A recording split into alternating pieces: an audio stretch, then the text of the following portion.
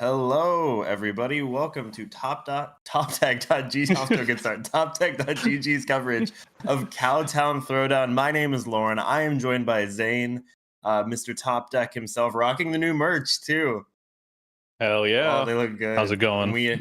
They look really good. And we have these for sale too. If you love these shirts, they're available at the event right now. But that is not why we're here. We are here to watch some gameplay and to fill your afternoon with laughter and joy.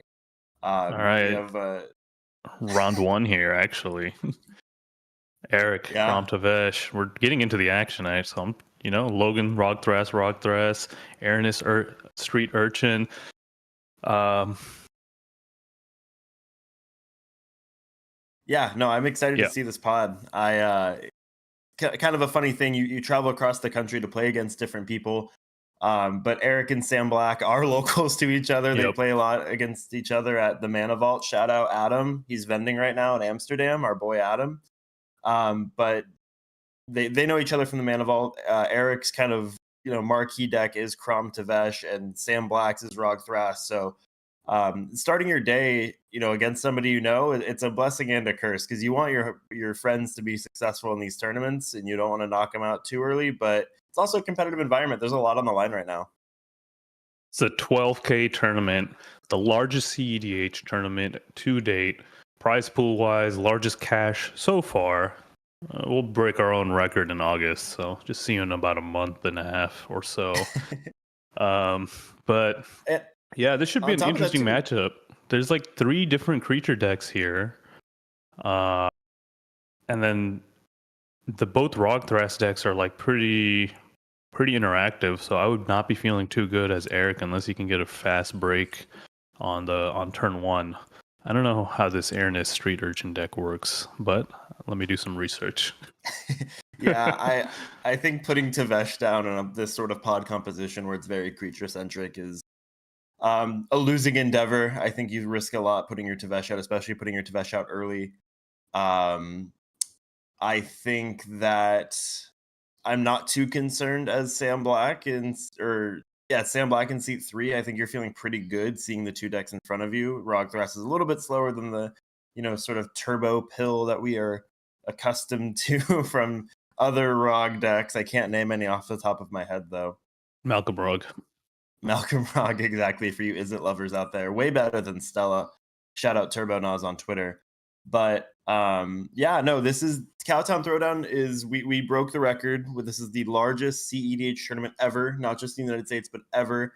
We have 256 players with a wish list / wait list. People were still DMing us like last night. Yeah, there was like a 60-person wait list or something ridiculous. Not even a wait list. We don't do that anymore. Don't email us about a wait list. That doesn't happen.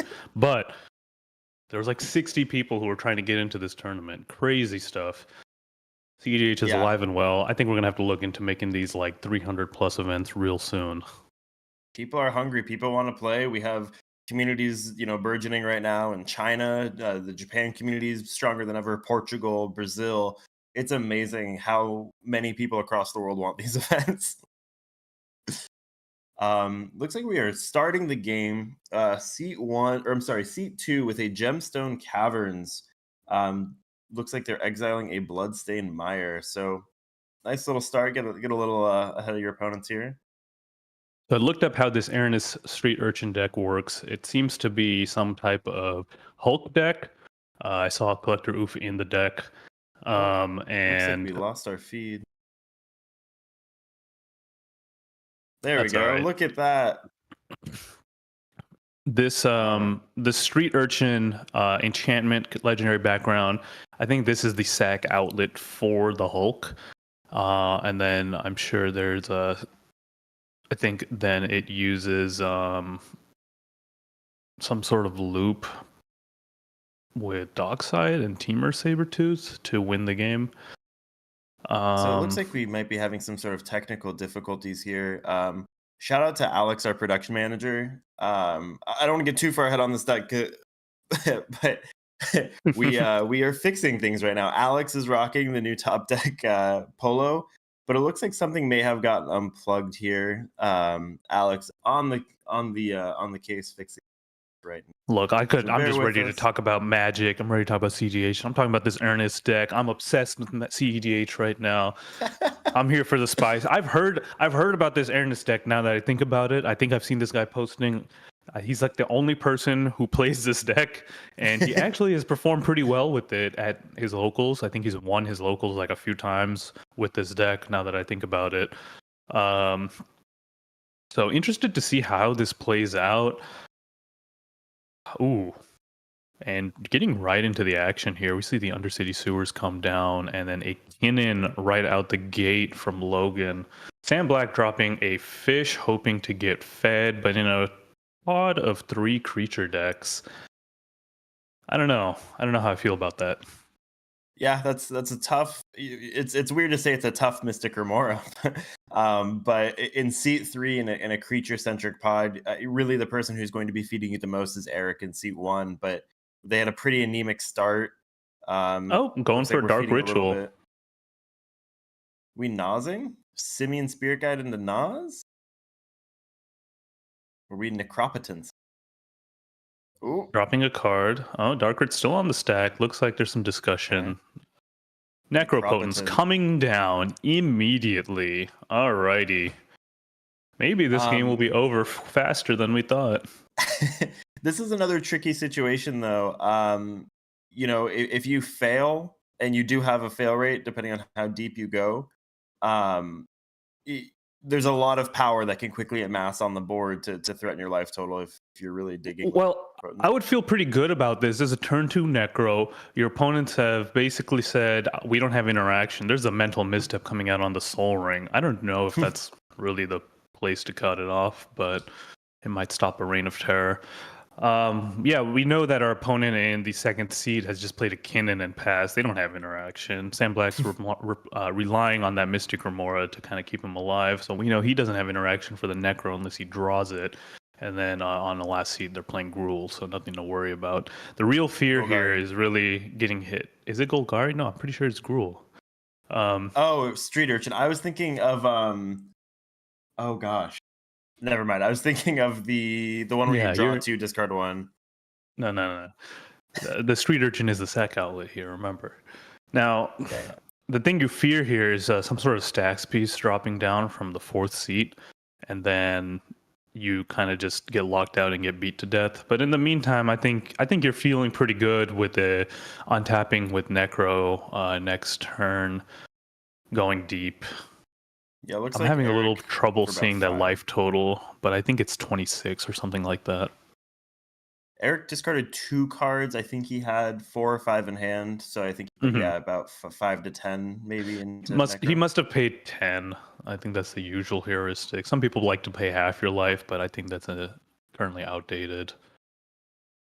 Gotcha. Alrighty. And we're passing the turn.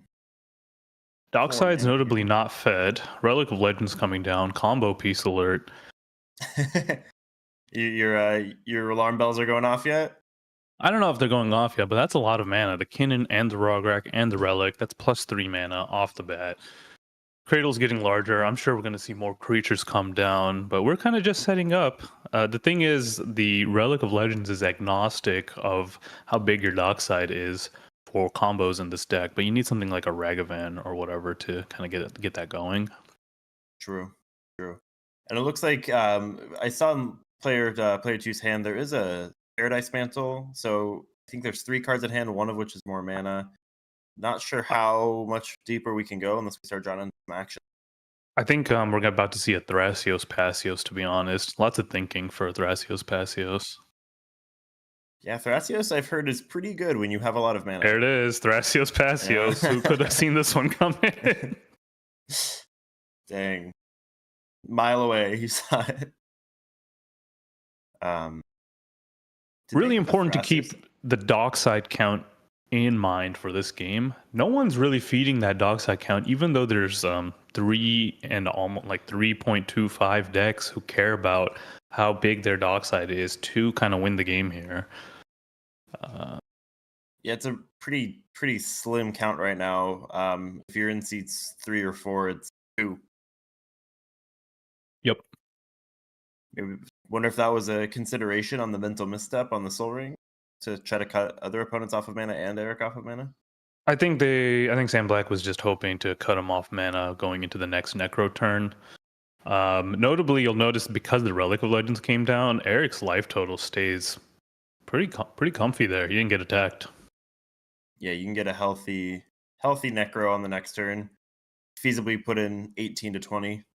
Yeah, we're about to see a deep Necro. See what he can cook up. Cameo by Finn. Hi, Finn. Oh yeah, I don't think the viewers can see that, but oh yeah, they can't. That's our secret. We have an Verdant Catacombs. We are fetching. This street. Yeah. I still you do earnest loops with Street Urchin. So the Street Urchin I think is the sack outlet for the Hulk. I actually couldn't figure out what the Hulk pile was, but I saw that there was like a Teamer Sabertooth and a Dockside in the deck. So I assume it's related to that. I see there's like Snoop lines, maybe like Kiki Jiki and stuff could be a thing that happens, but I'm not gonna lie, I'm not super familiar with the Gruul lines, but I play Magic enough. I think there's like Kiki Jiki and Sabertooth lines that eventually win you the game from the Hulk. So certainly some sort of brewer's advantage too, coming from Kirkland, where you and I a no-rod from. Yeah, that's what you're afraid of if you're Sharky, but I mean Eric, sorry, but yeah, I think he can still work around it. Brutal showing. Hate to see it. And the thing with this Null Rod is it doesn't turn off Logan's mana. Oh wait, no, it does turn off his mana. My bad. The abilities on the Relic of Legends. I almost made a boo-boo there. That would have gone, 25 cents in the curse jar. Every time Zane and I misspeak, 25 cents does go into the curse jar.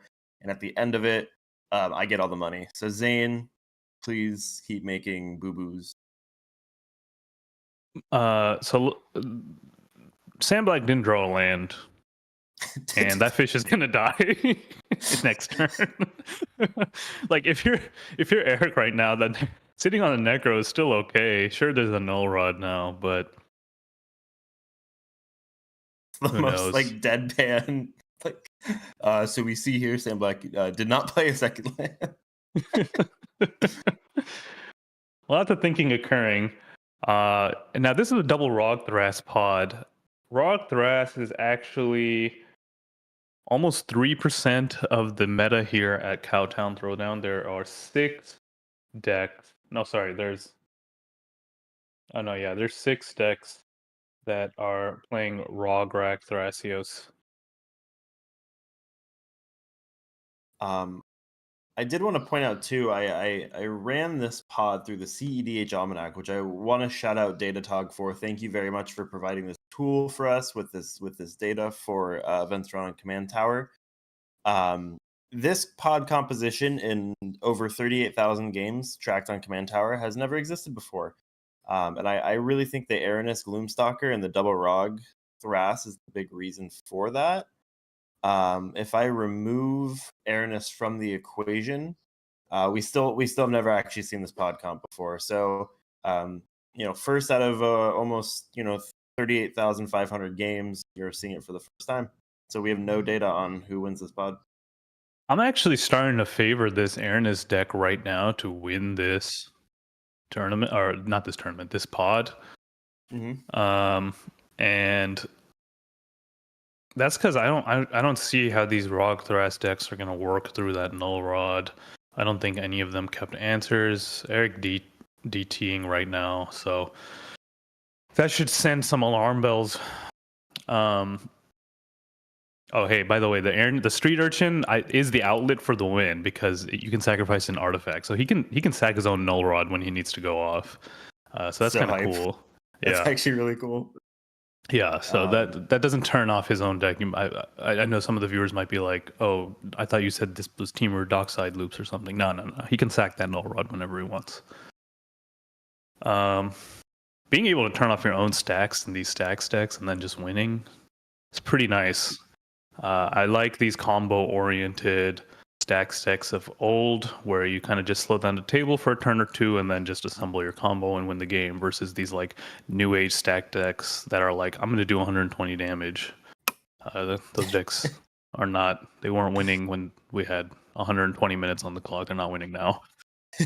Yeah, no, you took the words right out of my mouth. I think if you can implement stacks in a way that you can easily remove it while also maintaining your own trajectory or game plan, you're going to win games, as opposed to just people are going to find ways over time to get out from under your stacks. All right. Eric moving to end step here? Or what's going on? Yeah, he put 5 into Necro. F2 D2 during. Not going too deep. Maybe just looking for a Thoracle consult. We have.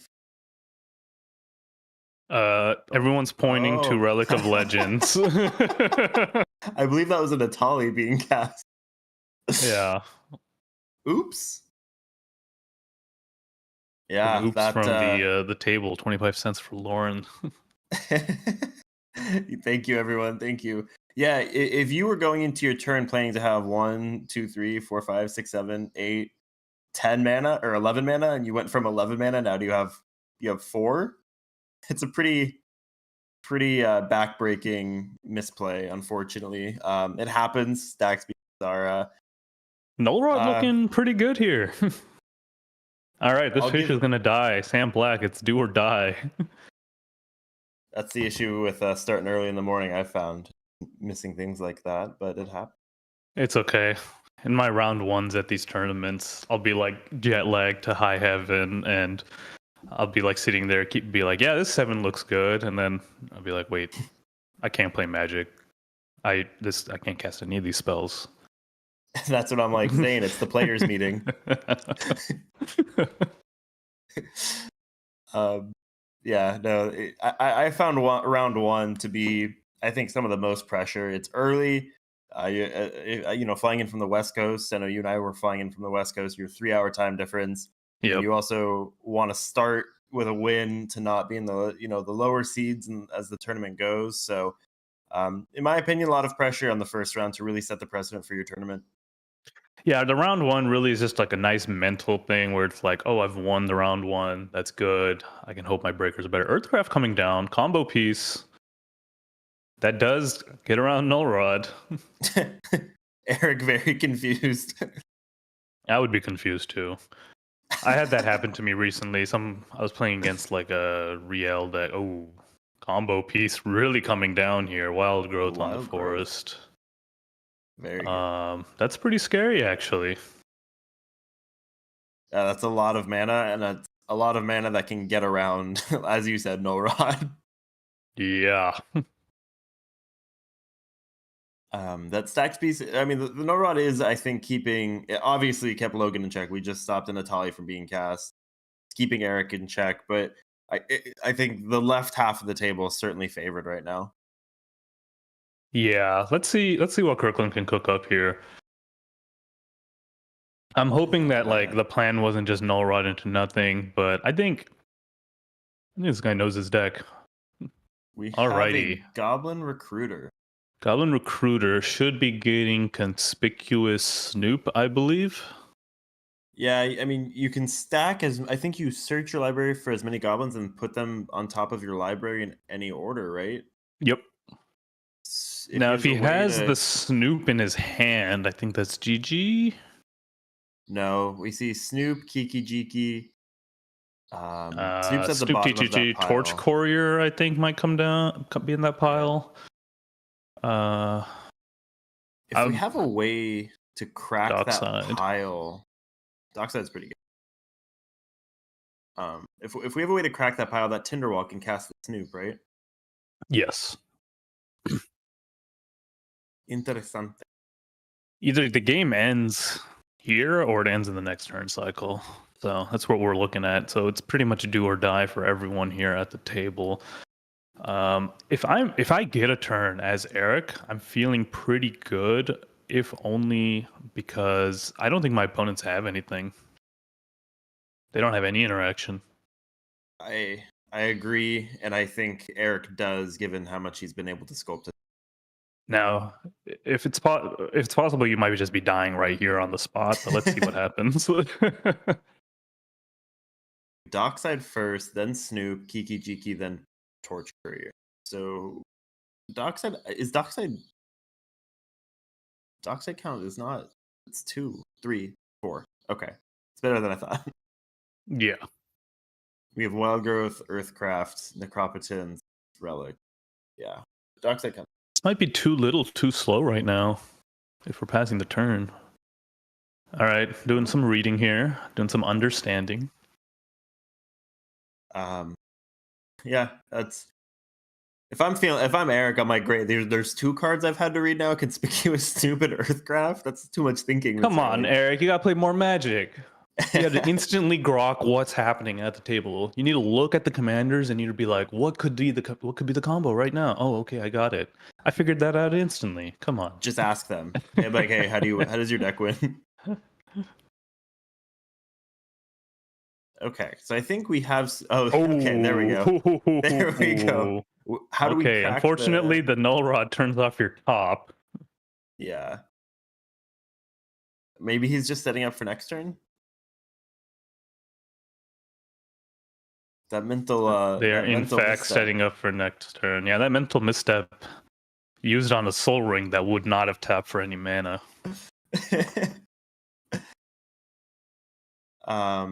We have a Daze in response. How is that Daze being cast? No, that's a Chain of Vapor. Oh, being cast on the null rod. Understood. So that art is very similar. Thrasios being activated. Scheme Vents being revealed. Yeah, they could just bounce the Necro, but in response, he could just pay a bajillion life into it. But you don't get those cards to your end step. Oh, but then you just hit the. Yeah, it's it doesn't really matter. Would you like to copy the chain? No, I would not. Okay.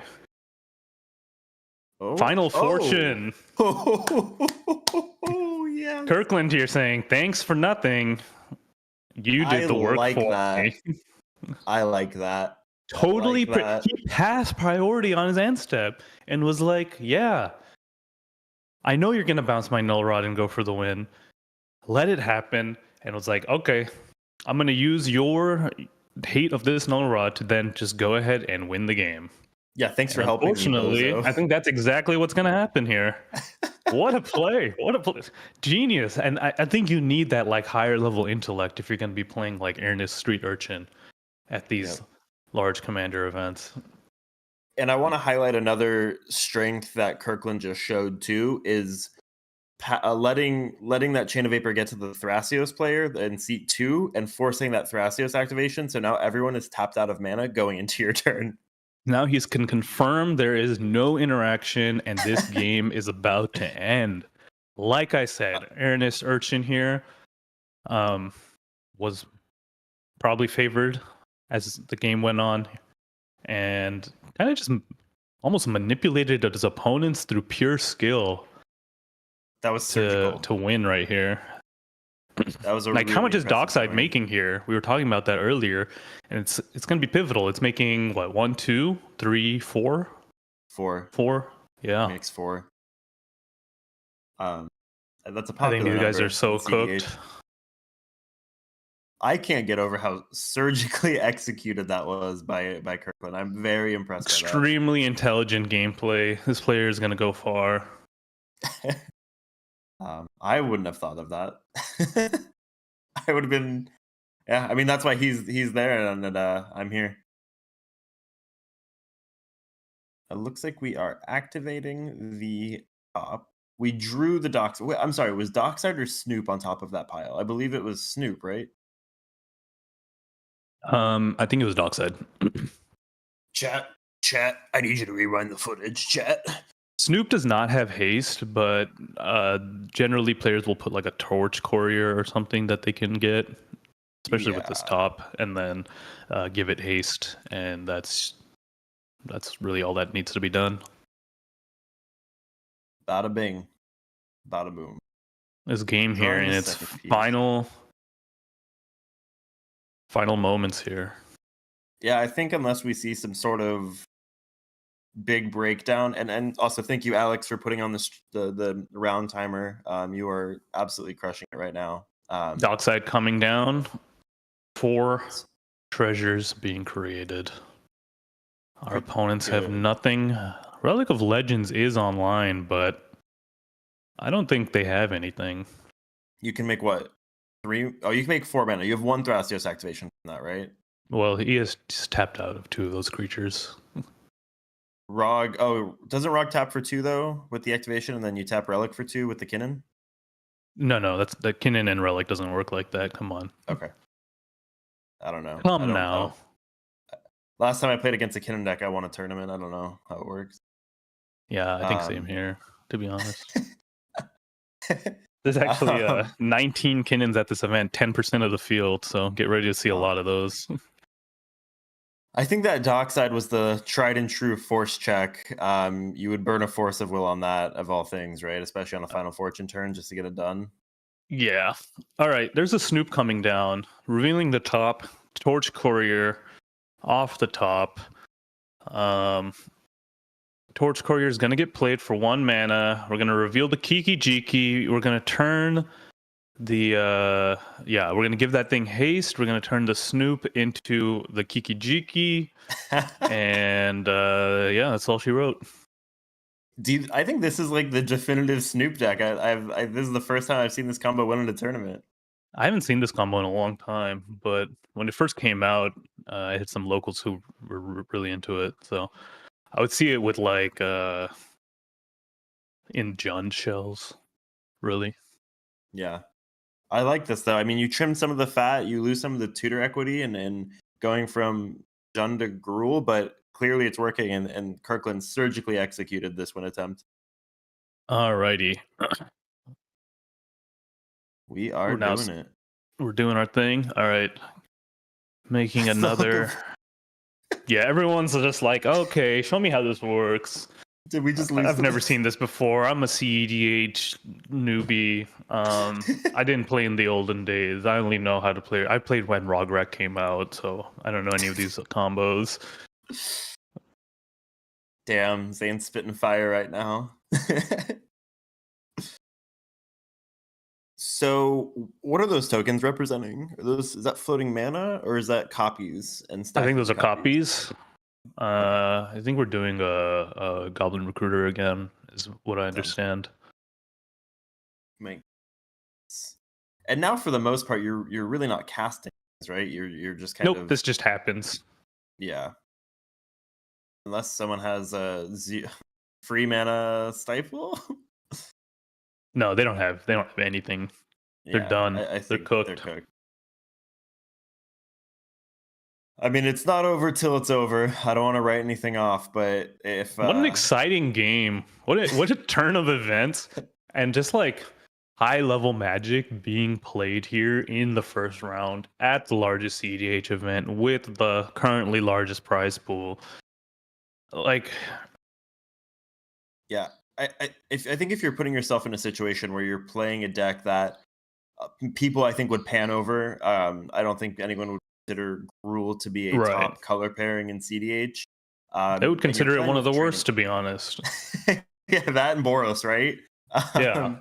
You're playing with training weights on, and you're in seat 4, so the pressure is on you to even try to attempt to win. And again, this is where Brewer's advantage, knowing your deck inside and out, Brewer's advantage coupled with skill, we're seeing the results of that right now in this first round. Like, I just want to highlight that, okay, there's a Skirt Cross-Spectre on top. This is going to allow some sacrificing to occur. I just want to highlight, like, once again, this is the type of stacks decks people should be striving to play. He landed the early Null Rod and then was like, okay, but I can kill my own Null Rod, or in this case, someone else did it for him, and just win the game through my combo. These stacks decks need to be executing this type of stuff. Yep, there's a Kiki Jiki being... Yeah. And we have a Goblin Engineer. With the Vexing Shusher and so much mana, I don't know why their opponents are making them. I mean, I understand why. We're in a tournament. It's, as you said, the largest prize pool to date. We're going to beat that record in 2 months, but Yeah, I'd rather go eat a breakfast burrito than sit here. Yeah, I just If I'm ate some chocolate cream pie. I don't believe in a balanced breakfast. I believe in a coffee and a sweet little treat. Well, I think science disproves that. Hey everyone, thanks for tuning in to TopDeck.gg's coverage of how to eat a balanced meal. My name is Lauren. This is Zane. Stretch your poses. Psoas. Please stretch your psoas. That's how you win the cEDH tournaments. Last night I went to locals because I couldn't make Cowtown and I needed to blow off some steam. I was like destroying the locals there, and then I forgot to stretch my psoas before top 4, and I lost in top 4. Completely ridiculous gameplay by me. Can you direct us to where the psoas are? If you want to know where your psoas is, tune into the Health and Wellness podcast by Zane Nair. It's completely AI generated, and I don't speak a single thing of that. So, yeah. All right. So looks like we're pretty much ending here. We're just waiting for opponents to accept that they've lost the game. But yeah, just some explanation occurring. We know they don't have anything. No, there's no like deadly relic or anything to be afraid of. We're just explaining the combo. Our opponents are like in disbelief, and they're like, "No, show me. No, attack me. No, go to combat or whatever." There's the fist bumps.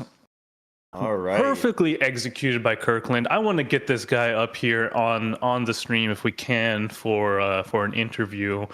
Like if I was toxic Zane on Twitter right now, I would just be like, damn, why are you bringing Gruul to these large tournaments, blah, blah, blah, etc., etc. But no, they're extremely, extremely well executed. Unfortunately, I don't think we have interview capability for this event, but that is something I think we are working to rectify in the future. But oh, no problem. Well played by Kirkland. Someone to look out for on the brackets. They just won from 4th seed. And, winning from 4th seed in these events, especially early on, is really nice just because of how the weighted seeding system works on TopDeck.gg. So if you win in your 4th seed games, or if you're like able to draw out of those or whatever, basically you get any sort of points. It's really nice because you know that in the future you have a higher likelihood of going in one of those earlier seats, which is really nice. So winning from 4th in your first round here at Cowtown Throwdown, primo. Doesn't get better than that. Yeah, incredible showing by Kirkland. I would not be courageous enough to play Aranus Gloomstalker Street Urchin. I'm tweeting right now about this because I'm so excited to see this, but what an incredible showing. I love seeing these Brewers Advantage decks. I know this player specifically has had success with this deck. Yeah. And this is what gets me excited about cEDH, seeing these innovators, seeing these players who go, yeah, I'm going to play with training weights and I'm still going to beat you. Like, I'd be so happy to lose to this. I mean, it's just incredible to see. And I think it spurs creativity from other players who maybe aren't sure about card selection or card choices. And I think if you are successful with a deck like this, you can kind of be a trendsetter in the community. And I know Kirkland here is local hero, wins a lot with this deck at their locals. And here on the big stage, ready to throw down. Cowtown Throwdown. You got it. All right, we'll see you at the next round. Yep, round 2. We have 44 minutes left in this round, and then it might go to time considering how much Nadu is here. But I'm Lauren. I'm here with Zane. This is TopDeck.gg's coverage of Cowtown Throwdown, the largest cEDH tournament to date with 256 players and the largest prize pool of $12,000. Be sure.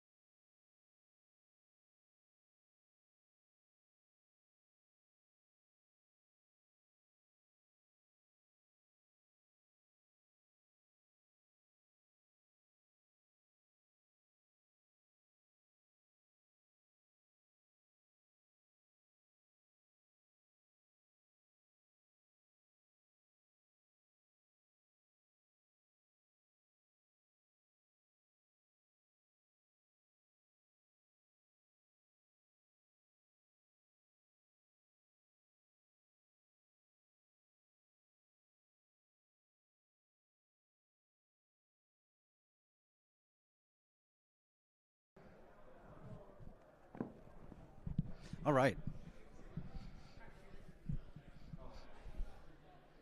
Big Cowtown's in the chat. Oh, Kai. We got Kai in the chat right away. I love that. All right, we're going to try to find some people to talk to. So I'm going to show you guys what it looks like. This is the main room. What's up, Tyler? So that's back there is like the, here's the feature match. This is the feature match table. And then there's this big banner, and you come around here, and we've got Alex running the stream back there. Wave, Alex. There you go. And then we got everybody out here. So I'm gonna give you guys the little tour first.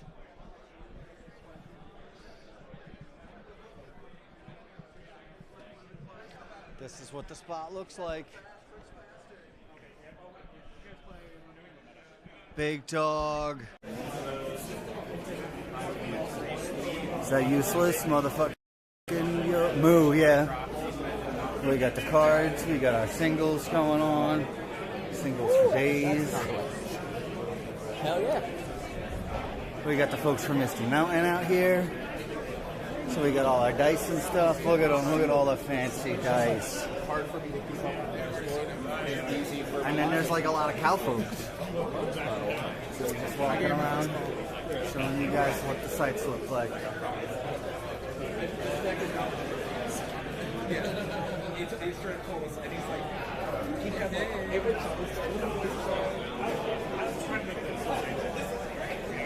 Oh, woo, stuffier out here, that's for sure. I got my metal work for me. Oh yeah, that's perfect. I don't even have one.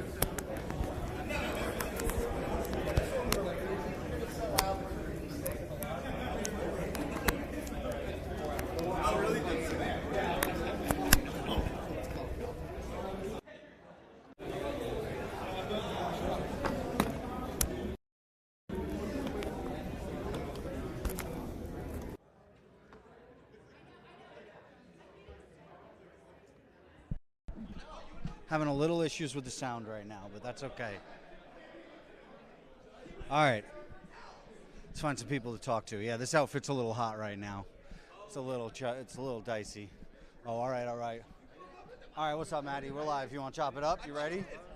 You good if I turn it around? All right, so I got a game in with Maddie yesterday, and whooping asses. I'm having a little bit of connectivity issues now. What are we running? Yeah, but that sounds like better than sure. Playing some Tim Necrom. Okay, easy peasy. Tim Necrom. What's the hot tech? Are you good to give? Are you waiting online right now? Yeah, theoretically, but. Are you good to give away the spice? What's the hot tech? I mean, I think people are heavily underrating Vexing Bauble. It's probably the only MH3 card actually playable in that deck, and seems to do a lot more than. You're on Vexing Bauble to shut down like your. It's just a. You can just count up mana. That's how many counterspells you have to deal with. Okay. So it just shuts things down. I love hearing that. What are you watching out for today? Definitely worried about the faster decks out there. I geared up my deck specifically to beat them. Feel pretty confident into mid-range hell. So beyond that, you got to beat the fast decks before they beat me. So you're trying to hit the gas. Oh yeah. What do you think's overrated out there? Oh, plenty. All the Simic decks. They're psyops. Don't play Simic. You think Bird's going to be parasitic? It's going to ruin some games? Oh, absolutely. All right. What are you most excited for today?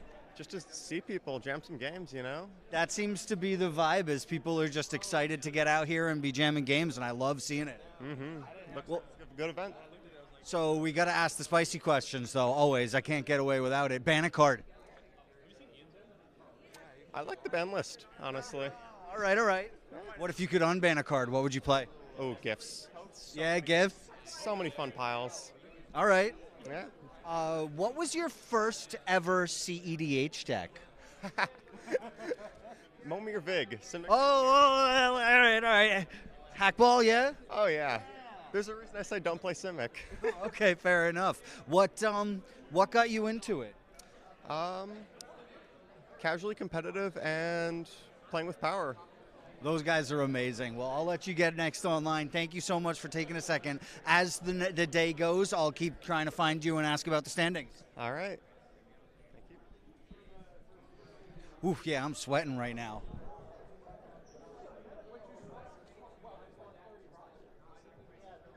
This sweatshirt is too hot. Too hot. Gotta run for shelter. Gotta run for shade. It's too hot. I think I gotta take it. This thing is like I feel like I'm wearing a fleece blanket right now. So I think we're taking it off. Yeah. Ian. We got but it's too hot. I feel like I'm wearing a fleece blanket right now. Sir.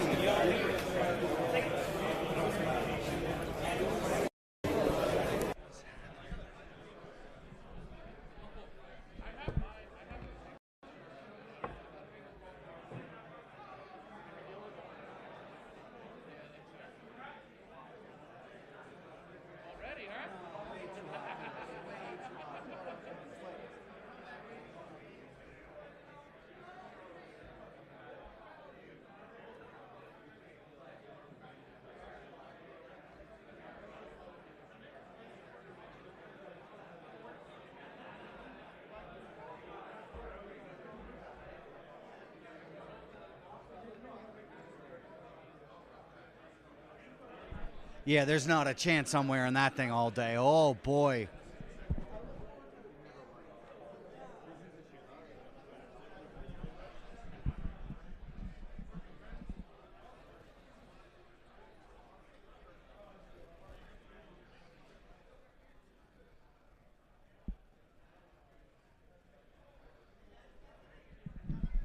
That thing is sweltering. That is a hot jacket.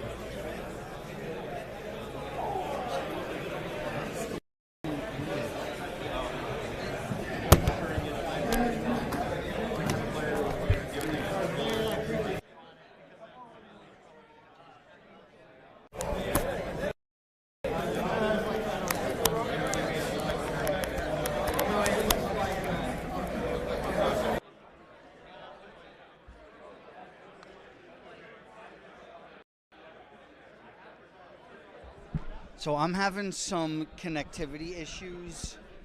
How's the sound coming through? How's the video? Are we lagging? Let me know. I'm having issues where my mic is cutting out occasionally. So just let me know how the sound is. There's a... Let me know, like, if it plays all... Yeah, it's been just cutting out a lot. So I'm trying... Oh, okay.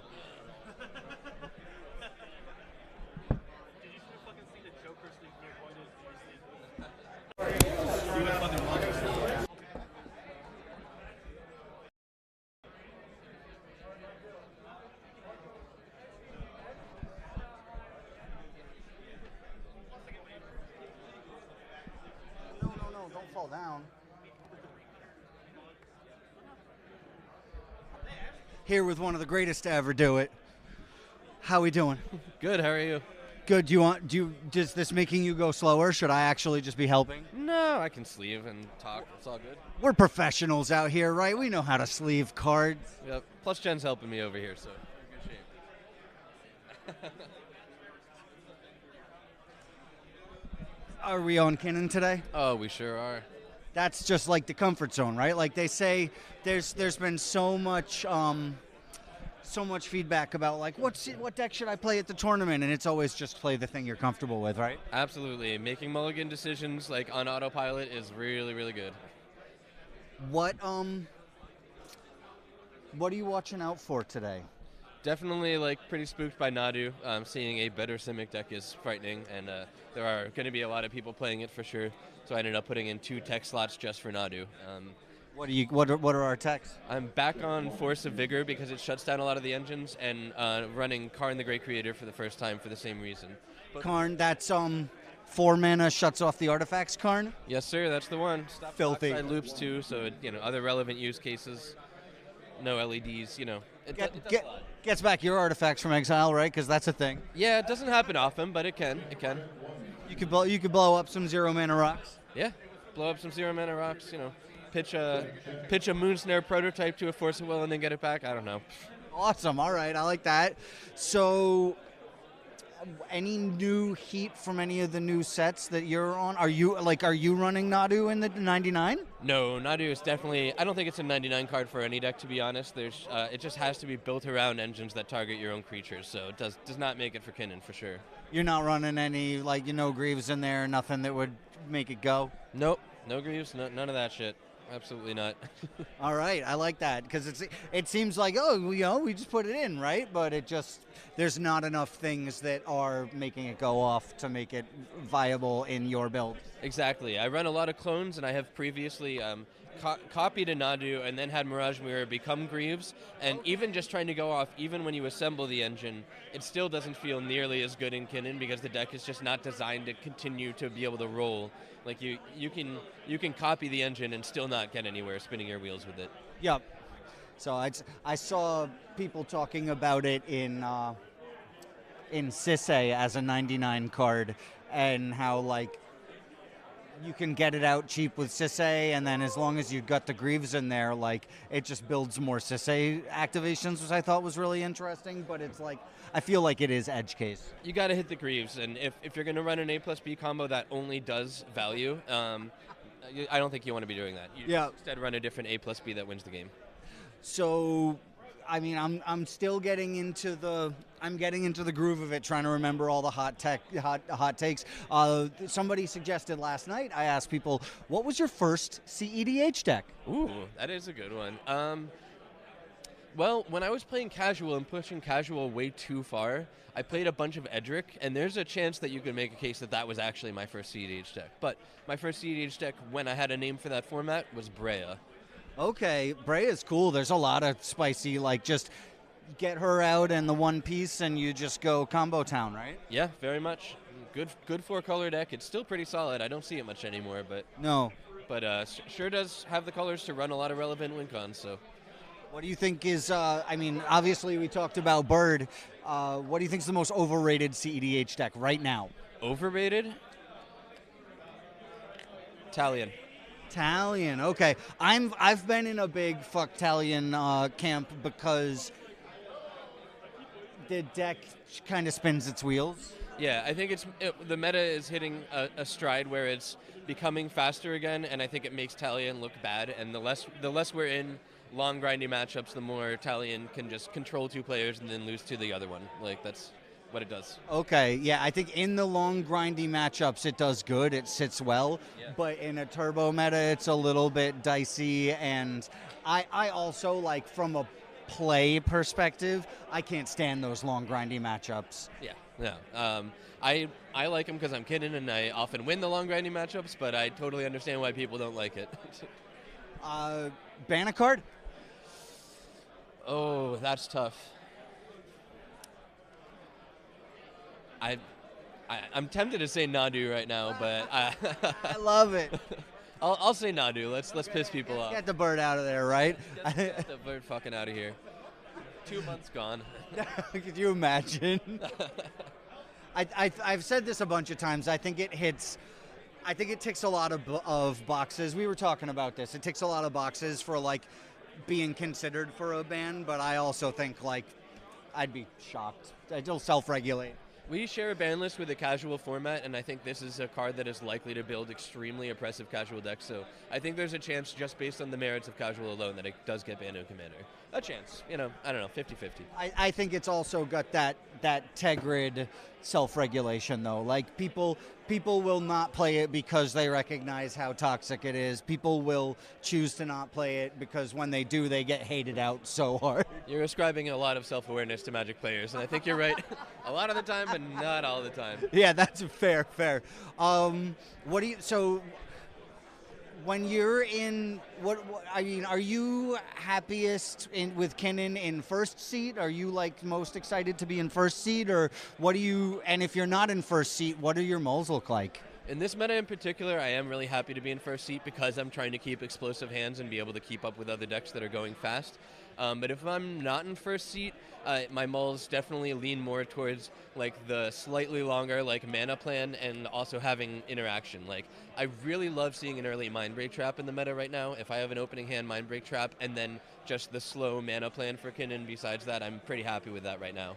And so with the Mindbreak Trap, you're like blowing out somebody who's dropping 3 rocks or whatever it is, or you're waiting for somebody to push? Usually waiting for someone to push, but like Rogsai is not uniquely, but like one of the only decks that can often like, you know, build an unbeatable board or go for a win on turn 1, and having Mindbreak Trap makes that feel a lot better. I'm psyched to see Mindbreak Trap being so much more relevant, not just because I pulled a fancy one recently. Hell yeah, this card's great. Well, best of luck today. You're one of the people I'll keep following up with. I definitely want to know all about your standings, and I'm looking forward to hearing awesome things. Awesome, thanks dude, keep up the great coverage. Hell yeah.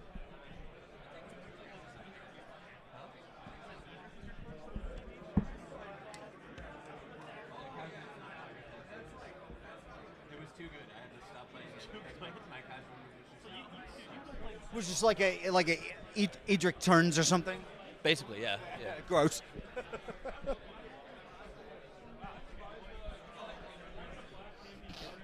right, pardon, sorry, boss.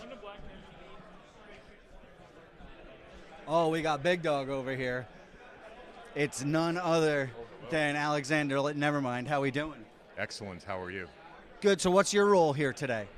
My role is MC. I'm going to be giving away one of my prize swords. I love that. Thank you. So you're basically going to be doing the announcements, doing all the host activities. Yes, absolutely. Awesome. I can't wait. I'm really excited to see you in here and to see you in your element. Thank you so much. This is our first live Iron Deck event. Oh, okay. So this is because I've been talking up Iron Deck everywhere, and like, oh, these guys are like the one of the premier Eternal format like online tournament organizers, and I'm just so excited to see you guys starting to branch out and getting people to press the flesh. Thank you so much. So hopefully the first of many. Hopefully the first of very many. More swords to come. What's the story behind the sword prize? Well, it goes to a warrior, and there's no better thing to give to a warrior than a blade. I'm from Florida, but we are not allowed to give away firearms, so a blade is the next best thing. Fair enough. I love hearing that. I'm so excited to see, like, when I saw the post about the sword, I was like, this is awesome. Like, I would have been blowing that up for months if I'd have known about it. Thank you. It's a super, super cool prize, and it makes people, like I saw a lot of people like, oh, if I'd have known there was a sword, I would have bought my ticket earlier. We were stoked to see the response, and then we realized the event sold out in, like, an hour. Yeah. Next time, there will be another sword. Don't worry. Awesome. Well, I'm trying to think of like fun stuff to ask about. So have you experienced, obviously there's like a handful of other things that go into an online tournament and as opposed to a paper tournament. Are you finding that the organization and kind of doing this is not too far of a reach? No, it's a huge reach. It's a giant logistical nightmare, and the guys at TopDeck are doing an amazing job. Awesome. When I do an online tournament, it's me sitting in my underwear on my computer. He's got pants on. We're good. I've got pants on today. We're not standing in our underwear. I have to. If it wasn't, I would have my underwear on. If it wasn't in the contract. Awesome. Alex, thanks for taking a few minutes. I really appreciate it. Thank you so much. Yeah. That guy's the man, for sure. So you guys like the new mic flag? I got the new TopDeck logo mic flag. I'm super stoked about that. Oh, okay. All right. You're one of the very first people I ever interviewed with the selfie stick. This is such a treat. Hey, what's up? What's up, Alan? We're gonna come around. We're standing right in the way of everyone. That's fine. Buddy? What's up? What's up with you? I'm just here playing some Cope new cards, Najeela. Have talked to everyone, and everyone's like, oh, you're playing Najeela? Awesome. I can kill Najeela with no problem today. And I'm like, sick. That's great. Love to hear it. What are you watching out for? I'm watching out for Jessica. I'm looking out for Drannith Magistrates. I've heard about a lot of those today. A lot of blue farm in the room. I'm worried about my opponents just like playing 4 color piles or faster color piles, and then killing me before I can kill them. That's fair. So you're excited to play some dice roll simulator too then? A little bit, for sure. I'm not packing as much interaction as I should be today. I did put in a Pyroblast. Oh, nice. I like that. I never thought I'd be playing it, but I think my deck kind of auto loses to a Resolve Nadu right now. So okay, just went +1 on interaction for Nadu, and that'll obviously solve all of my problems. What? So you said you're on some Cope new cards. Yeah. Are these like cards from a new set? Yeah, Modern Horizons 3, yeah. What's the heat? What's the tech for everybody at home? Well, like the good new card I'm playing is Chthonian Nightmare, because, you know, with Dockside, that'll just win. It does a loop, right? Yeah, it just makes me, if you make 5 treasures, you go +1 treasure every iteration. Infinite Treasure is very good with winning the game with Najeela. The real Cope new card I'm on is on the new Ajani. Oh, cool. That's... Yeah.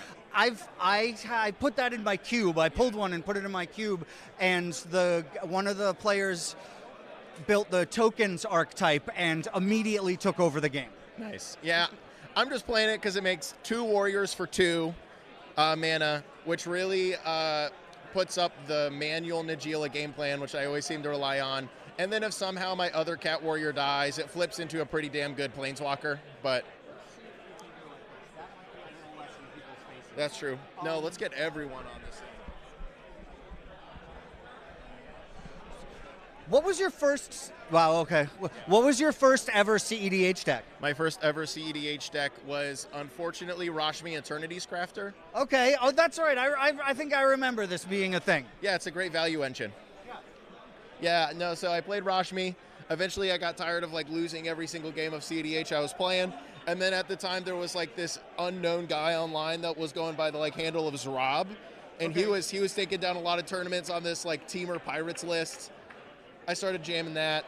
Rest is kind of history. Now I'm on my 3rd ever cEDH deck with Najeela. Okay. And I have no reason to change. Besides that, everyone here today is prepared for me, apparently. I know there's a lot of, like, different... Not a lot, but there's a few different, like, schools of building Najeela. There's, like, no bad cards Najeela. Are you on a specific build or school?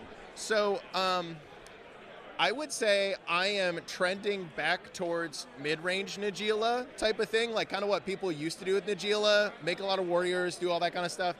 Another new card has pushed me a little more in that direction. Warren Soul Trader, 3-drop, sack a creature, pay a life, make a treasure. This wall is not solid. Now I'm on like stuff like Chatterfang again, because that just makes treasures equal to your life total if you have Soul Trader and Chatterfang out. So I'm playing, playing this new Ajani, playing Chatterfang, trying to manual Najeela a lot. I can't remember the last time I cast Ad Nauseum, which is probably a skill issue, but I'm definitely going a little more mid-range these days, more than like no bad cards. That's awesome. I like hearing that, and I think it's a good place to be because it lets you said you're packing a little more interaction and that sort of stuff, and I think right now you need it because of the resurgence in the last 2 months, the resurgence of Turbo. Oh yeah. I would like to not lose to Rogside today, and if I can manage that, I think I will have deck built successfully. Rogside's in a scary place because of the new 3-mana red interaction, your copy spell. Yeah, Flare of Duplication. Yeah, dupies. Thank you. Thanks, buddy. So we have people that are still registering. We're going to have your pairings for the player meeting up in about 10 minutes. So be patient with us, and thank you very much for showing up. We'll be with you in about 10 minutes, all right?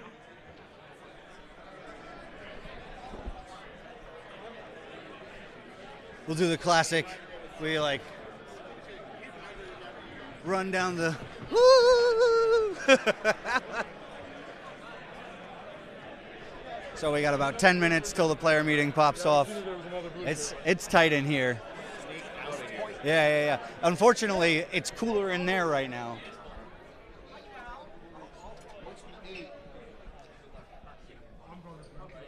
You already know what it is. It's your boy DJ Links in the building. I took Yo, his ass East out Coast shit, not chill out, be not chill. Chill. My man out here on this shit. Me, I'm on good old reliable. We don't never stray. We don't never cheat. We faithful. Black men don't cheat. Kenan.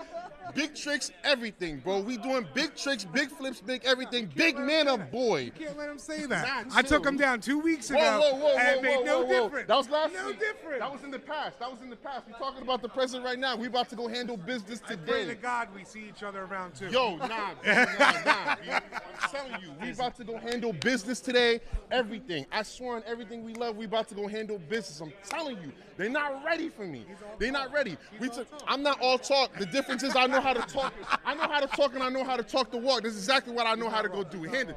You already know. Who's on site? What's on site right now? And Nadu, bro. Look, cause you know why? Look, it's you know green blue. We like this, but it's on site. I don't care. We handle shit. We handle it in the streets. We gonna handle it on the battlefield and everything. Guaranteed. If I see a Nadu, I'm like, oh nah, B, I'm sorry. Today's blasted. Today's your worst day because you came across with me. We don't do those. Not today. What are you running? Heliod, baby. Oh, okay. We're on. Oh, Wheeliod. The moment you flip that card and then you read it and you realize it's over. Flash and it's card draw, done. It's one of my favorites. It's My man whack. lost the hard way. It's whack. Yes. It's whack. Yeah. It's whack. It's like I'm not gonna lie. I've played it. It takes a different brain to run that. It's deck. definitely a different meta, though. It's such a greedy meta that we're playing, and you know that. Nobody pays for Ristics. Give me all the treasures, and I'm going to wheel and get every piece of value and win. Right over the top.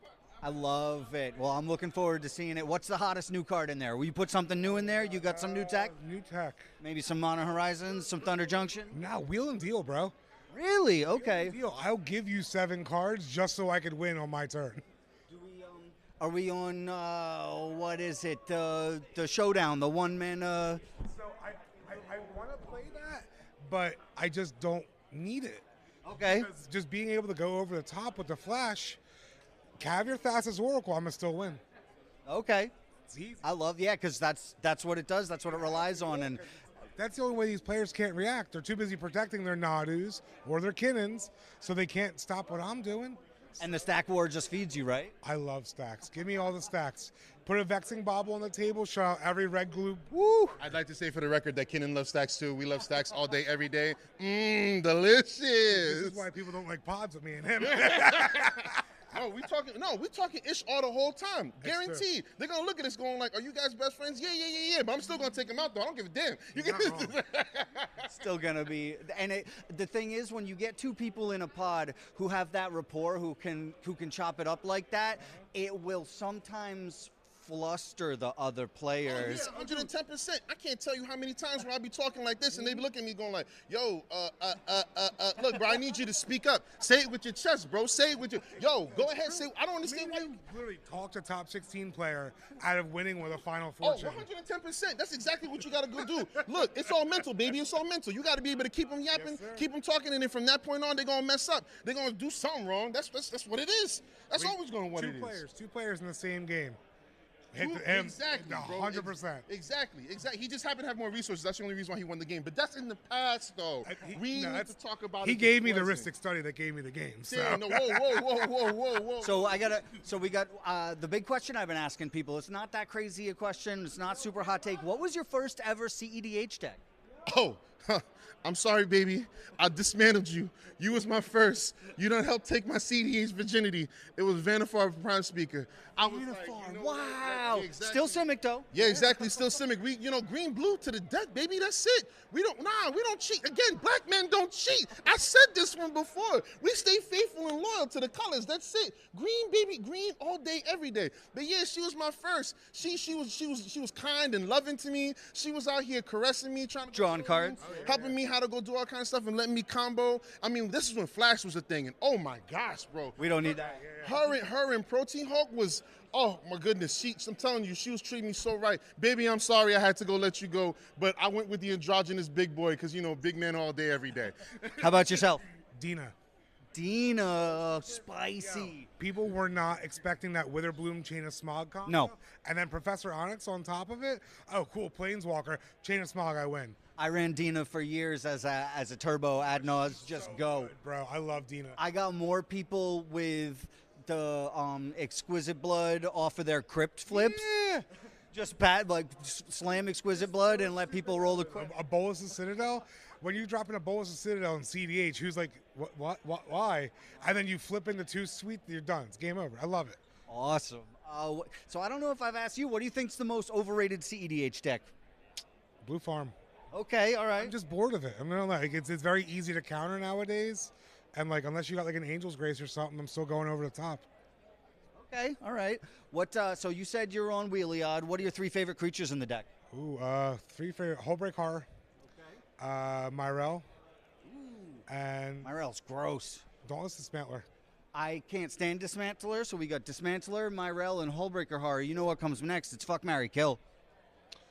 Ooh, I think we're fucking the Hullbreak Horror. Of course. Yeah. I think we're marrying Myrel. All right, solid. And we gotta kill the last one.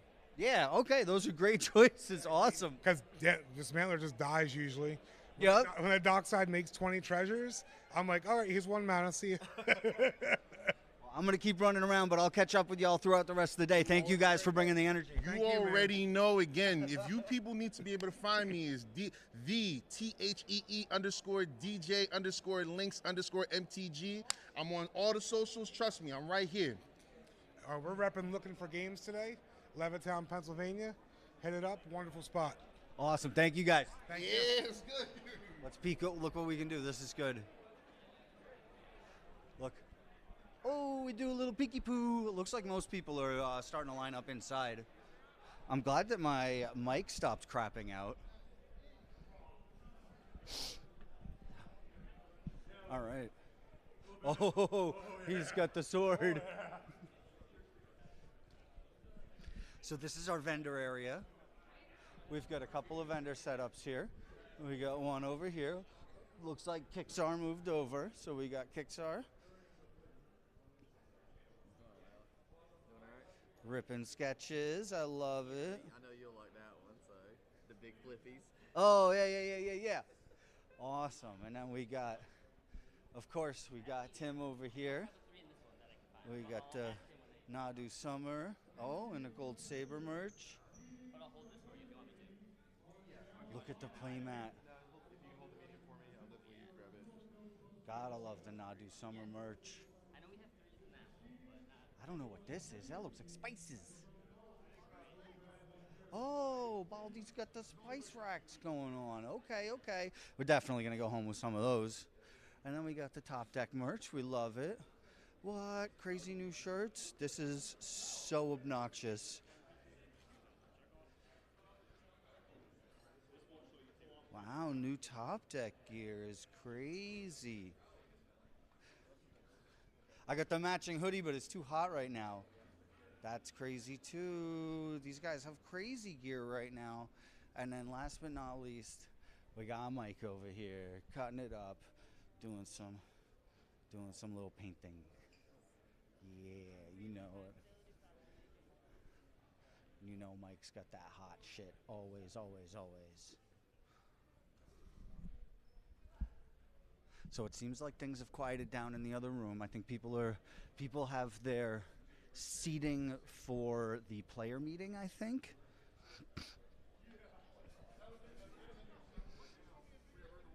I'll show you guys what it's like in here again. So now this room is jammed full of people. It's a little cooler in here than out there, which I like. But look, this room is just jammed. What's good? What are we running? Regular shit, Blue Farm. Okay. The most overrated deck in cEDH. Pretty much. Who's on site this weekend? Players, not decks, players.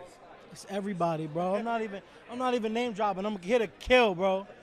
Everybody could get it, bro. I'm on timing. It's BK. You already know. Ramp gang or don't bang, bro. Fuck everybody else.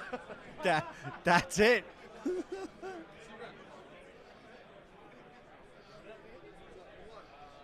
That's a cool shirt you got there. Thank you, thank you. I just got it. It's real nice. What are we playing today? Rogsai. Rogsai. It's this world, we're all living in it. Turbo time. Oh yeah, oh yeah. What's your dream opening 7? Anything that lets me beat Nadu before they can do anything. Little bit of interaction and some value. Oh yeah, just zooming. And what do you think's situated particularly well this weekend? I think Rogsai is situated well every weekend, honestly. Especially with all the cards from Modern Horizon, the flares, Necro Dominance. I think we're there. A flare of duplications pushed Rogsai to a totally different level. Oh yeah. Copying other people's Nazes is my dream. That's crazy. It's great. Just for free, and you go before them is just so nutty. Oh yeah. I think it really did do, like, it's so crazy that just one card could do something so monumental for a deck. Oh yeah, it's fantastic. And then if you need the backup interaction, you got it there as well. Just go ahead and jam. So if you could add a card from the ban list, any card, to your Rogsai, what is it? Hull Breacher. Okay, Hull Breacher's coming back. You're just ruining everybody's day with that one, huh? Yeah. I don't want to be in mid range. I'm done with it. Hull Breacher was so brutal, man. I don't miss that card, but I don't my really God. miss it either, but it would change the meta like over the weekend. It would absolutely turn the meta inside out. Absolutely. And what do you think's the most overrated deck right now? Probably Blue Farm. That's what I keep hearing. That's kind of where everybody's head is at. Yeah, I think everybody just plays it because it's great, but a lot of people don't play it very well. No, I mean, I literally, I'm the same person. I thought that I ordered like the NPC version, and I was like, I'm just gonna shuffle this up and be a perfect cEDH player, and that's not how that deck works. No, it's very forgiving for moles, but the high end of it is very high. And even with the moles, like, you have to mull to the pod, mull to turn order, all that stuff. Like, you have to know the thing inside out regardless. Absolutely, yeah. It's not as easy as people make it, and so because of that, they don't play it as well as they could. Yep, absolutely. And what was your first ever cEDH deck? Crick. Wow, okay. I mono black, and I wanted to see how cEDH went, and I went and zooming, and then I went to Dark Thras after that, and now we're on Rogsai. I love Crick though. Like, it just goes. Like, it feels good, you know? Oh yeah. Like when you get that good turn 1, it's like, oh, watch guys, here we go.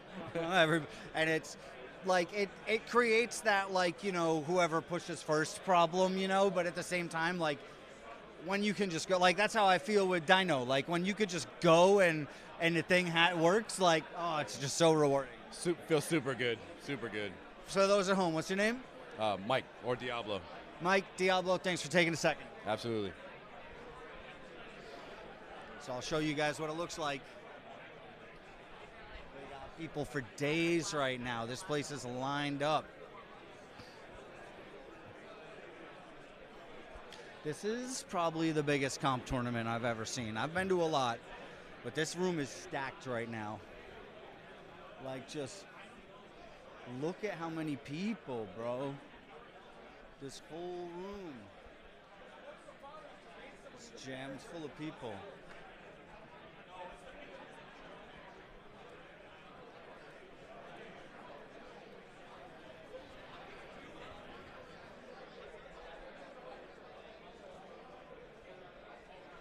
Well, for all you in the chat, who do you want to see win this weekend? What decks do you want to see get after it?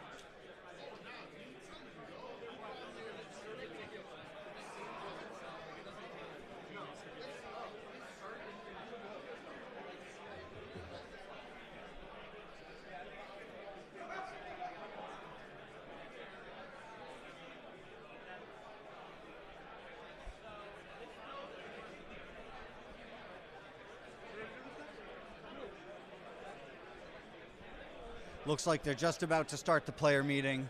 We got this guy right behind us here. And he very nicely said I have to interview more judges this weekend. So that's this room. This is like a big room full of comp players. Looking good. Thanks, I appreciate it. I'm trying out here. It's sweaty.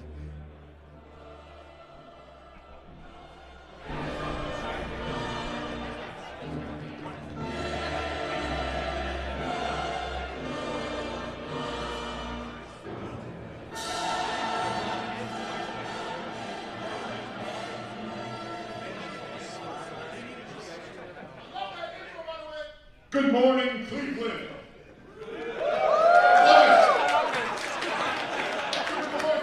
Columbus.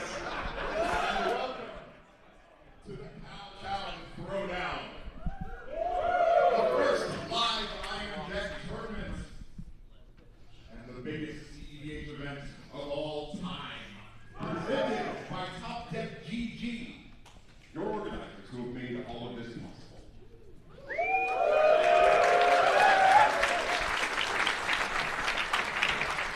You have been summoned, nay, chosen by your $70 entrance fee to compete in a glorious 12K.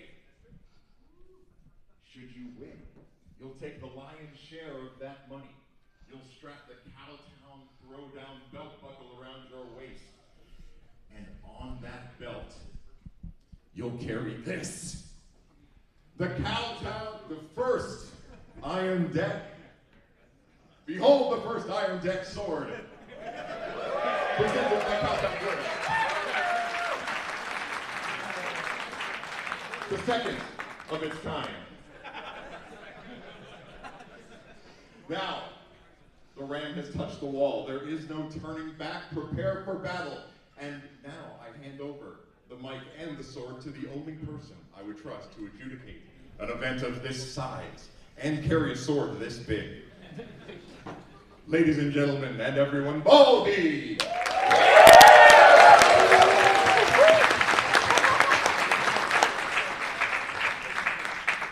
Good morning, cEDH competitors. I am Michael Baldy Aerosmith. I am a level 3 out of Pennsylvania, and I am going to be your head judge. I also have an appeals judge, level 3 David Hibbs from Austin, Texas. We are your head judge and appeals judge, okay? We also have a whole bunch of really amazing floor judges in the black shirts over here. If at any point during this day, if at any point during the day something goes wrong in your game, you want clarification on an interaction, there is something nefarious going on potentially. What should you be doing? That's exactly what you should do. Raise your hand. All right, everybody, I'm going to call it, and I'll be back after round 1.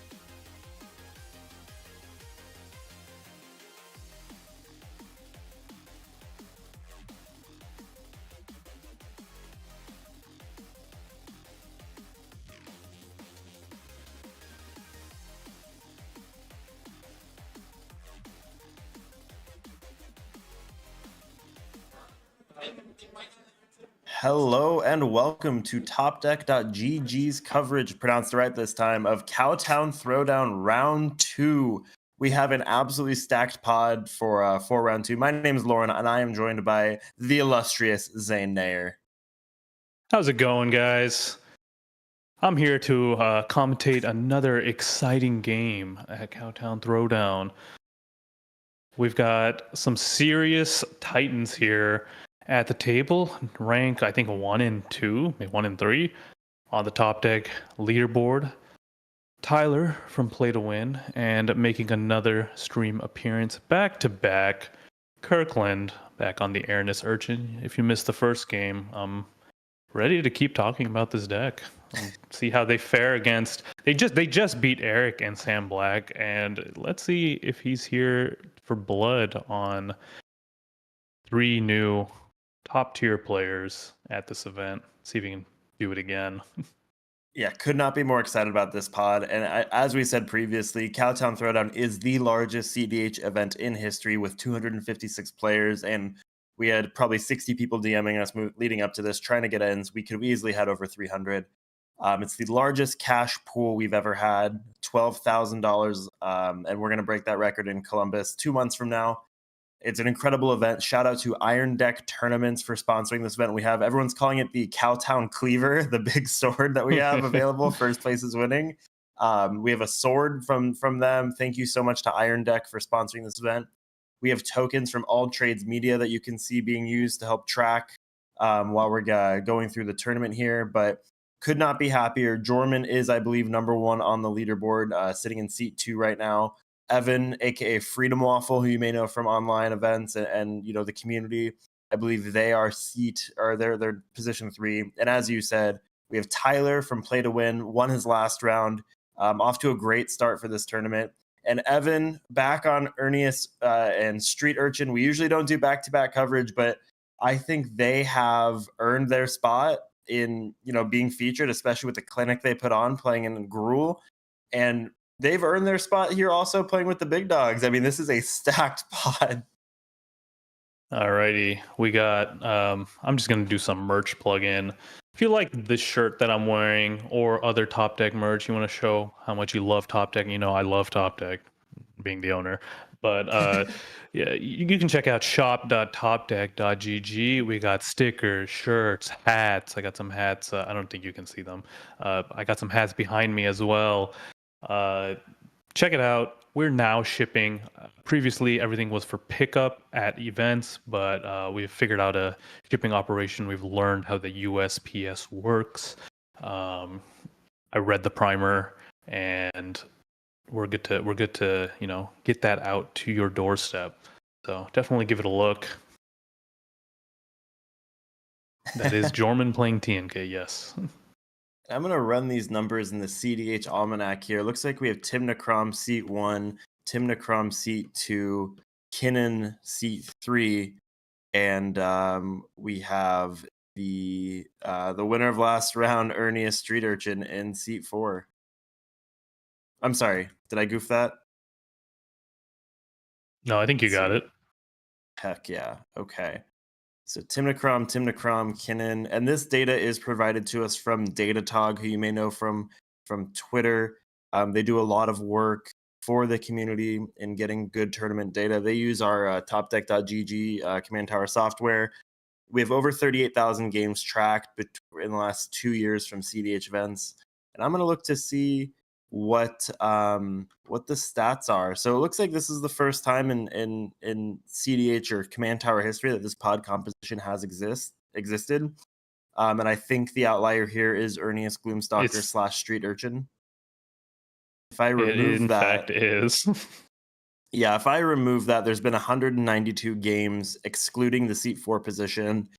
And it looks like about 50% of the time, closer to about 40% of the time, Tim Necrom is winning this pod according to this data from Datatog. But with Ernius, this pod has never existed before. So if we want to start moving over and getting a better look at this pod here, you'll see a nice little swoosh on the camera. Perfect. shuffling up, getting going. Look at that pod. Love Jorman. Don't want to play any favorites here, though. Everyone here has a chance to win. They deserve to be in the position that they're in. But I'd be a little intimidated sitting across from Jorman. Jorman, again, #1 on the cEDH Championship Series leaderboard. They have the most points and are a monster to fight against in the tournament scene. We are shuffling up and mulliganing. I do like the altar from Tyler here of their Kinnan. Right. Princess Mononoke. Okay, I like that.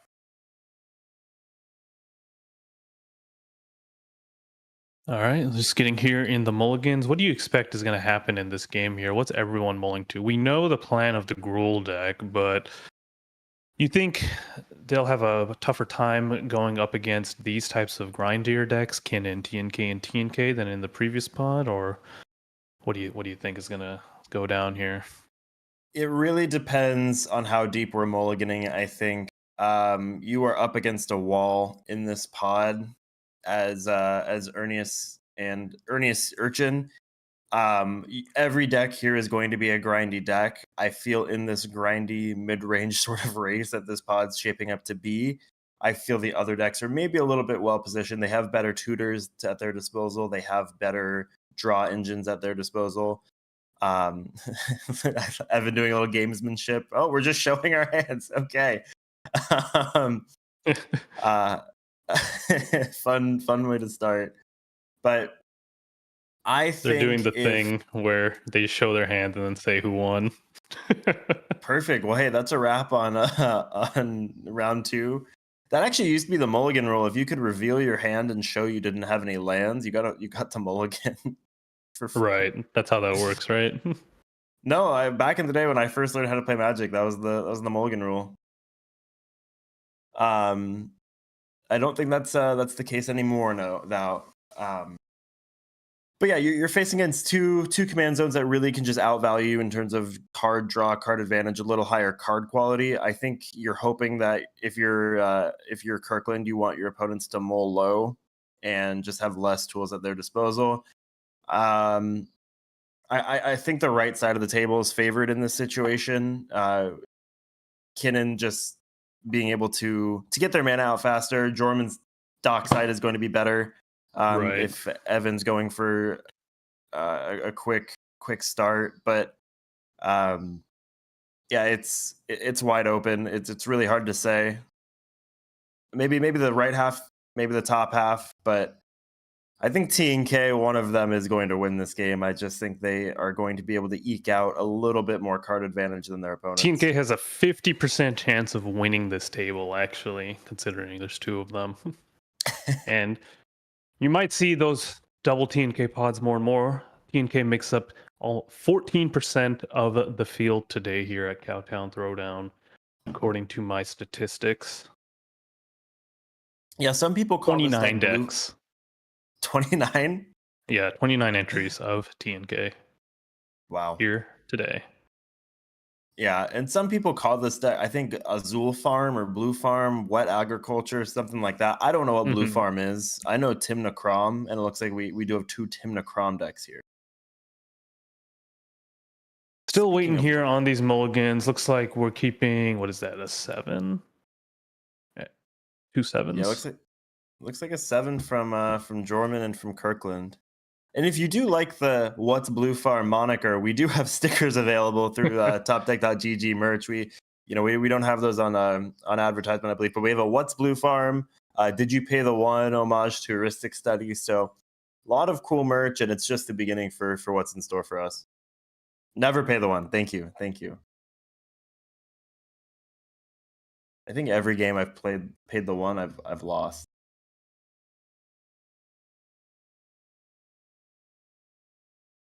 Whoa. If you are on a Mental Misplays Twitter right now, they showed the feature match and of the players sitting down, and it is we're watching them get ready right now, and I still have goosebumps from seeing them. Like, look at these guys. The monsters. Love it. Resolving mulligans. Looks like Evan in seat 1 is going to possibly 5 or 6. Yeah. What are you looking for? Evan's seat 1. I think Tyler is seat 1. Kirkland is seat 2. Evan and then Jorman. Yeah, they set a little out of order. Tyler's the one who's actually going first here, and Kirkland's going second. Gotcha. FYI to the viewers. I mean, that's great. I think that bodes really well for Kirkland. Yeah, getting the early stacks piece into developing a win is nice. Your dockside looks a lot better in this pod with the heavy artifacts like Kinnan and whatnot. And although these decks are pretty interactive, I don't think they're going to be ready for what you're doing. I mean, if you're in seats 3 and 4 with Evan and Jorman here on T&K, what are you looking for? Win fast, in my opinion. Yeah. Which is counterintuitive to what your deck does, so I don't know. It's a little tough. Something that you and I have talked about before, and something that I think is a pitfall of, looks like we're starting here with a Waterlogged Grove leading into a Soul Ring. So we have decent early mana development here from Kinnan. All right, already strong.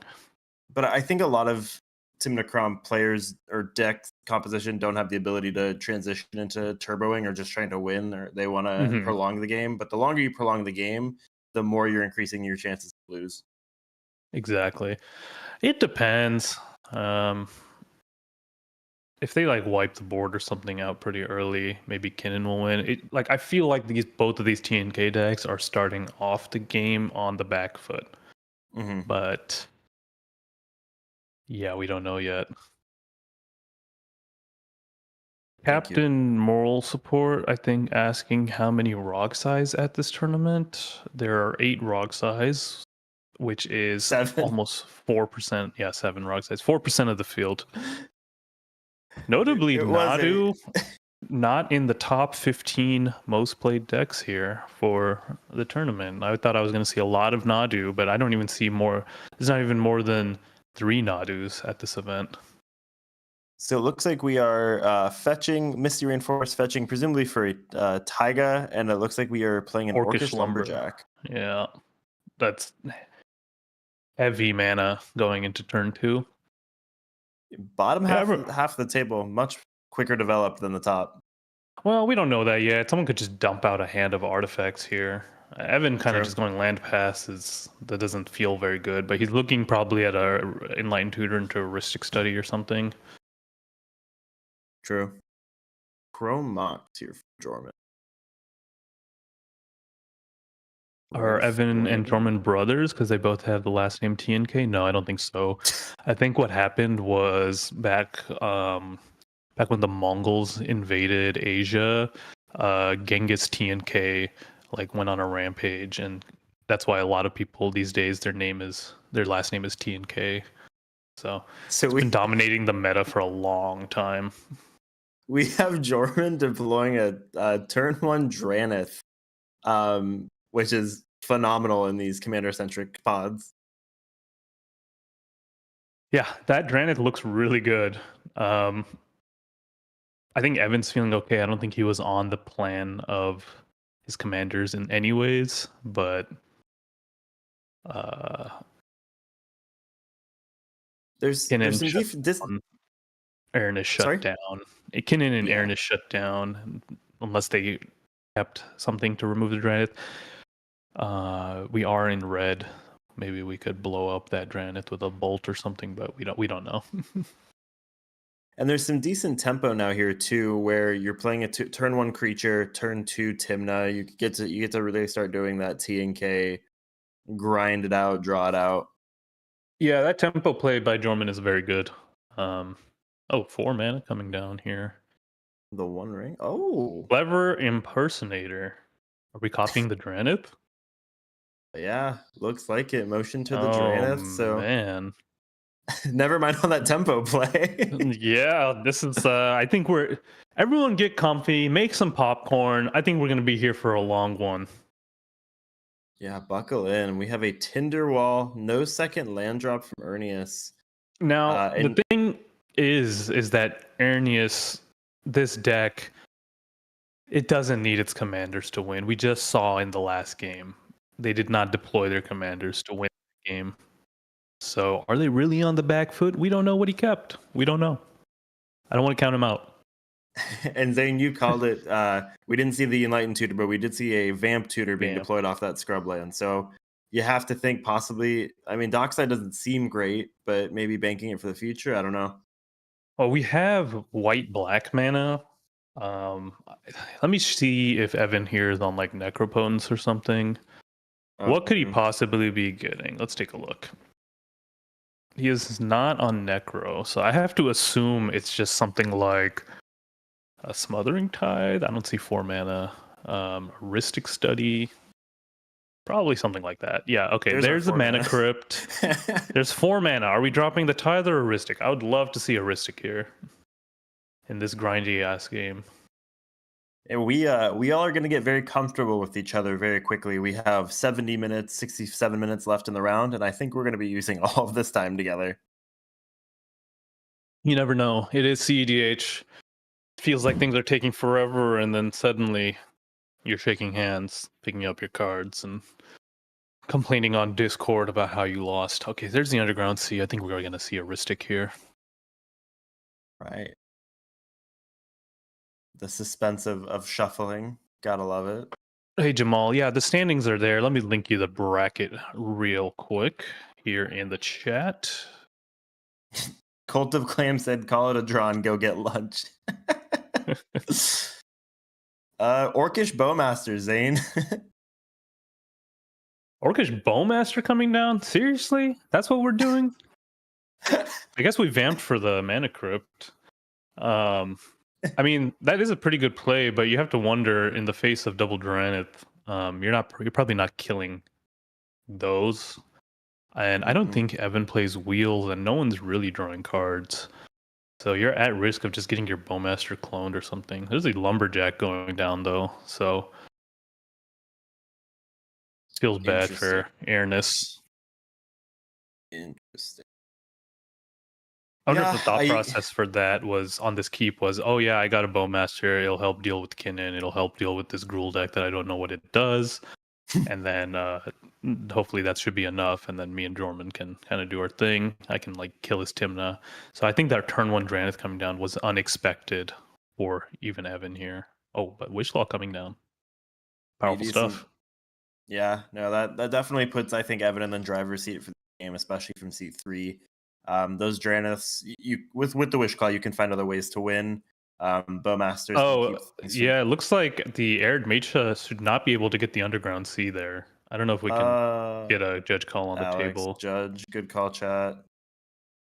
I'm slamming my hand against the computer, trying to get the pause right now. If everyone at home, if you can just pause your game so the players stop playing. I think it looks like that we have gone too far in the game. There's a Mindbreak trap on that Wishclaw.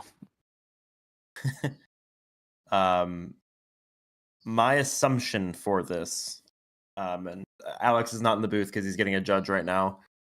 My assumption is the judge is going to give them all a failure to maintain board state, or possibly just to Evan, and that too many spells have been cast. There's been too much information given to undo the Mindbreak trap and then to undo the Orcish Bowmasters. And the Wishclaw, I do not believe they are going to rewind this. Funnily enough, I've made this exact same mistake on a Kalua Lua video where I fetch Arid Mesa for Underground Sea and then win with Necro. So it's maybe it's a common thing. I don't know. Shout out Kalua Lua.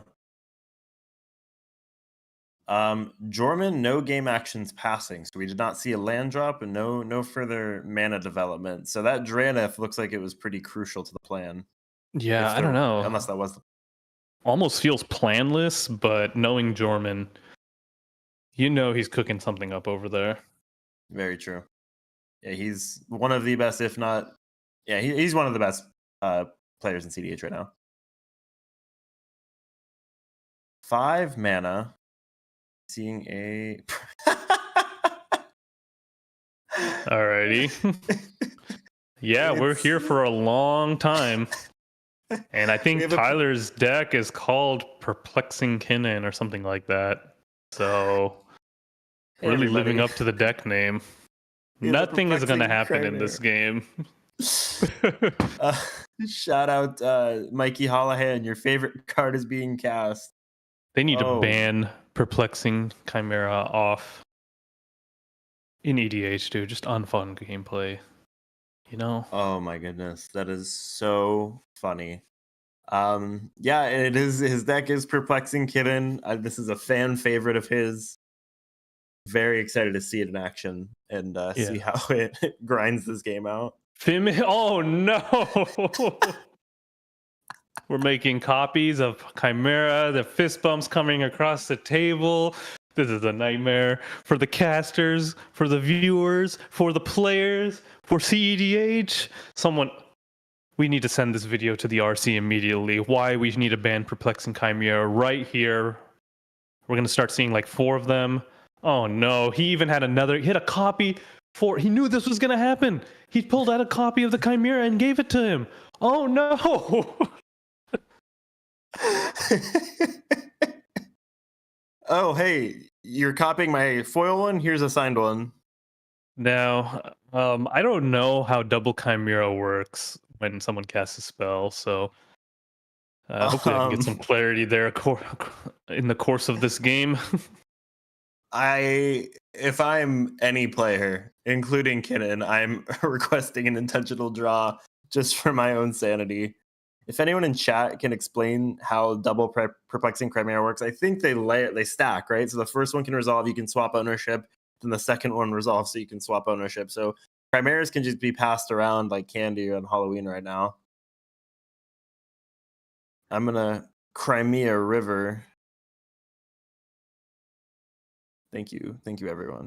Hold your applause. Oh, it looks like we finally got the judge call. Yeah, at this point. Yeah, and yeah. I don't think it's fixable at this point though, especially with one turn cycle having gone. But yeah, there's been like a Fimage now as well. Like a lot of stuff has happened. But the issue is that an illegal game action has been taken, so I don't think it's reversible at this point, given a whole turn cycle has gone. Yeah, the blue mana for the Fimage came down.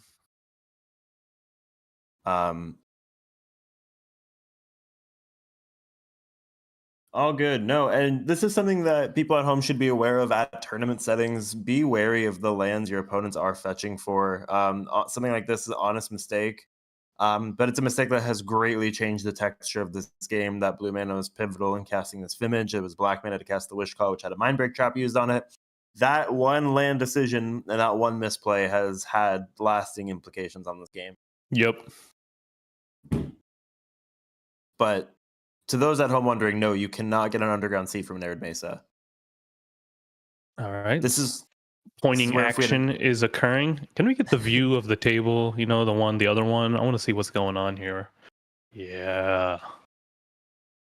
Get some facial expressions. Looks like there's some hand motions. Very Italian-esque. Jorman mid game snack. I respect it a lot. I'm hungry in the middle. It's like getting that glucose burst for this lengthy game.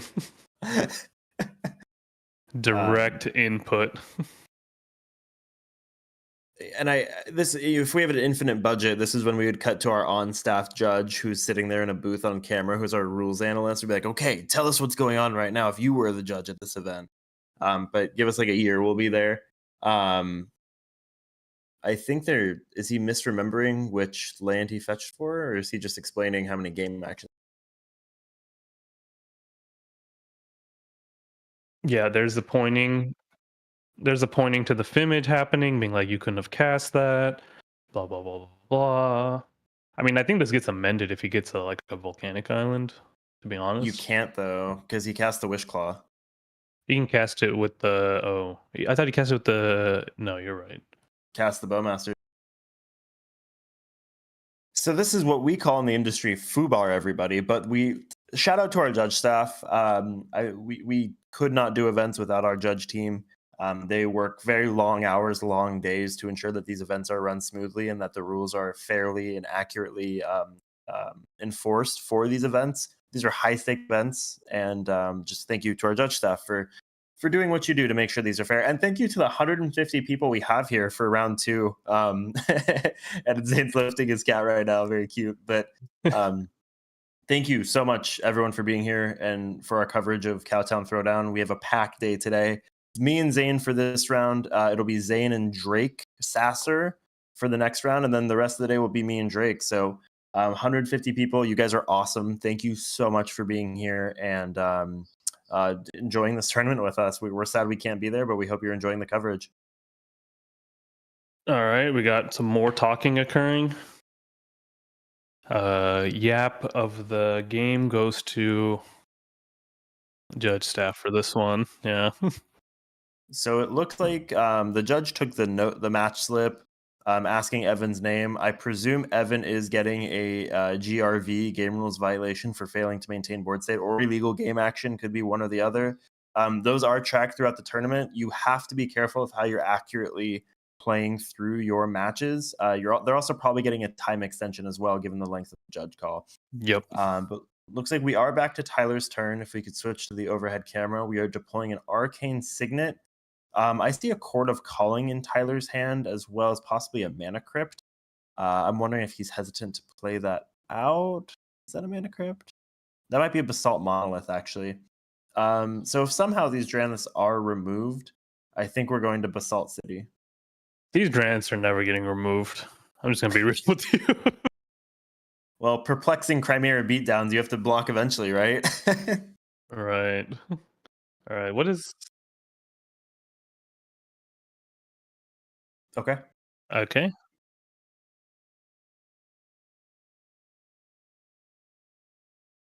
Yep. Okay. So that's it. They're done. GRV to the table, and then GRV to Evan specifically. That sucks to start your tournament round 2 with 2 GRVs. I believe 3 and you are DQ'd. So it's 4, really I think. important to. Oh, is it 4? Okay. Yeah. What is that coming down? Is that a Vexing Bauble? What is that card? I think it's a Unless Vexing chat Bauble. knows. Yes, Captain Moral Sport. The whole pod got a GRV. As did Evan. Yeah, if anyone in chat knows what that either a Vexing Bauble or a Mana Vault. Yeah, 50-50.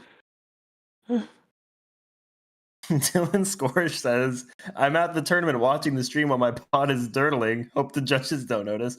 Dylan, you're lying. I know you're not there, but thank you for joining us.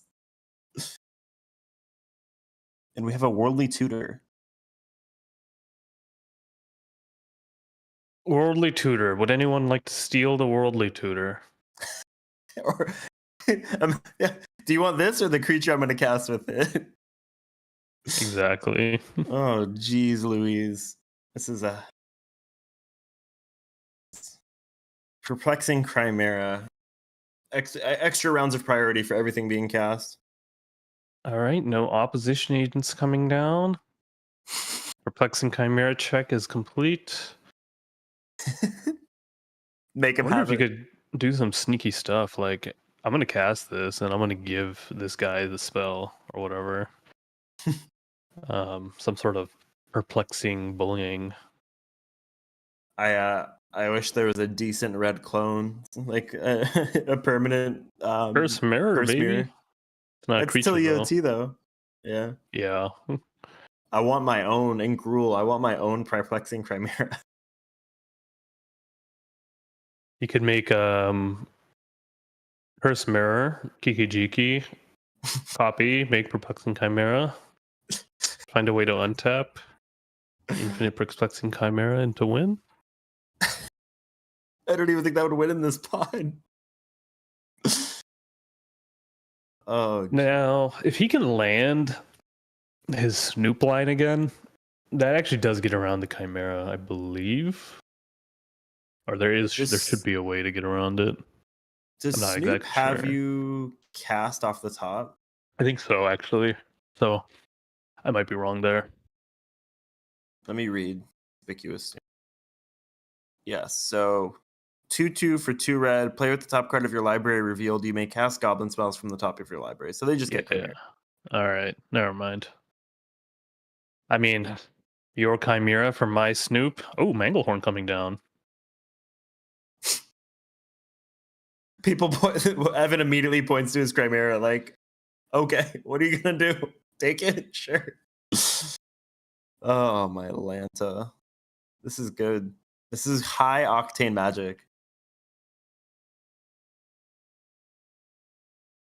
And this is at the end step of Tyler's turn, so we are going to untap and draw this, and then I think, is that a Mana Vault or a Mana Crypt? I don't know, and at this point, I don't think it matters. Yeah, I if I'm looking at my crystal ball of how this game's going to go, it's time. All right, Scalding Tarn coming down. No one really has a plan here to win the game. No, everyone is just trying to live, it seems, not really win. Yeah, it's going to be a slow burn. All right, we're tapping, so it does seem to be a Mana Vault. Let's see it. Dropping the Manglehorn. You want it or you don't? Oh my god.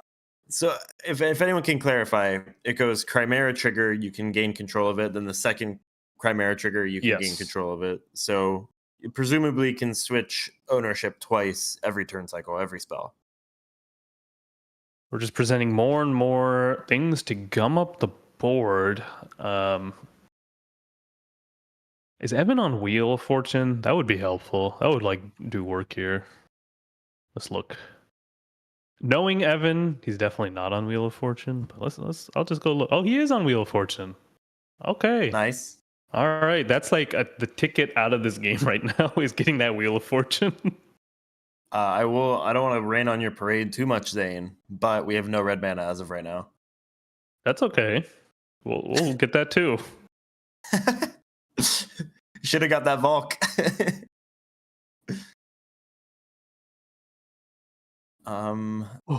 So we are deciding on our chimeras.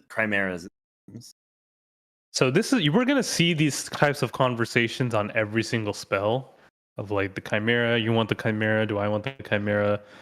So a lot of that is about to be going down.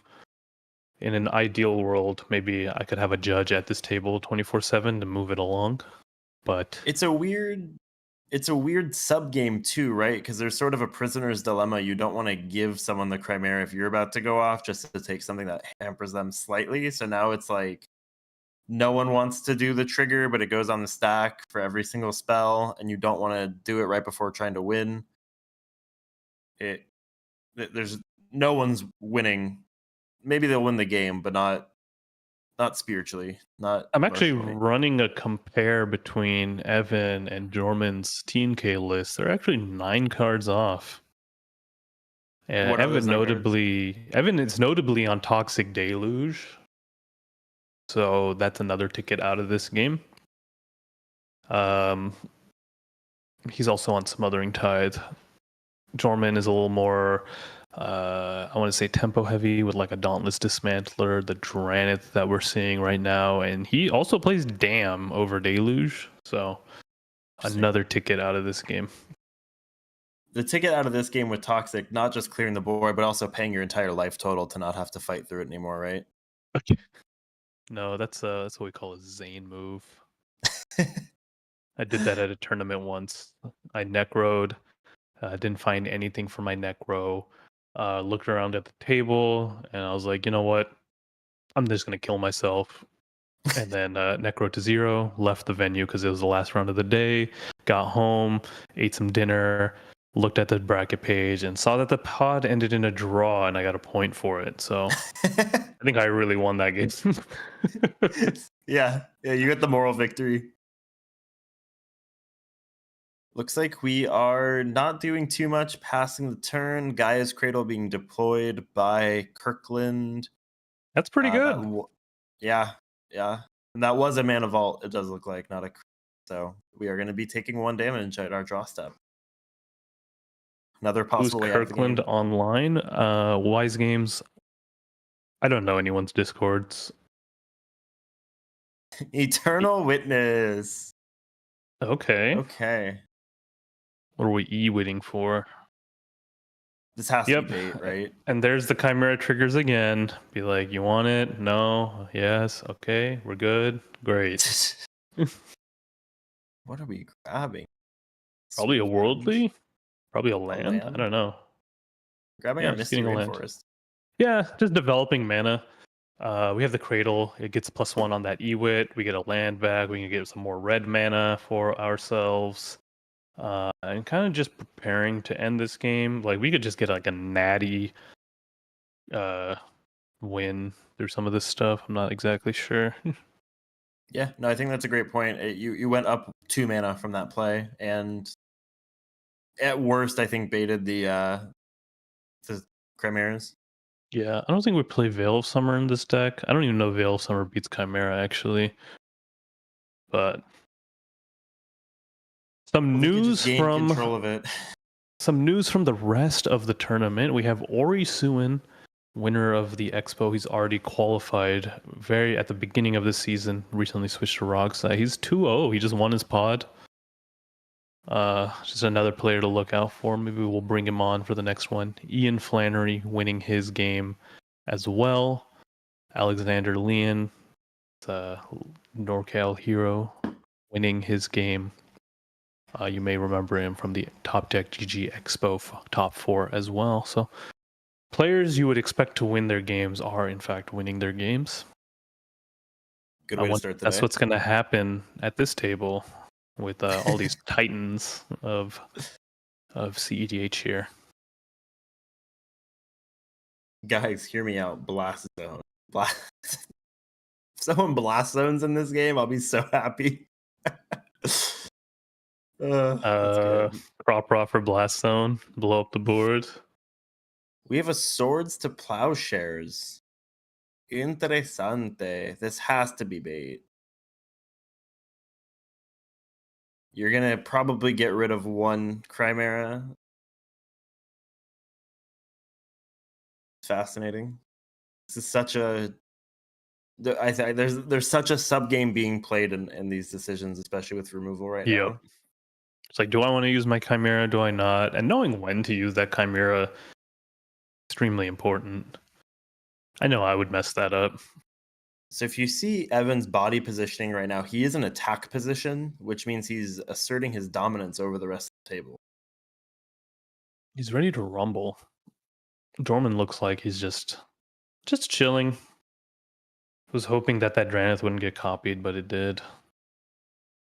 Okay. We targeted the Finage, killing it. So wait, is that how that works? No, Evan just took control of the swords. Oh no. I think they go on the stack, so you can layer them, I believe. I see. Okay. Yeah. So you target it, trigger, and then from cast, Perplexing Chimera trigger. So the Chimera trigger is going to resolve first, so you gain control of the spell, and then your Fimage is sacrificed. Yep. Much like pancakes, we are bringing you stacks today, everybody. Stacked pods, stacked gameplay, stacked cEDH tournaments, stacked stacks. The stream is not sponsored by IHOP, but no, it could be. DM us. Reach out. We love your playbats. I wanted one of those so bad. Did you see those? Yeah, I did. Yeah, that was pretty cool. All right. I think we have a judge here yet again to discuss the Fimage Swords Gate. Everyone, breaking news here, topdeck.gg. Something just flipped in my brain, and these Perplexing Chimeras have just broken me. I'm calling it now. This is Aaron Mesa Gate, because that's what really had this game go off the rails here. But we are discussing the triggers on the stack with the Chimera and with the swords. And I think Tyler does not want it to work this way, but it should work this way, where the Fimage will be sacrificed after you gain control of it with your cloned Perplexing Chimera. Someone asking what Ian's on. He's on cEDH. Yeah, you got to hand it to Ian. Every tournament's a different deck, and every tournament he's finding some success with it. It's pretty impressive. I'm going to link the bracket link once again. Yippee! You can keep up with your favorite players. Looks like Connor B just won his game as well. Exciting stuff. Wow, I think we are getting another time extension here. Oh god, we have over 150 people here in the chat. Thank you so much for watching this. We're gonna be here, and we're gonna be here for a long game. We have 42 minutes left in the round, with no signs of slowing down. Ah, yes, cEDH, my favorite two-color commander. Yes, exactly. This game is cursed. I love it. Clam chowder or standard cEDH for Ian? I think clam chowder has fallen off. I think people realized that the original way to play it was probably better. Clam chowder definitely had a surprise factor to it at the beginning, but I think that quickly wore off. Unfortunately, it did not stand the test of time, in my personal opinion. I know the clam chowder restaurant owners may come after me for that statement, and I say bring it. I'm gonna 1-star you on Yelp. Bring it on. Yeah, sorry, Turtle Pod.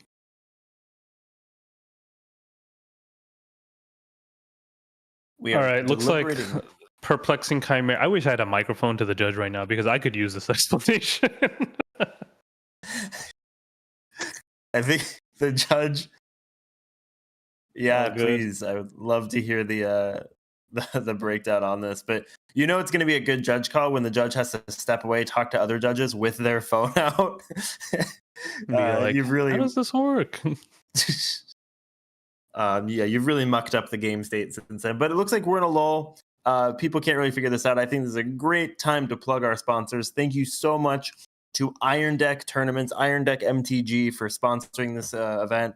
Cowtown Throwdown is the largest cEDH event in history. 256 players. We easily could have had this at 300 with people asking for tickets. We have a $12,000 prize pool for this event, which is the largest to date, and we are going to be breaking it in 2 months at the Invitational. Huge thank you to our judges. We have Gold Sabretooth, Kixar doing art here at this event, Rodney for vending, Alex, who is our production assistant right now in the stream room, making sure this is going smoothly, set everything up, Scott, our executive producer, Zane and I are your casters right now. We also have Drake Sasser joining. I believe Tad is TOing. Baldy is here, our head judge. There's so many people working together to make this event an enjoyable success, make it fun and fair and inviting. Thank you so much to everyone who works together. Zane, you make the software that lets this function. Dang, we can't tell people that. I don't want that revealed to the public. Okay, don't look up Z-Robo on Twitter and see him complaining all the time. But thank you so much to everyone who's making this event successful as we're resolving this judge call. Bazooka Chicken, you want that Sag ROG sticker really badly? Well, I have great news for you. Shop.topdeck.gg. Check it out. You can get amazing merch there. You can order the stickers. You can order the shirts. You can order the hats. We are now shipping this stuff to your doorstep. It's no longer event-only pickup. Place your order now so we know how interested you are, how much we need to print, and get that to you as soon as possible. Yeah, the shirts look incredible. The hats are awesome. I love the floral design and the colors on the shirts. I can't get over. Even through webcam and pictures, the colors are crisp. Hunted again? No, I'm not playing today. I'm at home. I just moved, and I could not make Cowtown Throwdown. And about killing it on Rogsai, unfortunately, my last event I went 1-4, so I may be washed. No, we don't know. Maybe you'll find out at Fishbowl and Invitational. I'm planning on just winning the Invitational myself. Keep the money in the company, Oh, you're going to Fishbowl? Yeah, I'll be at Fishbowl. See you there. Cool. Are we rooming together? We can decide that right now. I'm pretty sure I have. Are you in Ori's Airbnb? I'm in his Airbnb. I am. Okay, yeah, I'll see you there. Whatever happens, happens.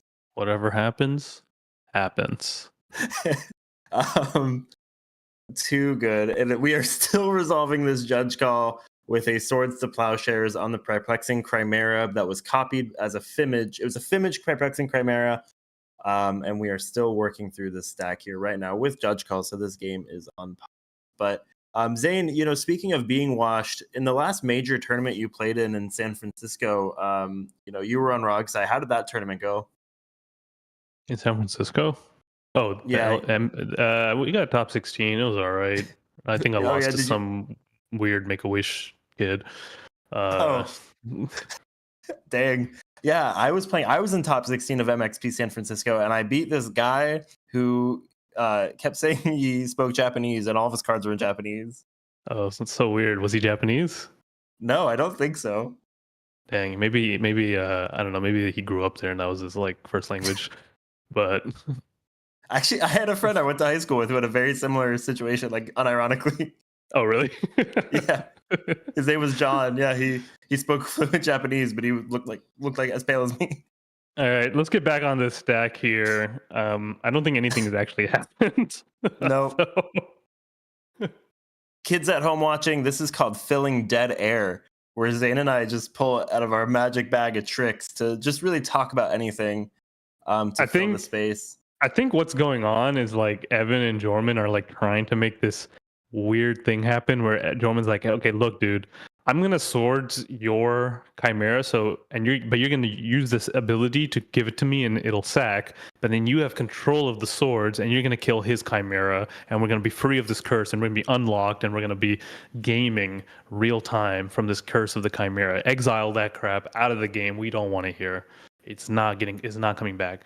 However, I think there was a judge calling like, hey, does it really work like that? I don't know, blah, blah, blah. And we're just kind of waiting for a resolution. It seems like they're just kind of talking. People are watching. In the meantime, I'm here to do like an AMA with the chat, maybe. I don't know. I'll just kill some time while we wait for this judge call. I'm going to ask the chat one thing. When you are at Rainforest Cafe, what is your favorite dish to order? I was just there last week and it was delightful. Oh, I was going to say show them the cha-cha merch, but we're not on camera right now. No, once we're on camera, though, I'm more than happy to show off my cha-cha merch, Rainforest Cafe's own tree frog. I have the action figure. I have the water bottle. I have the pen. I'm saving up for the $150 TopDeck, not TopDeck, jeez, $150 Rainforest Cafe denim jacket. So DC, is there really only 3 Nadu decks? I don't even think there are 3 Nadu decks. I think it's less than 3 because I'm looking at my well, it could be 30. I think I might have messed up on this little calculation thing I made, but it's not more than 3, and I don't think it is even 3. Like the most represented decks at this tournament, we got 14% on TNK, and then almost 10% on Kinnan, then 7% Sisei, and surprisingly, 4.5% Atraxa and Tivit. I don't know if you guys follow me on Twitter at ZRob0, but I posted a little thing of tournaments and meta coming into this tournament using EDH Top 16. Check it out if you don't use it already. And Tivit and Atraxa, really low conversion rates. I wouldn't be caught dead playing those decks right now, so I'm pretty surprised to see it both at 9 and 9 entries for both of those decks. And then after that, we got 8 Kenrith and Rogside decks. Kenrith, I think, is an extremely good deck right now. If Alex accepted our... Yeah. Oh, Baldy's coming on the line here. We have Baldy coming on to explain what happened with that judge call and what the final result was. Hi, Baldy. Yes. Yes, sir.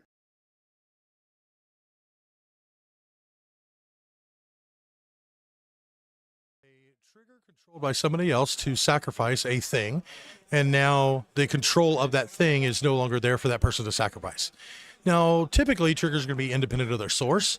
However, we cannot force players to sacrifice a permanent that they do not control or own, and because the player that now has that permanent doesn't have a trigger saying to sacrifice, we're not going to make them sacrifice it. If that creature was still under the control or of the person that controls that trigger, then they would have to sacrifice it. But now the permanent's no longer there to be sacrificed.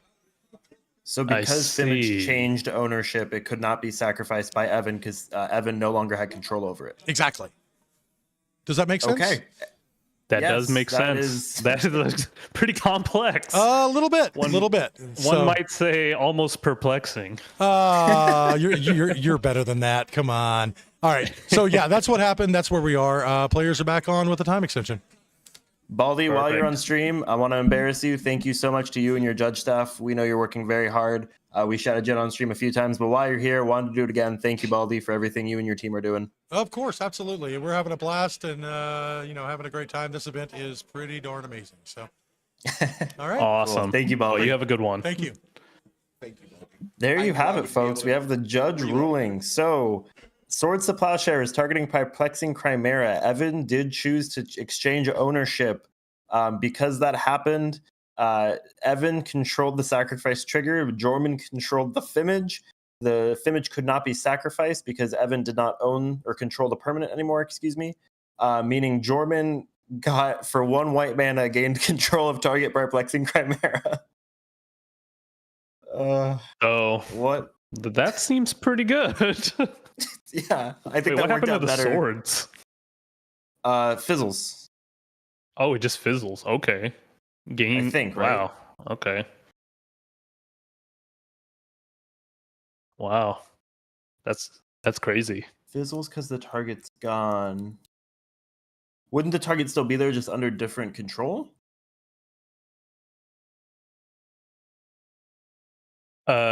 Chat's asking again. 14% TNK translates to 30 TNK entries in this 256 person event. And someone else has how many Kinnons? That's the second most represented deck here at 19, with almost 10% representing the field. Now, if you go to my Twitter and you find that post, you'll notice that all these decks not playing red. I don't know if I would be caught playing these decks right now with their low conversion rates. Kinnon at 12, almost 13%. Atraxa at 17. Tivit at 18. I don't know. Doesn't feel like I'm going to win that sword if I bring that deck here. But you never know. Speaking I'm of biased. swords, that Swords to Plowshares was hit with a Force of Negation, because I believe it was gained control of and then targeted the Perplexing Chimera. Okay. So our game plan is to protect the Chimera into a draw, it seems like. I think we're at 20 plus minutes time extension. Oh, good. It's just how these games go with the Chimera. Mm-hmm. Looks like we had a land Swing with Manglehorn pass from Kirkland, and we have a Tundra being deployed by Evan passing turn. Pretty scant in terms of game actions, it looks like.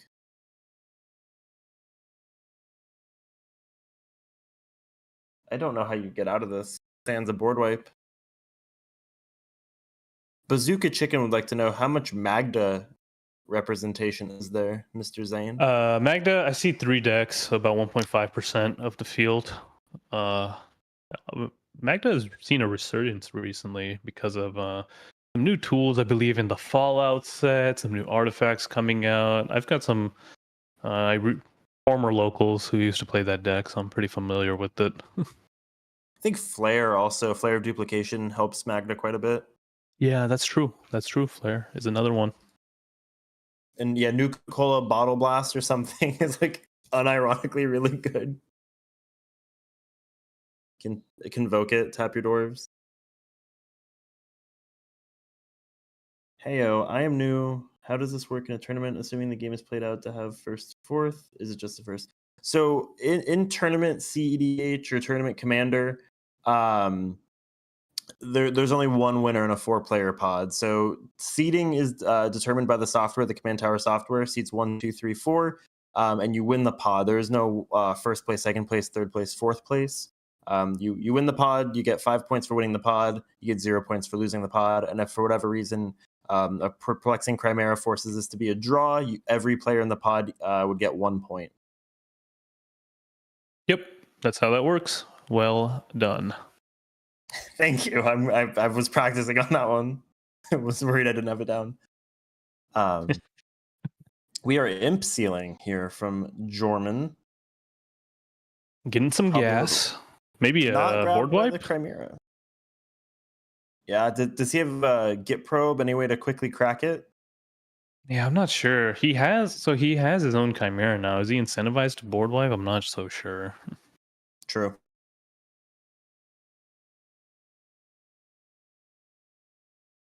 Curious how Jorman intends to piece this puzzle together. If I'm Tyler, I'm feeling pretty good. Although artifacts entering tapped sucks if somehow the Draniths are removed. Or the one Dranith.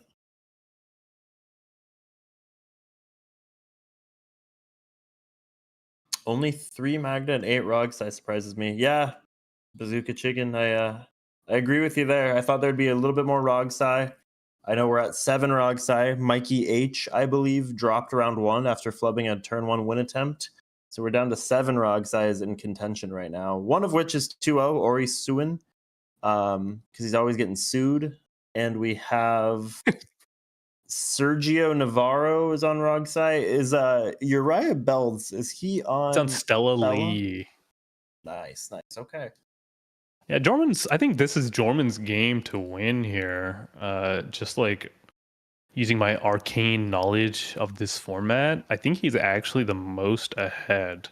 Now, if that Dranith goes away on his side, it's not looking good. Tyler is primed to deploy that Kinnan. He has the treasure vault out, and he has several rocks out. So, who knows?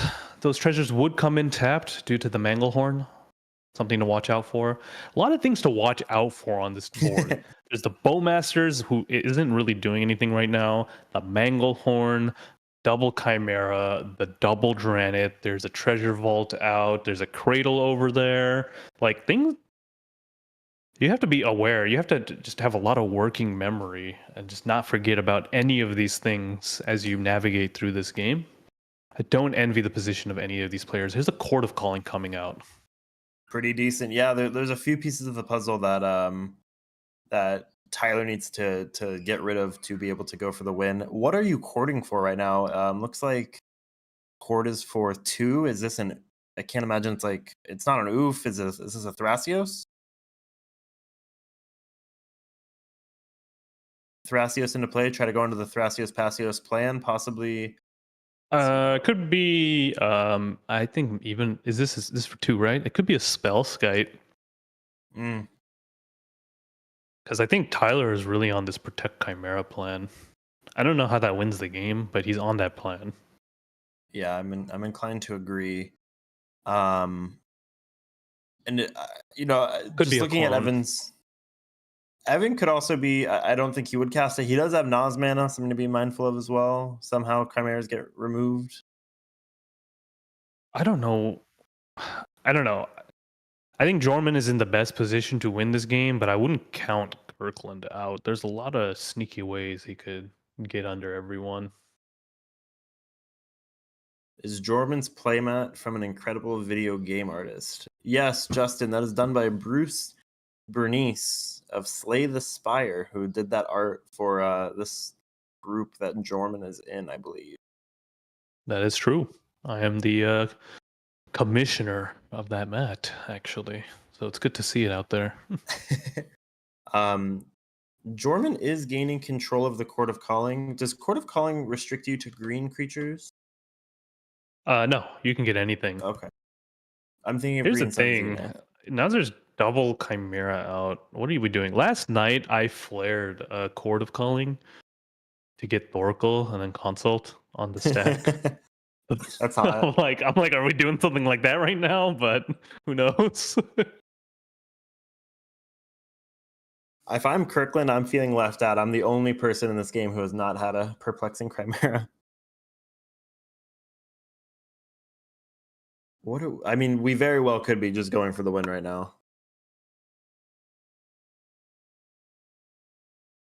Funny enough, Jorman gets rid of his Imp Seal this way, though.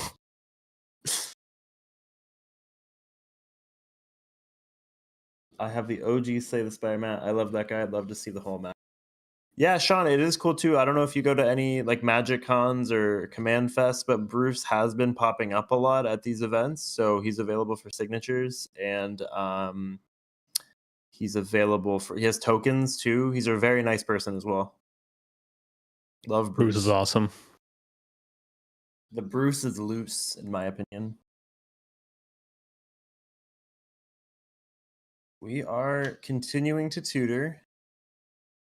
They're pretty limited on two-color creatures, right? You have Grand Abolisher, which the Chimeras do get around. You have Thorkel. You have Dockside. You have... Is it X or less, or just has to equal X? X More or news. less. More news from the bracket. It looks like... Eric Douglas Taylor from Lamora's Cards. He's 2-0 right now on Corvold. Looking for blood, maybe feels slighted that they didn't win the top 4 at Pun City 3. So we have a Fimage. Yeah. Okay, so we Court of Calling to grab a Fimage. That is now a Perplexing Chimera, which means our Perplexing Chimera count is now 3. So for every spell cast, we will have 3 Perplexing Chimera triggers. God, I hope the RC is watching this. Please, God, ban this card. I know it's not like problematic in a power sense, but it's problematic in an EDH sense. Please, God, get rid of this card. If someone can add Catan Enthusiast, aka Mikey Holohan, to show him what peak cEDH looks like, it's this right now. Looks like Sam Black won his game as well.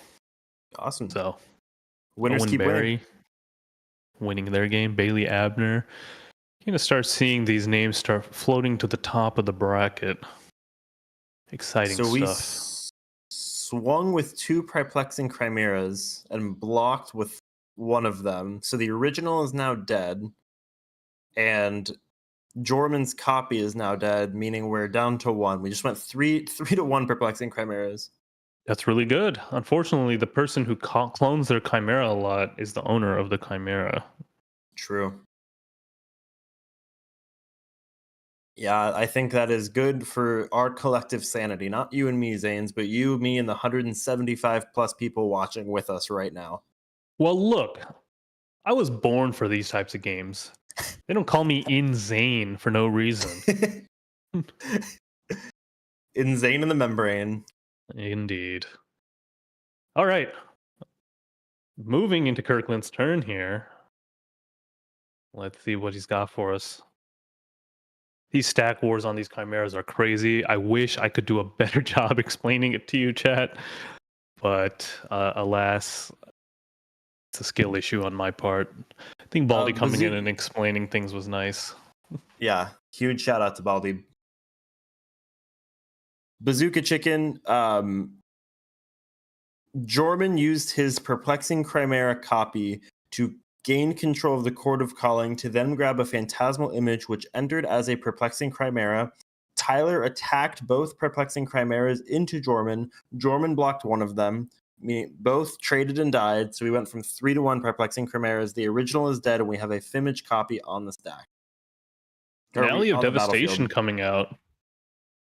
X for equals 3, I believe. 3. No, 3, 4? 3. Yeah. 3 creatures, tapped Cradle. For 1? For 1. Looks like it's resolving. I think doing it for 1 is attractive, making sure the Chimeras don't take it, because like, what are they going to get for 1? So kind of smart. I don't know if that's what Kirkland was thinking, but you grabbed for 1 though. What do you get for 1? Snoop? Snoop costs 2. Oh, I don't know. Ragavan. Hog. How many Rog Thrasios? Oh, Sylvan Safekeeper. It's pretty good. Okay. I was curious if it was going to be that or Allosaur Shepherd, maybe. I'm not sure if that's on their list. Are any of the other play to win here? I don't think so. I think Dylan and Cam are not at this event. E-Tutor coming out. What are we grabbing here? Chimera. Smothering Tithe?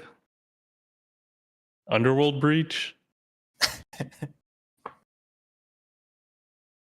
That could be a play. Like, just be like, hey, I'm going to just drop this Breach onto the board, and you have to counter it and use your Chimera and all this other jazz. So, we're just getting a Remora. Interesting. Kirkland motioning towards the Orcish Bowmasters, but the Bowmasters is not going to trigger on those Remora draws. Maybe the plan is to like Chimera the Remora and start picking away at the board. Maybe some diversion tactics. I know Triton Tactics. I don't think Diversion Tactics is a card. Damn. Whew, buddy. I'm glad we get to share good this together. Players know Airness? I don't think so. Unless you're like me and like turbo stock anyone who's winning any tournament, I don't think they know what this deck is. We are deploying the Mystic Remora with the controversial Underground Sea. Never gonna forget that. This Underground Sea doing a lot of work. Pretty good. I don't know if I'm allowed to say this, but those 2 GRVs may be worth it. I don't know. Hold on. Whoa. Kids at home, we do not want to encourage GRVs. Yeah, it looks like that we are not primarying the Remora. I'd be tempted to. I mean, I don't want Evan to have the Chimera, but the ability to have those draw triggers to start picking apart the board seems okay. You can force Landscape Sacrifice with the Sylvan Safekeeper. What do I know? I'm just a boy with a dream.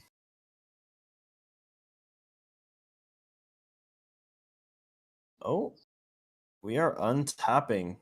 No game actions on Jorman's turn. I didn't even see a land drop.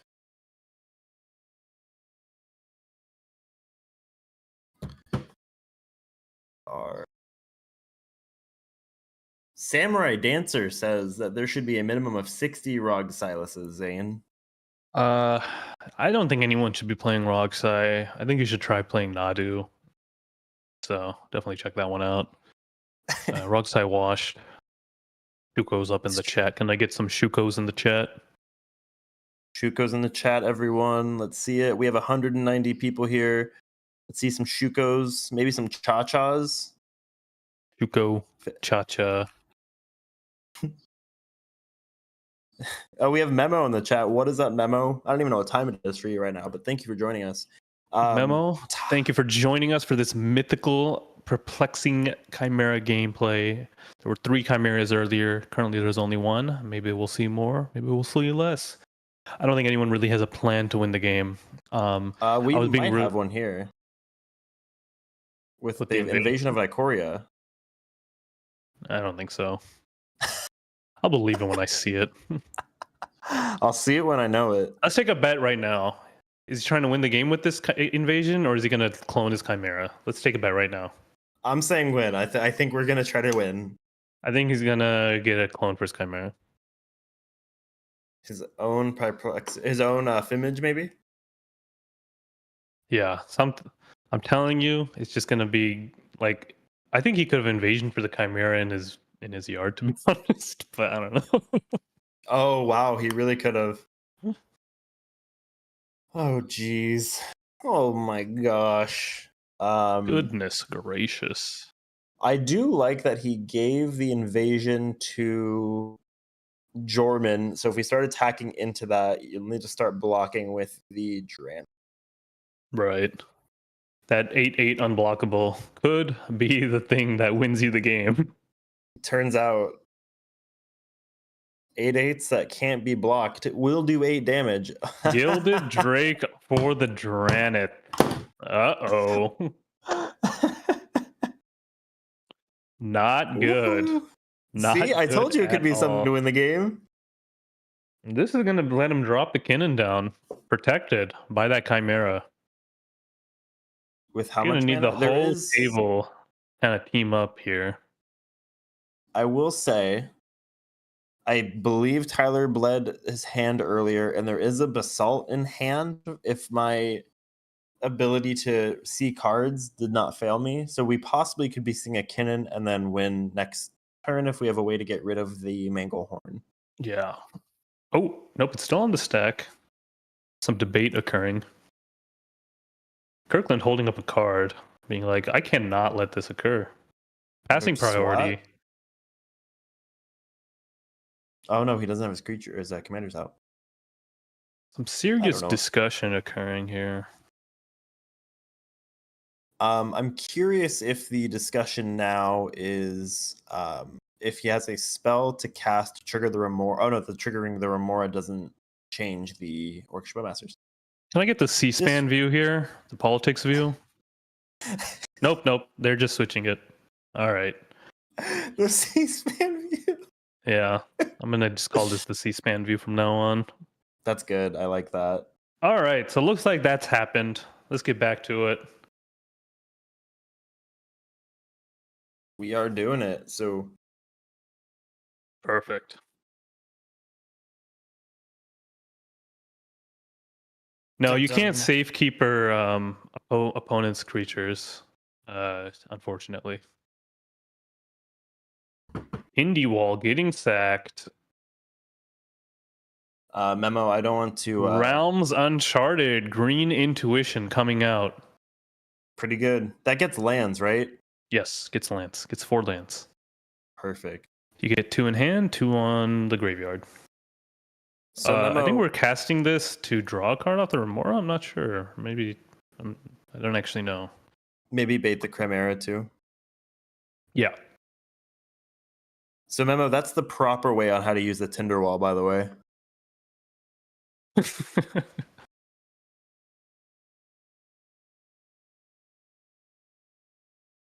We are selecting our lands for Realms Uncharted, which is I'm gonna disagree with you. It's a green Gifts Ungiven. Sure. You got it. Yeah. Is that a Talon Gates of Madara? I don't even know what that card Madara is. Uchiha? It's like a new land that phases things out. Yeah, Talon Gate of Madara. Shifting Woodland, maybe? Urza Saga, and I don't know what that last one is. I was gonna say Tabernacle. I don't think it's Tabernacle. It's not Tabernacle. Can you imagine? Is it E-Zone? No, Shifting Woodlands, Talon Gates of Madara. The Talon Gates will be useful to just kind of phase out the Chimera or the Drenith. Boseiju? Are we getting every land in our deck right now? I think we're pulling out every land and being like, yo, how do we just not lose right here? The Manglehorn's really doing work, I think, as well. Yeah, Manglehorn's really nice. Unfortunately, it makes the Basalt a little more dicey to do. So I guess we're going to do Boseiju. Lazotep Quarry. Lazotep Quarry, Talon Gates of Madara Uchiha, and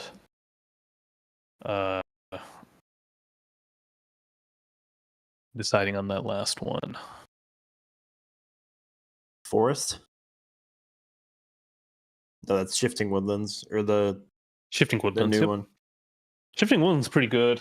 I saw last night at my locals, someone killed a Manglehorn and then trying to land a dockside, and then the person turned their Shifting Woodlands into the Manglehorn again on the ETB. Too good. Hey, Alex, could you check to see if you have a chance what the time extension is for this round for this pod? No problem. It's got to be. So we're deciding 16 minutes. Easy. We got a fist bump from Jorman, so Jorman is happy about whatever was just discussed or planned with the table from this Uncharted Realms. Yeah. And I do want to say, we have almost 200 people in chat here for this round 2 coverage. Oh, okay. Nice. I just got a notification from Steam. Summer sale is on now. Not sponsored. Did they actually add Naruto cards? No, they did not actually add Naruto cards. Is there a current judge call going right now? Sorry. Can we C-SPAN this? Perfect. Oh, C-SPAN, bathroom break. Yep.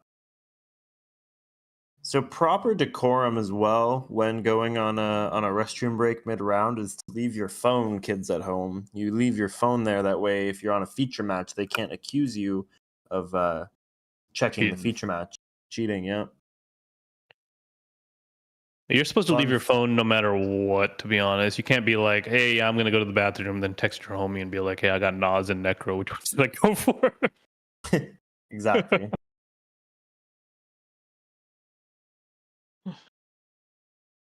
Dan Brooks winning his game as well. Gustavo, Max D. Pefferman winning his game. Richard Man Bedell winning his game. Some names that you should know, and if you don't, come out to more tournaments and see who's winning. Talon is bonkers. Never leave your phone on.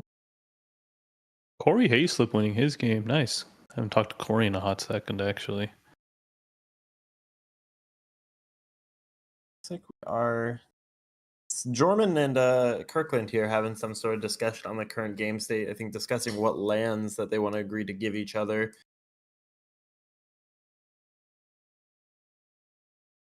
But yeah, this has been I don't want to say roller coaster. I think roller coaster is overstating this. This round has been like it's a small world after all. It's kind of, you know what's going to happen, but it's kind of long, but you're in for the ride anyway. It takes some time, and you're still moving forward. There's still like you're progressing physically on the ride, but it's all kind of like, okay, like I understand the gist of this ride, but I'm on it. And then you go through all the countries and you're like, okay, well, that was a fun ride. I think that's over now. And then all the characters from all the countries are in the same room, and then you do that for about 5 minutes. What are you talking about? What's happening right now?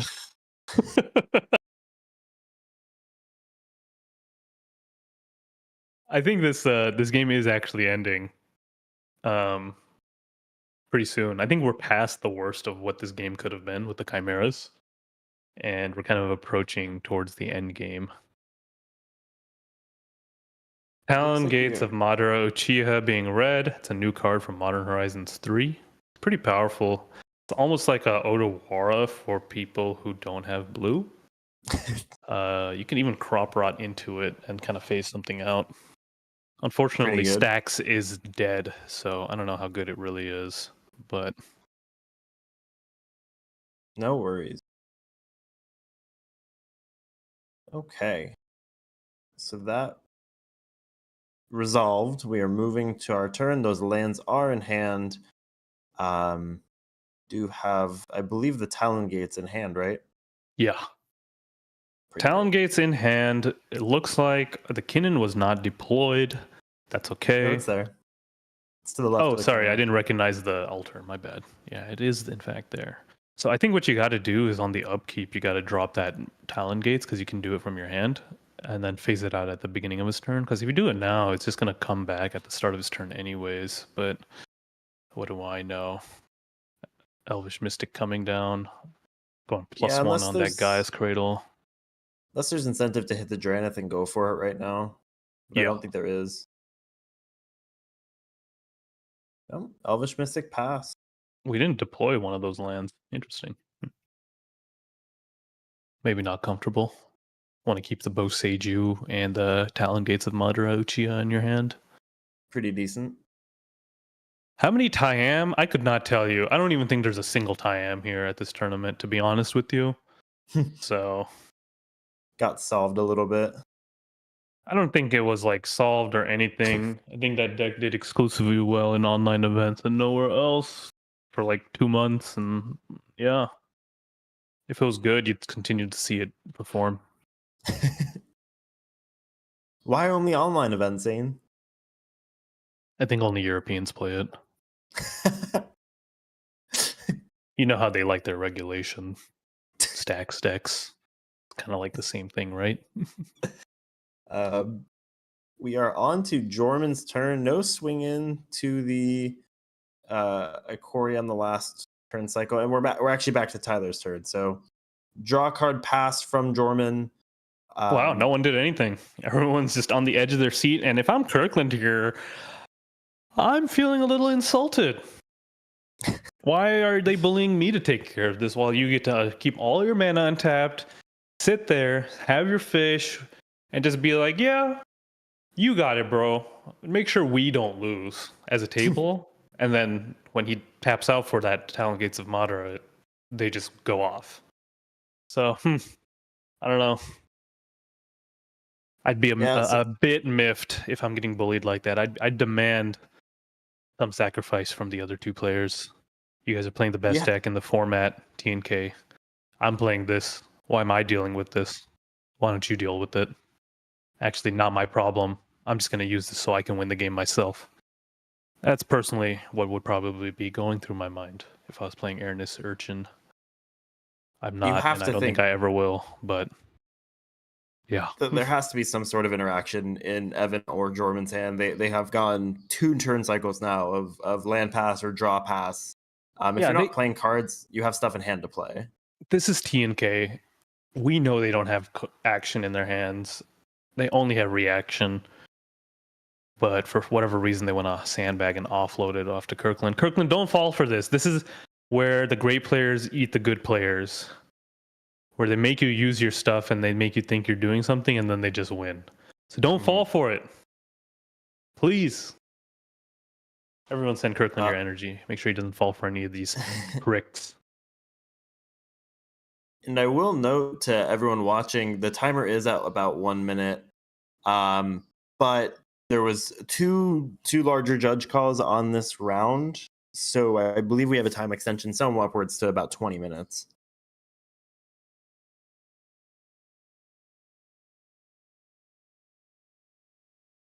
Kirkland with double lane interaction that Tyler can't interact is going to stall this out. Yeah, I think everyone kind of has we're in this standoff where no one wants to go for it.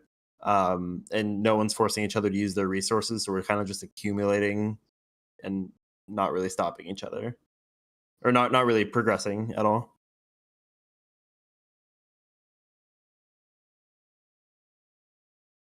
This has been, I will say too, one of the most ineffective Orcish Bowmasters I've ever seen.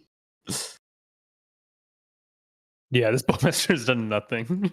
I mean, a lucky wheel, I think, progresses us somewhat, but I'm not seeing how we're moving forward. So that is time in the round for the rest of the folks playing here. But again, I believe we have about 20 minutes of game extension going for this. And to the 200 plus people watching with us right now, thank you for joining us. We are so excited to provide you coverage of this from TopDeck.gg's Cowtown Throwdown, sponsored by Iron Deck Tournaments. I want that sword.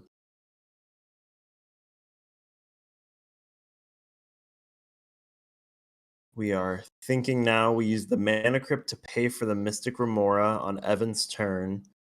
3 mana available to us. Still can't deploy our Tymna. Maybe that was the plan, was to Bowmasters into Tymna and be able to draw 2 cards, but that has greatly fallen off, and I don't think we've had a single Orcish Bowmasters trigger sans the ETB from from initially. Yeah, really useless Bowmaster here. Like I said, I'd love to see it paired with the wheel right now, but alas. We're politicking somewhat. If we can cut to the politics cam, I'm not quite sure what is being discussed. I don't know if Evan is expressing to the table he doesn't have anything, or is going to make a tried and true attempt. But it's a tough puzzle for him to get out of. I think the top half of the table is not favored right now. I think Breach Winds are turned off with the known Boseiju in hand as well, and you don't want to make him use that Boseiju because you want to not lose to the Kinnan. I don't know. Both of these players notorious, both of these players being Evan and Jorman, notorious for just holding Born Upon the Wind and then just going over the top. He's probably imp-sealing for Born Upon the Wind right now as we speak. I'm not going to lie. It's such a classic way. Yeah, you got to watch out for things like that. You got to be like, am I going to lose out of turn order due to Born Upon the Wind? I see a lot of players getting got by this. We are thinking on this. I'm not sure. Does Tyler have any favorable imp seals? Oh, it looks like. What is that? Is that thing that just blows stuff up? Thorn Mammoth? Yeah. Sound right? I think he's going to try to fight that Manglehorn. Everyone, Yevgenia Shevchenko in the chat. If everyone can say hi, Jenny, or hi, Yevgenia, much appreciated. Thank you for tuning in, Yevgenia Shevchenko. I don't speak that language, sorry. What about Jenny? Yeah, I speak that language. Thorn Mammoth. Thank you, Joseph Curry. That is a Thorn Mammoth. Yeah, it's Thorn Mammoth. He wants to fight the Manglehorn, I'm fairly positive. But that Talon Gates of Madara Uchiha still there. How did we get that Thorn Mammoth? Oh, we activated Kinnan. Yeah. Okay, that's a lucky rip. Pretty nice. All right. Did we fight? Oh, okay. We are sacrificing the Misty Rainforest to Sylvan Safekeeper. Endurance. Alrighty. I think this game's ending in a draw. Or at least Tyler's not winning. Because, whose yard could we possibly be hitting? What's that saying, chat? Something about the endurance player? Anyone know? It's on the tip of my tongue. Zane, I believe the what you're thinking of is that I've never seen an endurance player win the game. That's right. Fortunately, I had to retire the phrase after the boil when comedian MTG won with endurance. So... Okay, there's an asterisk. Comedian MTG can win with endurance.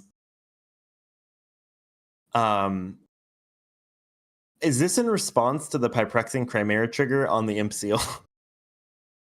I think I see the. Excuse me. I see the Imp Seal in their yard, so I think that's already been resolved. Okay. He's triggering Mammoth again. Oh, yep. You're so right. Yeah, he's triggering Mammoth. He wants to fight the Manglehorn. Did we hit this? Oh, okay. It looks like Safekeeper got eaten. And then got Endurance. Little sus, maybe not. No, there's probably a good reason for it. Wonder if you want to use that Endurance to stop the breach lines, but the Dranith is already stopping the breach lines anyway. Yeah, Dranith stops the breach lines. We got a Boseiju. We got the Talon Gates of Madara Uchiha. I think we're about to surveil with that commercial district almost. Thought about it and then decided against it. What is that, Dryad Arbor? Dryad Arbor, making our Gaia's Cradle better. Makes our Cradle better, but doesn't tap for anything right now. Interesting proposition. You could sack it with the safe. Oh no, he blew the Safekeeper up. And I think Elvish Mystic has Summoning Sickness, right? It does. So we can't activate Boseiju. Oh no, we can. We have a Mana Vault. Yeah, we have a Mana Vault. We have to choose between a Boseiju and the Talon Gates of Madara Uchiha. So looks like we are possibly at upkeep for Tyler, but this looks like Tyler's game to win right now. Unless we have the aforementioned famous Born Upon a Wind in response.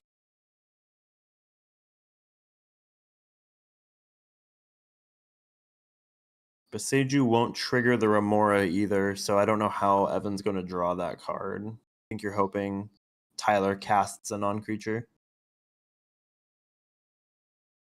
And Jorman again, draw pass. Played a Marsh Fox. Draw pass. I've seen this from Jorman before. Very sneaky. Both players, I think, are just sitting on Born, but I think I favor Evan for that game plan. I suppose if Born is in hand as well, you crack your Imp Seal with that Born too, right?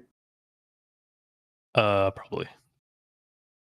I mean, he either put the Born on top of his deck with the Mystic Remora, or he put a card to win the game.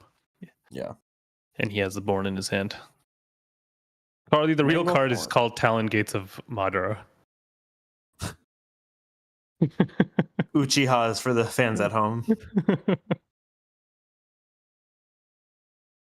Zane, you have to promise us this stream you will not activate your Sharingan. Oh, yeah. I've been activated it to copy Jorman's moves. All right, we're spinning cannon right here. Dropping a Fimage. Okay. Could bode well for Tyler. He could copy that Gilded Drake and steal the Manglehorn if he really wanted to. Or he could just copy his Chimera. Ooh. Chimera beats Crimea River. I don't know if it's relevant either to start swinging into the Ikoria. I don't think it is at this point. You don't really need an 8/8 right now. At this point on the clock, the 8/8 does not matter. Ooh, are we tapping that Elvish Mystic? Oh no, it does not have Summoning Sickness. It should be active now. He's fighting it. Tapping for green, fighting Elvish Mystic. Passing the turn. All right, Kirkland, let's see what you got. They didn't make you use your removal. Maybe you can just get this.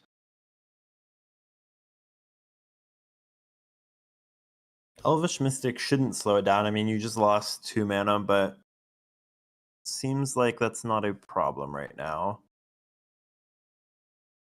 You're chilling. You got 6, 7 mana available to you. Unfortunately, you only have 1 red. 8 mana, actually. Are we Fimaged for another Chimera, or is that the original? I think we have another Chimera.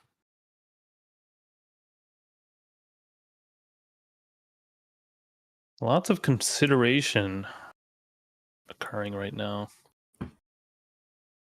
Everyone's begging. So here's the thing, Kirkland, they're begging him to try to do something into these double Chimeras so that they can Born on top. Yep. And I think he's falling for it. Let's see.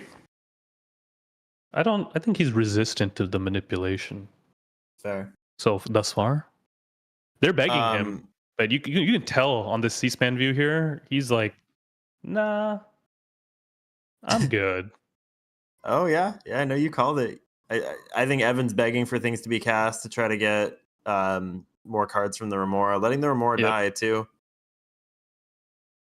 I've never seen Jorman beg like that. They must truly be desperate to go to the Airness Urchin player. I almost said Uchiha. That's a good alter. Street Uchiha. We are still talking. We got a crowd forming as well. This has to be the last match. We'll see which one of our bovine competitors here is going to throw down the win and who's going to get slaughtered. Are you milking these cow puns? Yeah. Pretty moving. We are deep now thinking on the Evan turn. Evan's thinking of going for it, you have to assume, right? Yeah. I mean, someone's got to pop off here, or you're just going to, or else you just wasted our time. It should have just gone for the draw in the beginning. You got to put the win on the stack. I went on a recent toxic rant at locals. I don't know if it could be repeated, but, you know, I'm just going to repeat it. These guys, like, playing TNK, they're just addicted to drawing cards. They're like, how do I draw cards? Oh, I have win in my hand? No, I'm not going to drop that down. I'm just going to draw cards. And then the game gets worse and worse for them. More Chimeras come down. These Dranniths come down. These Manglehorns come down. And they're like, well, now I definitely can't win the game, so I'm just going to draw more cards, more and more cards. They don't even have the Timna plan this game. Just win the game, guys. Just drop the win on the stack. I think it's been abundantly clear that there's been no interaction at this table for the longest time at the beginning of the game. Now everyone's stacked up. Your board stacks, the hands are stacked. You're so done. You're so cooked. Everything doesn't work. You basically have a Thoracle win here. It looks like a Force of Will's coming down, by the way, on this Toxic Deluge. Hopefully it can be protected. Evan wants to go for the win. He's paid the life. Let's see what happens. Irish, to answer your question, no, there is not a time limit per turn. You can call for slow play if you feel like the game isn't progressing, but the time is for the round, not per turn.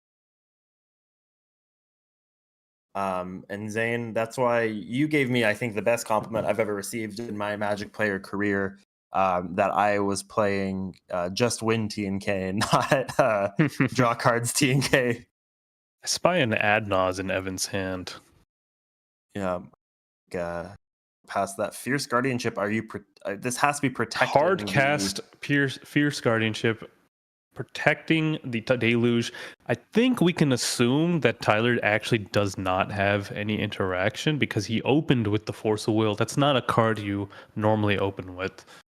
Just a tip for some of the players here. Yep. Yeah, you would tap that blue mana first before revealing your free interaction. Well, even beyond that, it's a catch-all counter that you can use on anything. So using it on something as simple as a sorcery spell kind of tells the table that you don't have anything else. Yeah. So Deluge is coming down. Let's see if Evan has the win here. It's do or die. Manglehorn will go away as well. Yep. I'll do my stuff. Maybe there's like a breach win in the cards here. I only got a peek at Evan's hand and I saw a Nas that he cannot cast. No red mana for a Dockside. We simply do not know where this is going. Dockside or breach, we really have no way of, unless we didn't play. Oh, we did play land this turn. We did the Hallowed Fountain. Yep. I don't think he's on that Nas plan here. I guess they're just not like us. They are not. I don't know if you're looking at chat. There's a bunch of Kendrick references right now. Oh, gotcha. Oh. Force of Negation being pitched to the Force of Will. Evan signaling that he has no more interaction. Wait, what are we Force of Willing here? Was there another? No, there wasn't another Fierce, was there? No, there's just that Fierce from Jorman, I believe. So we have Toxic. Oh no, Force. Oh, we Chimera'd it. Ah, that makes sense. Okay. So the table really teaming up. Oh, look, and then it looks like the spell has been countered and the turn is being moved. One Chimera down, one more to go. No one has a plan to win Insight. And the Toxic not resolve or got countered? Toxic got countered by that original Force of Will by Tyler. Sorry, forgive me. A little hard to follow with the Chimeras, but I will try to do a better job. Tyler Chimera the Force. Yep. Tyler's deck, Perplexing Kinnan, living up to its name. Evan forced the Fierce. Or something like that. I'm gonna be real with you, Chad. I don't actually know what happened, but I'm just gonna trust that it was kosher. So. I think it was Toxic, and then that got forced. Then that got Fierce, and then the Perplexing Chimera gained control of the Fierce to gain control of the Force, and then that had to get forced, and then that got Chimera'd. I think we're handshakes into the draw. No win Insight. None of these players had a plan to win the game. There's a Silence. There's a Dark Ritual. There's the Nas. There's the Reanimate. The unfortunate. Well, I can't say we didn't call this, We did call this. We knew this was going to happen the minute the Chimera came down, and then the Chimera was cloned. Rules Committee, I hope you were watching this game. This card is toxic in both casual and competitive. Yes, this is me complaining on stream here, using my platform to say, ban Perplexing Chimera. Hate that card. Whole bunch of do-nothings. Miserable to play against, miserable to watch, miserable to cast. I don't even think the players who play the card are having fun, to be honest. Like, we should do an fMRI of the players who are playing Chimera and seeing what parts of their brain are lighting up. Because I think that would be really important for science. Get your best. So here we are here. with TopDeck.gg's coverage of round 2 of Cowtown Throwdown. Writing was kind of on the wall from the beginning on that game. We had a very early Draenith into a very early Perplexing Chimera. Complicated judge calls turning into 20 minutes overtime into a draw. So no real winners here. The real winners were the friends we made along the way. Over 200 people watching with us. Thank you so much for joining. Huge shout out to Iron Deck Tournaments for sponsoring this event. Cowtown Throwdown, as we've said previously, is the largest cEDH tournament in terms of attendance and prize pool. We have 256 players battling it out for a $12,000 prize pool. We have new TopDeck.gg merch at this event, also available online. We have shipping options available now. Gold Sabertooth, Kixar, our artists at this event doing work. We have Mike Sad Robot Alters. We have the whole crews out here of Tad's TOing. This has been a great event so far. I'm going to be stepping out of the booth for the next round, and you'll be joined by Zane and Drake Sasser, and then it'll be me and Drake ending the day for you. But Zane, next round coming up right now. It's already been paired. I'm thinking pod 3. Yeah. Cool. Well, I'll see you guys after my union-mandated lunch break. Thank you, everyone, for joining us, and enjoy your time with Zane and Drake.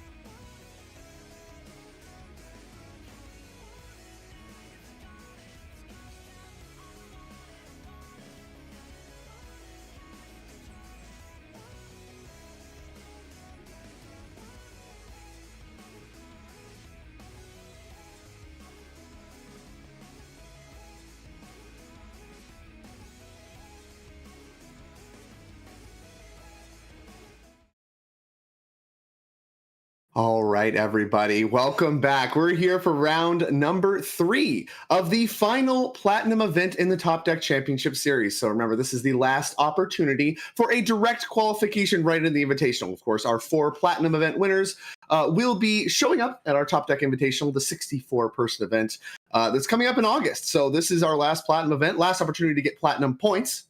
For those players that still looking to punch a one of their top 3 finishes, of course, their performances in the Platinum events, and your best opportunity to get as many points as possible. So we're going to be crowning another TopDeck Invitational player, as well as a ton of points on the line for everybody. And we are already 2 rounds deep. Last round was quite a doozy, went to time. So round 3, we're going to be kicking things off really quickly. I'm joined in the booth here, of course, with Zane. As we jump on down, it's actually important here. There's multiple Rograk Son of Roga in this pod. A deck that I know you've played quite a bit with many of these decks, actually. We're talking, of course, about Grixis Pirates, which is a little bit of light there in the bottom left, but Grixis Pirates, I know you've played that. I know you've played a ton of Rogsai and maybe a little bit of Rog Thras too. So can you kind of start to break things down for me? Who are these players? And tell me about this pod composition here. Yeah, so in first seat here, we got Eric on Corvold. That deck I have not personally played a lot with, or played a lot myself, but played a lot with. Eric coming here from top 4 just off Punt City 3.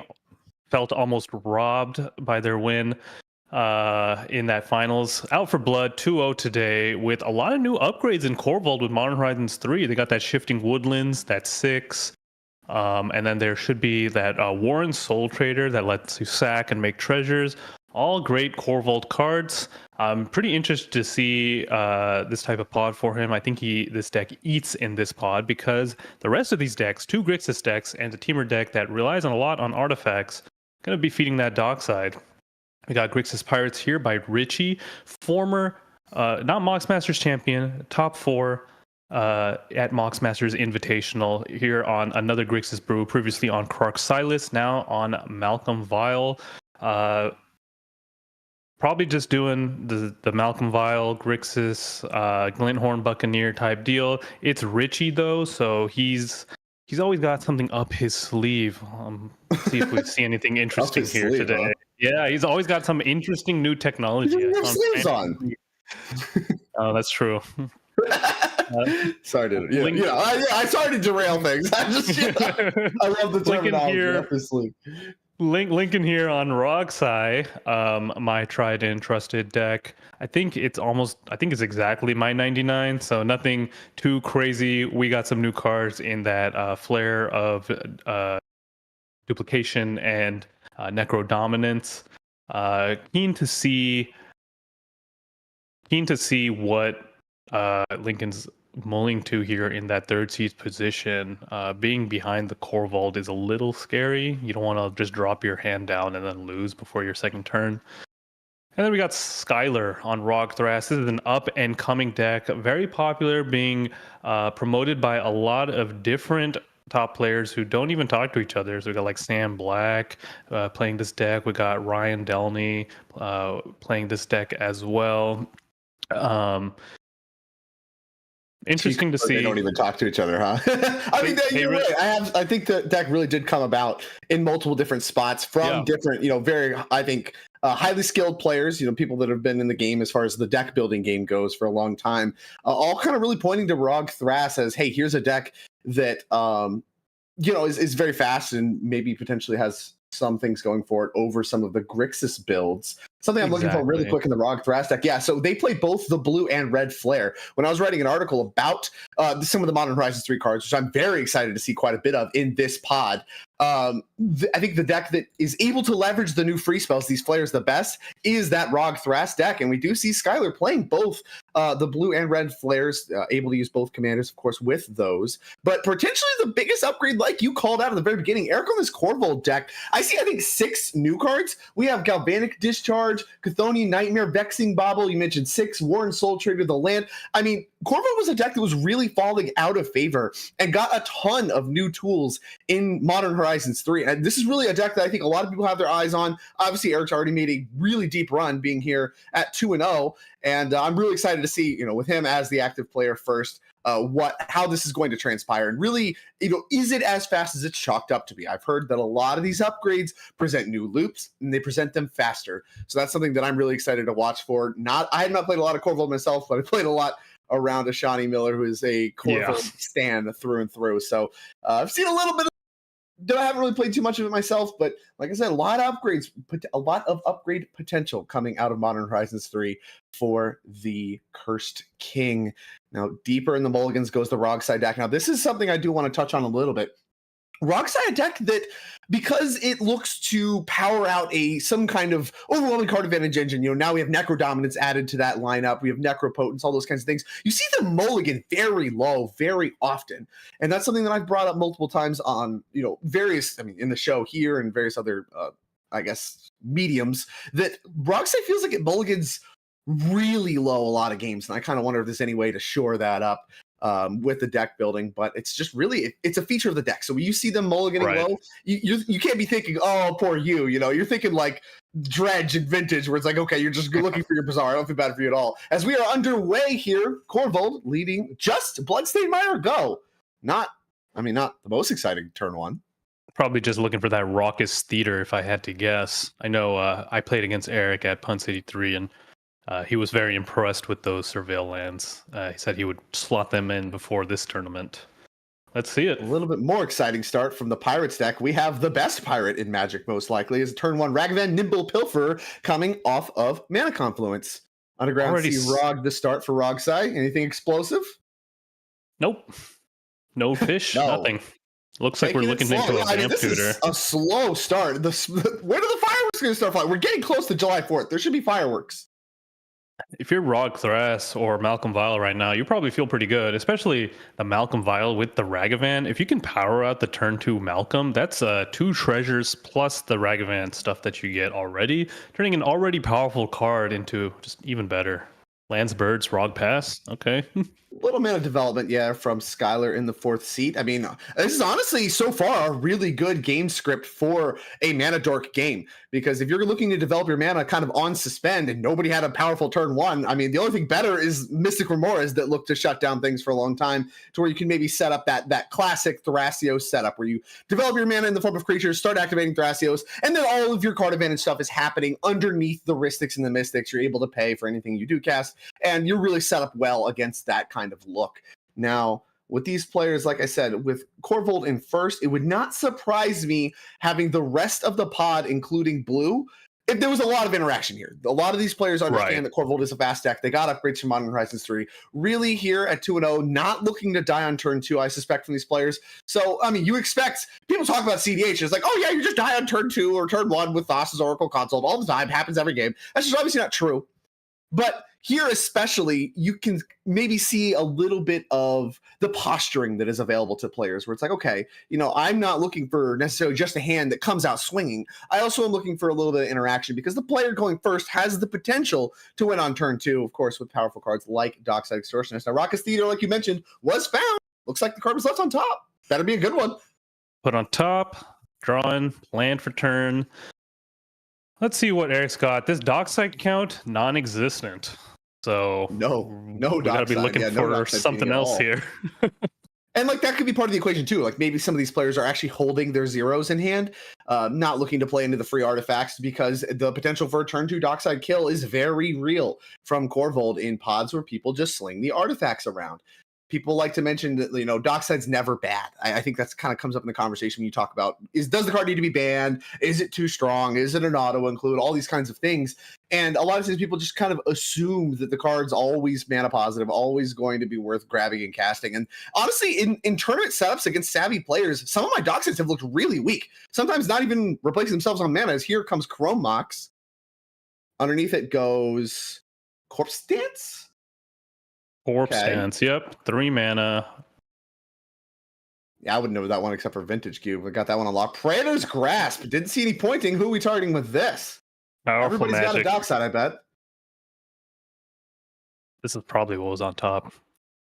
I mean, it's a good one here. Turn 2 Praetor's Grasp is a great way to kind of slow roll the Dockside, or get protection if you already have a Dockside line or Dockside kill kind of dialed up. Yeah, still, I mean, there may be some discussion here over who to target. And it looks like we have decided to target Richie, as Richie's reaching for the deck. Eric's searching through it.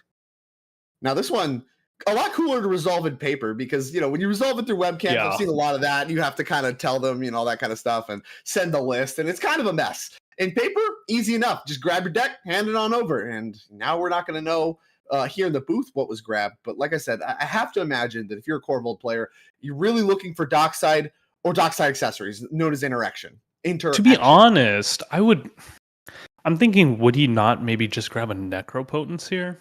I don't know. Could be pretty good. Do have Trip Black. So Necro, I mean, it's a good backup plan. I could see that. So here's a question. Does the Necro clause with the exiling and all that, does that interrupt any of the combos or anything with Corvold? I don't think so. I don't think so. I think he's on Necro, so I don't think so. Okay, yeah, there's no way it just shuts down your own deck if you're playing it. Well, either way, there is a card in exile face down from a Richie's deck. So you're going to see that. Kind of hard to see with the black playmat, but it is right there at the top of these beautiful Cowtown Throwdown playmats. Shout and then out Eric's doing the BM, P-grasping the deck, then handing it back to the player and be like, you can shuffle it. Isn't that required by the game rules? It's like, you shuffle, I cut. That's literally the rules. I always feel as BM, it's like, yeah, I'm going to P-grasp you. Here's your deck. You can shuffle it. I'm going to keep playing. Sure.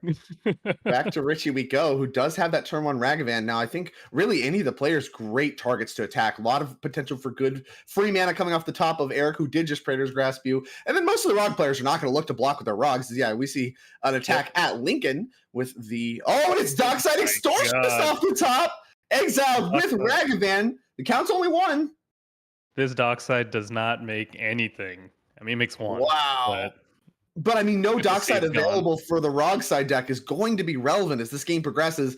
If not, because the count's just naturally going to get high, as is wont to do. But also, I mean, against Corvold, sometimes they leave treasures and stuff laying around. And a dockside follow-up, if you get another turn, can be very impactful. Yeah.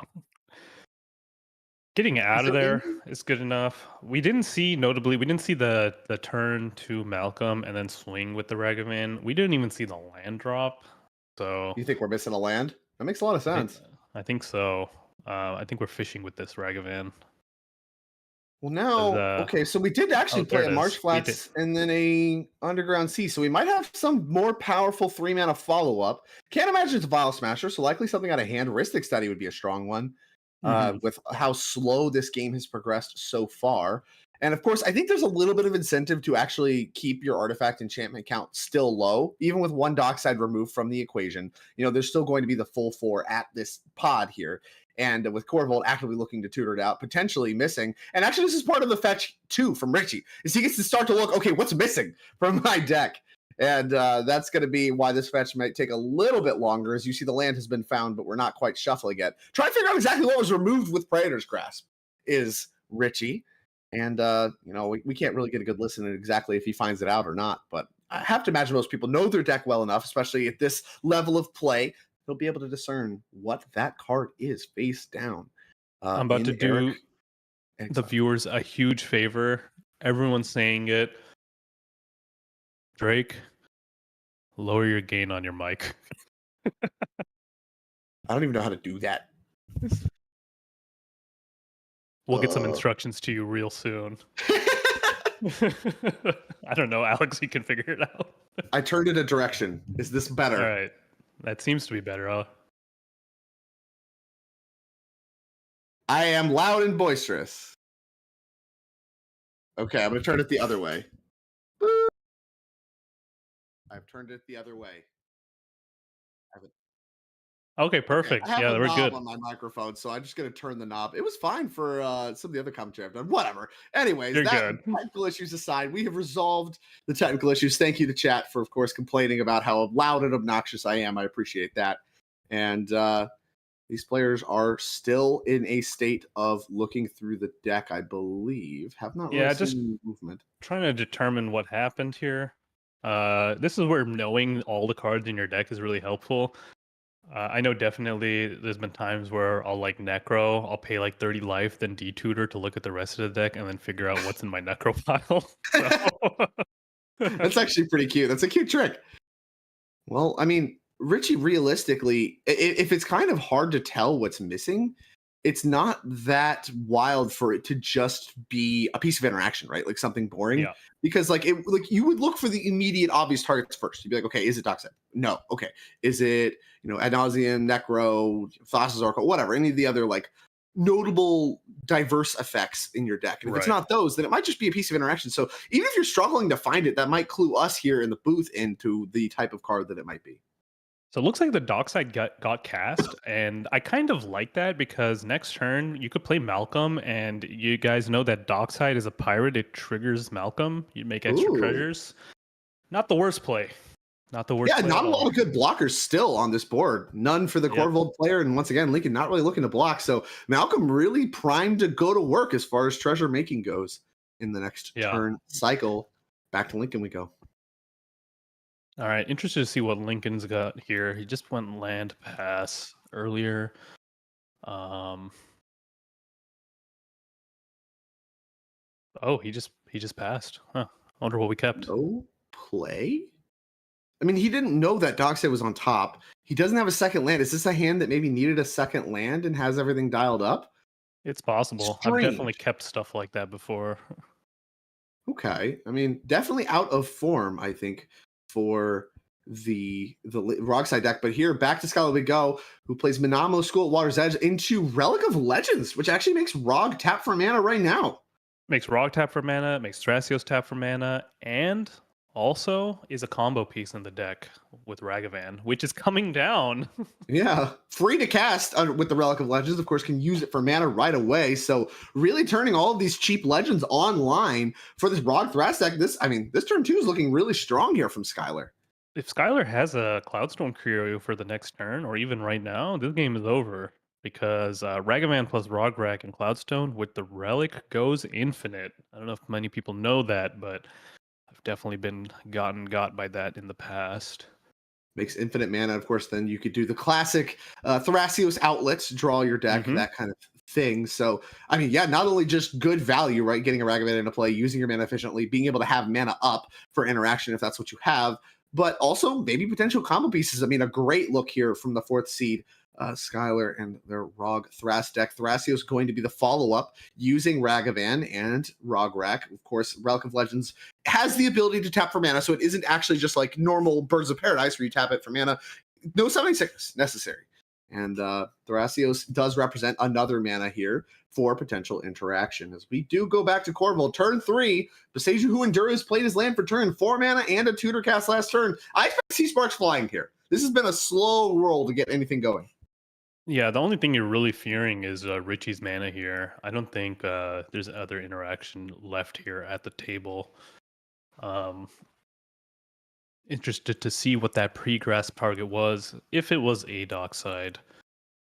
You don't think there's any interaction in Lincoln's hand? I mean, what is Lincoln holding on to? If it's not lands, it's not tutors, it's not anything. It's definitely, if he kept that hand, and we suspect is reliant on drawing another land, there's absolutely no interaction in there.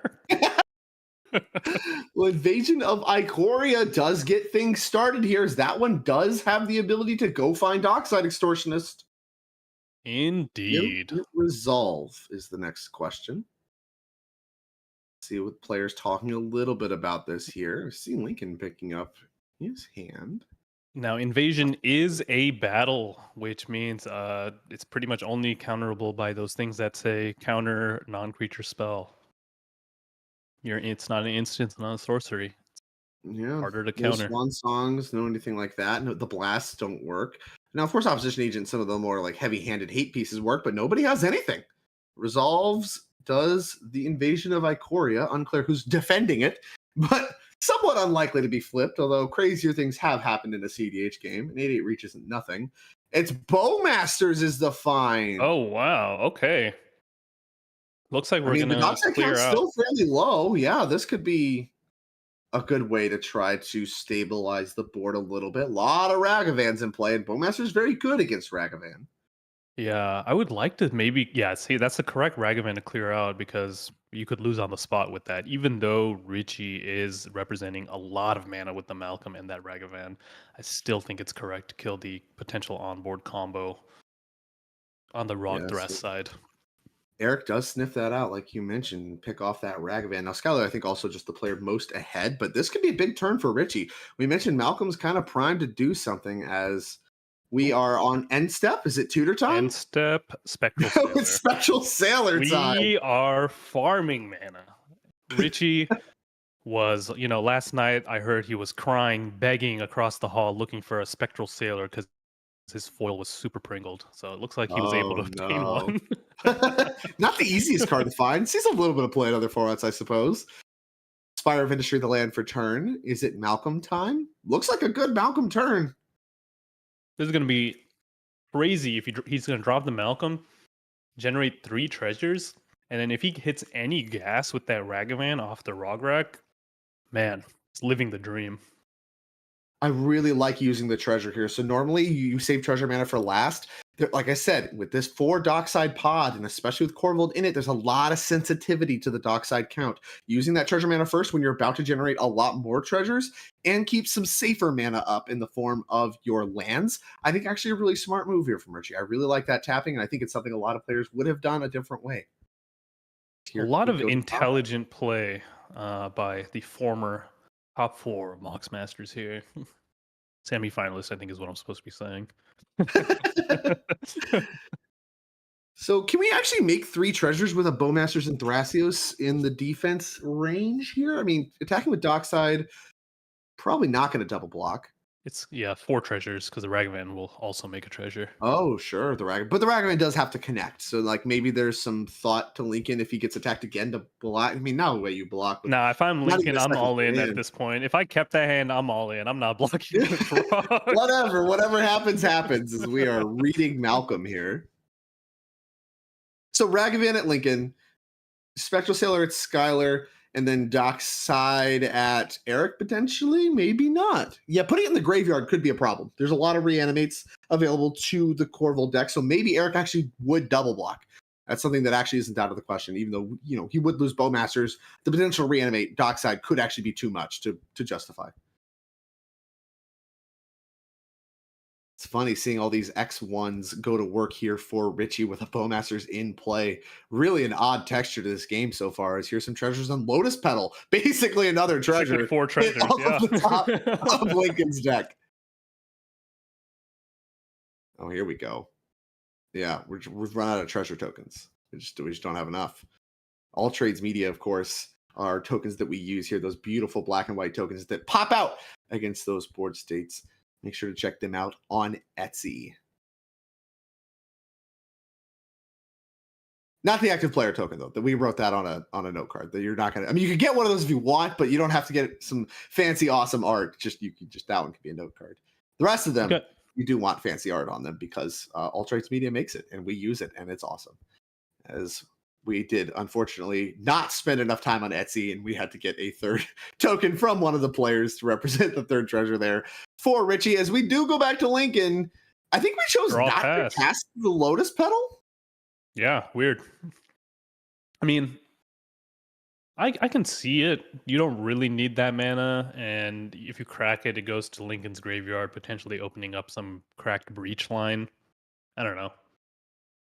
Richie not feeling like he's under pressure here.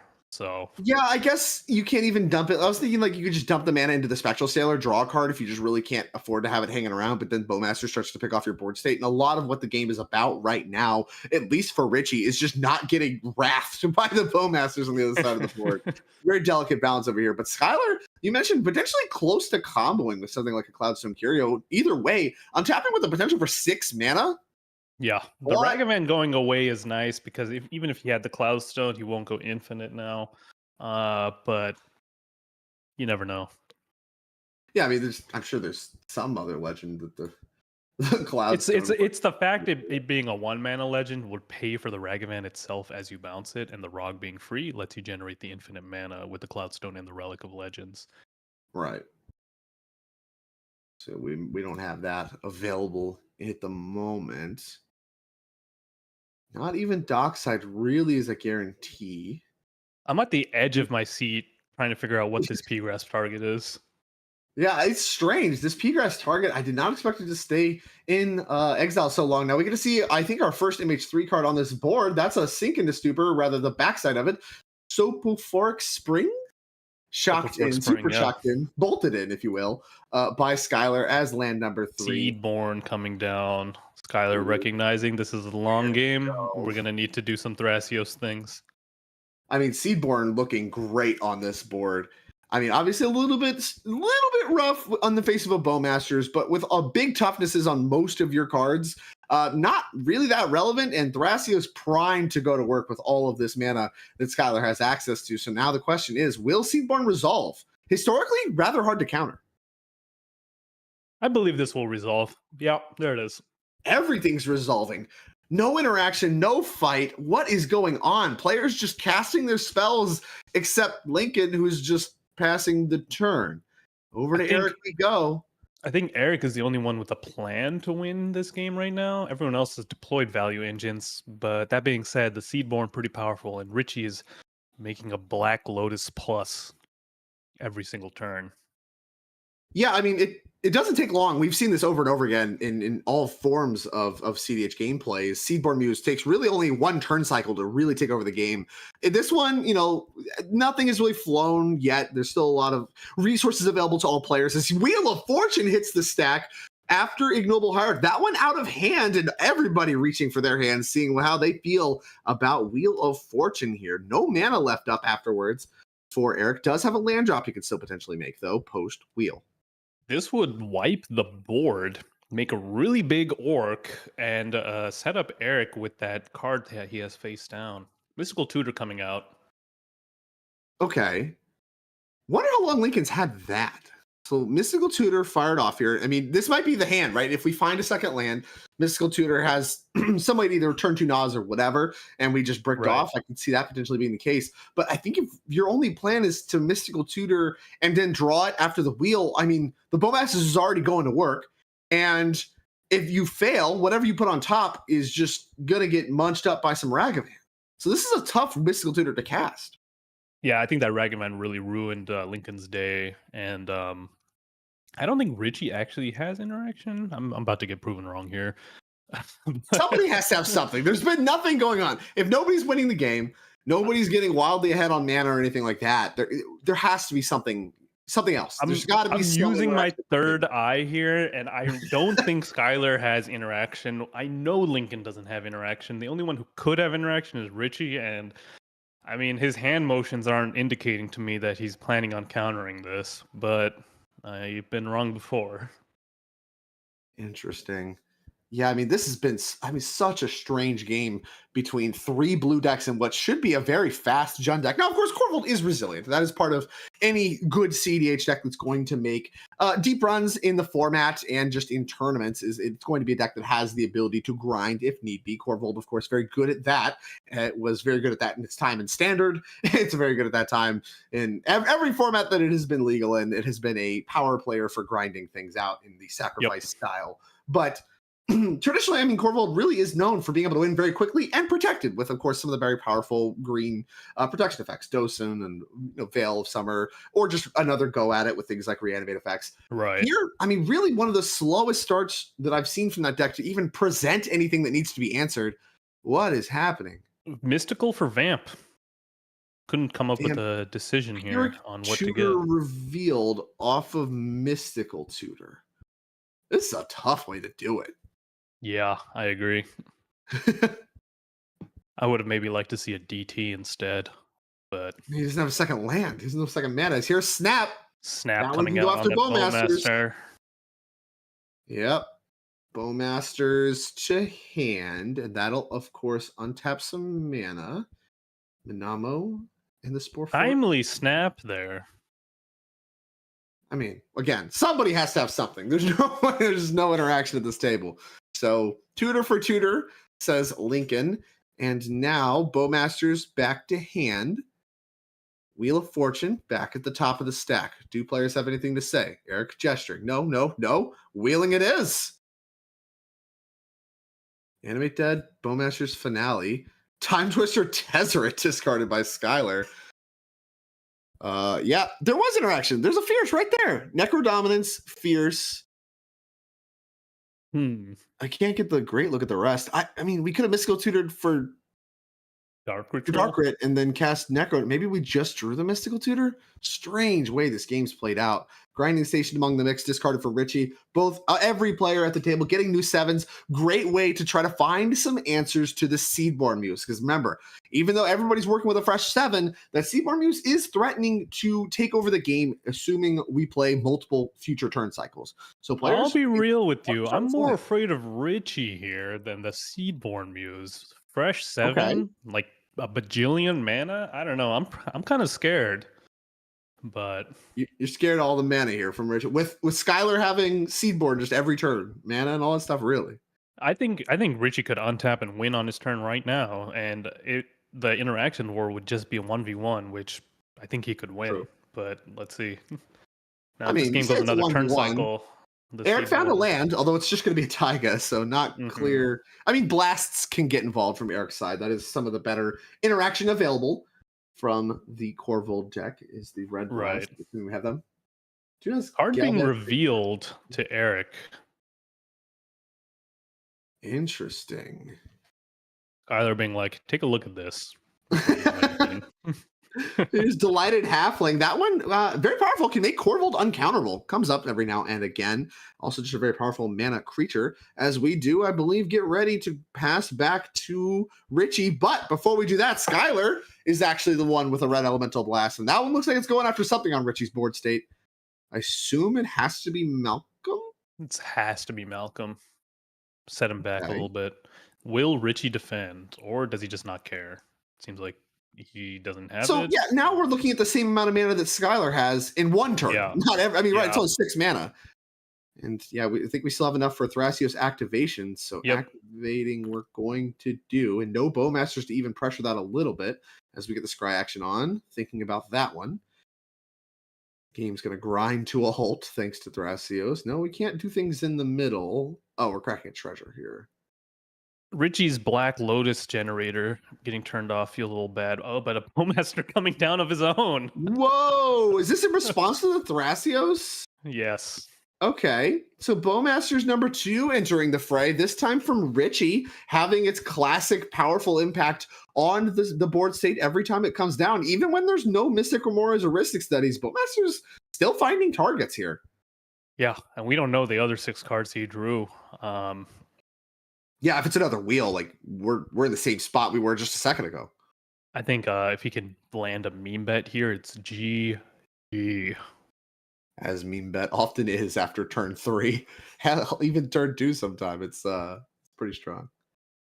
As we are sacrificing. No, we're killing Rog. I see. We're killing Rog with the Bowmaster's ETB trigger. So there goes Rogrek, Son of Roga. From Skylar. Now we do choose to bottom the card seen by Thrasios. Random one coming. It's Metamorph. That's another Bowmaster's trigger.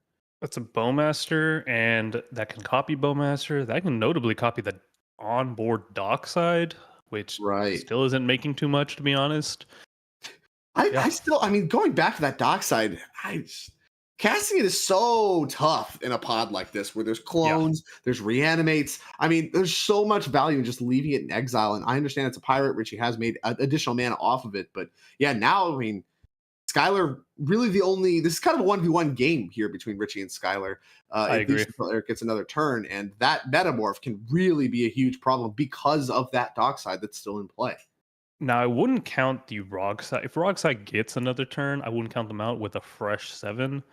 Sure. They could just drop a bunch of mana and then win on the spot. I've definitely done that before, where I'm just like, I don't do anything. We wheel. Everyone still doesn't remember that I'm in the game, and then I just untap and win. So don't count them out.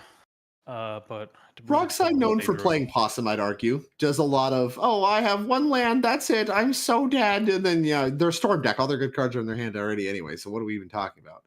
And people sometimes fall for that, but I mean, we are in a higher pod. Maybe that is potential that is diminished as we rise in the standings. Scalding Tarn cracked here for Richie. That'll be land number 4 plus 2 treasures. We have 6 mana right now.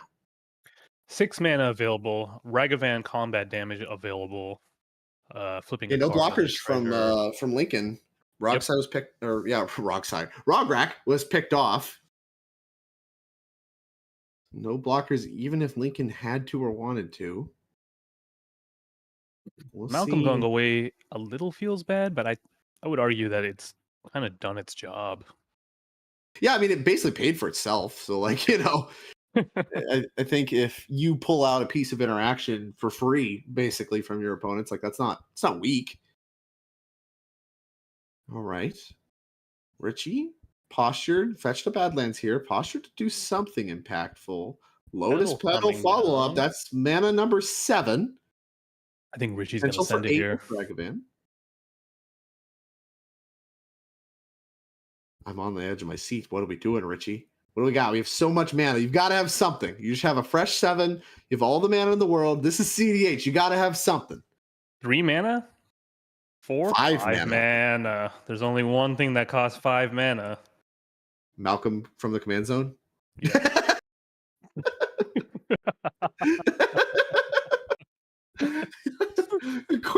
quick ad nauseum check. There is an ad nauseum, of course, in Richie's deck, but no, it's actually just going to be Malcolm with the commander text from the command zone. Chrome Mox follow up. Ton of mana in hand for Richie. Are we just going for broke on the Ragavan hit? Yeah, I think we're just begging at this point. I don't know. It's hard to say. There's the Swan Song dumping our interaction. 2, 3 mana. The follow up. It's Lindhorn Buccaneer. Oh no! That you can't counter that. You need a Force of Will to deal with that one. Force of Will. Of course, Flare of Denial does work. That is a card that we can think about here from Skylar as well. And Skylar, of course, the one who has pressure on them to answer this. With Seedborn in play, Thrasios going. You know, it's only been 1 turn, so there's not a ton. MVP. It's just Mind Break Trap. Oh no, with the Swan Song under the Mox. Oh no mana left over anyway, but of course you had to do this pre-combat. You couldn't even get the Ragavan mana because you have to win in combat. Brutal for Richie. Yeah, wow. Well, Richie pulled the trigger. The leftovers aren't bad. We do still have a Bowmasters, a Ragavan hit, plenty of Pirates to work with, but a known about Metamorph from Skylar does really threaten to kind of push Skylar's turn into oblivion. The sky's the limit. That was about the window you wanted to see there, and if Skylar doesn't win on their turn, I think Eric is primed to take over. It's tough because I think if you're Richie and you watch this game back, if there was ever a way you can find to have that 1 mana extra for that Swan Song you had, you know, what does the game look like if you can cast it, if you have that 1 mana? You know, we've played a lot of Magic. There's been a lot of turns where Richie has been developing mana in various ways. If there was a way we could have either politicked or done something to have that 1 extra mana for Swan Song, you know, could we have done it? You know, is that something that maybe would have turned this game around for them? Now, of course, there is still Magic left to play. And you mentioned don't count Lincoln out, and it was certainly not. Flare of Duplication Denial off the top. Flare of Duplication, You're right. Exiled off of Ragavan. That's no good. And on end step, we got some Thrasios shenanigans, it looks like. This is a pretty good game. Not gonna lie. Really slow to get started. A lot of players doing a lot of mana development, a lot of posturing, and now this wheel is really setting things off. Really interested to see if Lincoln can take a relevant game action. I'm Skylar. I feel pretty good. I know my opponents don't have any interaction. Let's see what Lincoln has for us here. Yeah, really, I mean, you got to be licking your chops if you're Skylar, right? You really just need to get through Lincoln's turn, and you're pretty well set up to either blow the doors off this game from a card advantage axis or just win outright, assuming you do have the right mix of cards off the wheel and the Thrasios activations we're going to get in the meantime. But you mentioned I mean, there is potential from the Rockside deck to just have a lot of spells that do accumulate to a very powerful turn. Interaction, very cheap from the Rockside deck. There's a potential for a big turn, but gonna need a way better mix than we've had for the entirety of the beginning of this game. As we are just reviewing this Thrasios activation, to bottom it goes from Skylar. Gonna get a quick reveal. Lands are fine hits here, there is the Emergence Zone. And maybe that could accelerate things if things start to get hairy on Lincoln's turn. Win on top. Win on top of it? I mean, we've seen that come up. Man, that is such a good hit with the Seedborn out. My God. Yeah, an extra mana that you get to use over the turns. Like lands are good hits in the first turn cycle or two, and then after that, you're usually looking for spells.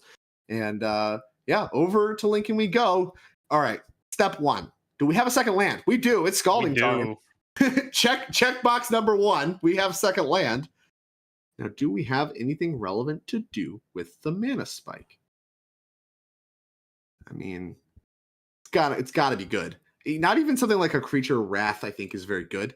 Like, I think if you went for something like a Toxic Deluge or what have you, I'm not even sure what necessary wraths or sweepers that Lincoln is working with, but I really don't even think that that's the direction you want to go. You really don't want to play any more turns of this game because it's just getting worse for you every single turn. I'm waiting for the inevitable meme betrayal to drop. Just waiting. Someone's got to have the it. Graveyards are stocked. A lot of mana, Bowmasters, interaction, everything you could ever want in the graveyards. Maybe only missing an Underworld Breach. All right, we fetched Volcanic Island. Access to plenty of mana here for Lincoln. It's Phantasmal Image. Here we go. The cloning of the Docksides has begun. Get something started here. Dockside making like 3 or 4, I think. Oh, it makes more than that. We got a lot of Chrome Moxes hanging out. So we got 1, 2, plus the Relic Legends is 3, plus any treasures that are left over from Richie. So 3 plus treasure count, which I believe is currently 3. We'll see if Richie wants to change that number at all. Minimum 3, maximum of 6. It seems like maximum 6. Right. I think Richie's a responsible player. He'll crack them. Are you cracking? If you're in Richie's seat, you cracking those treasures? I've seen you do a lot of egregious no cracks here. So are we cracking? I mean, if it was me, I wouldn't crack. But knowing Richie, he probably does. I'm not I know Richie's a responsible player, he's gonna crack, but I'm not gonna crack.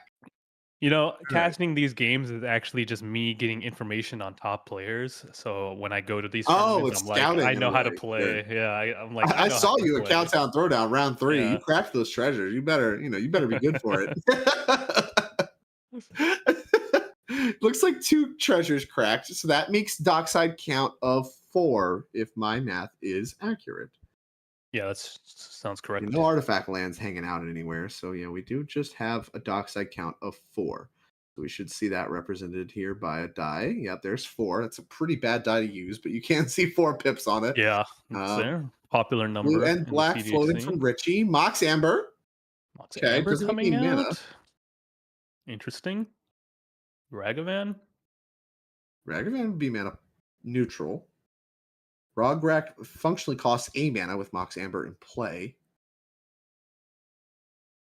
All right, 1 mana here. Gotta have a follow-up. Phantasmal Image is the right start for sure. Yeah, we know that there's a Phyrexian Metamorph, Chain of Vapor. Oh wait, you can't do that. Yeah. Oh, yeah. I mentioned we can't bounce our own Dockside here. It looked like we pointed to the Phantasmal Image, but maybe we then corrected ourselves very quickly and pointed to Richie's Dockside Extortionist. I mean, I like this play. I think this is actually responsible if you don't have a way to win the game right now. I think this is them it's his Dockside. Oh, right. Yeah. It's his Dockside from, It's from the Ragavan. Okay, so this actually does work. Wait, this is lit. All right. So the Dockside still makes 3. It's still mana positive, but Richie does get the choice to continue the chain if he wants. So now, if you want to be really egregious, you could start to try to go after treasures and stuff like that. Muse. Yeah, Seedborn Muse. You can sack a land and do that. I mean, you actually have a lot of options with this Chain of Vapor sack here, if he wants it.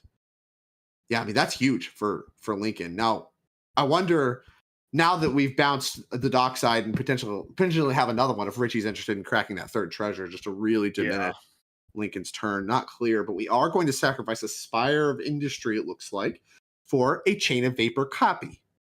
Copying the chain. We're going to hit pointing over at Skylar. Looks like the best thing on the table to me. Oh, yeah. There's some begging going on. Those are some hands of politicking. Yeah. I've seen that look before. Can I get the C-SPAN cam? That is some pleading going on as we see the players doing some hand gesturing. Yeah, there it is. Debate is occurring. There's a lot of thinking from these players here. And yeah, Thrasio's being activated from Skylar. Or I mean, could be casting a spell. We get a quick look at the hand there. Interesting. Potentially casting a spell in response to the Chain of Vapor copy. So remember, that's what's on the stack here is these players are talking through how to respond to a Chain of Vapor copy on Seedborn Muse. A lot of contemplation occurring. I think I saw a Chord of Calling in Skylar's hand. I mean, I don't know what's maybe feels like, oh, it's a Relic of Legends getting. Oh, we're bouncing the Relic of Legends. Okay, let's get back to the game. We're actually just bouncing the Relic of Legends, which leaves Seedborn Muse in play. Okay, I mean, we can still activate Thrasios every turn, though. That doesn't solve anything.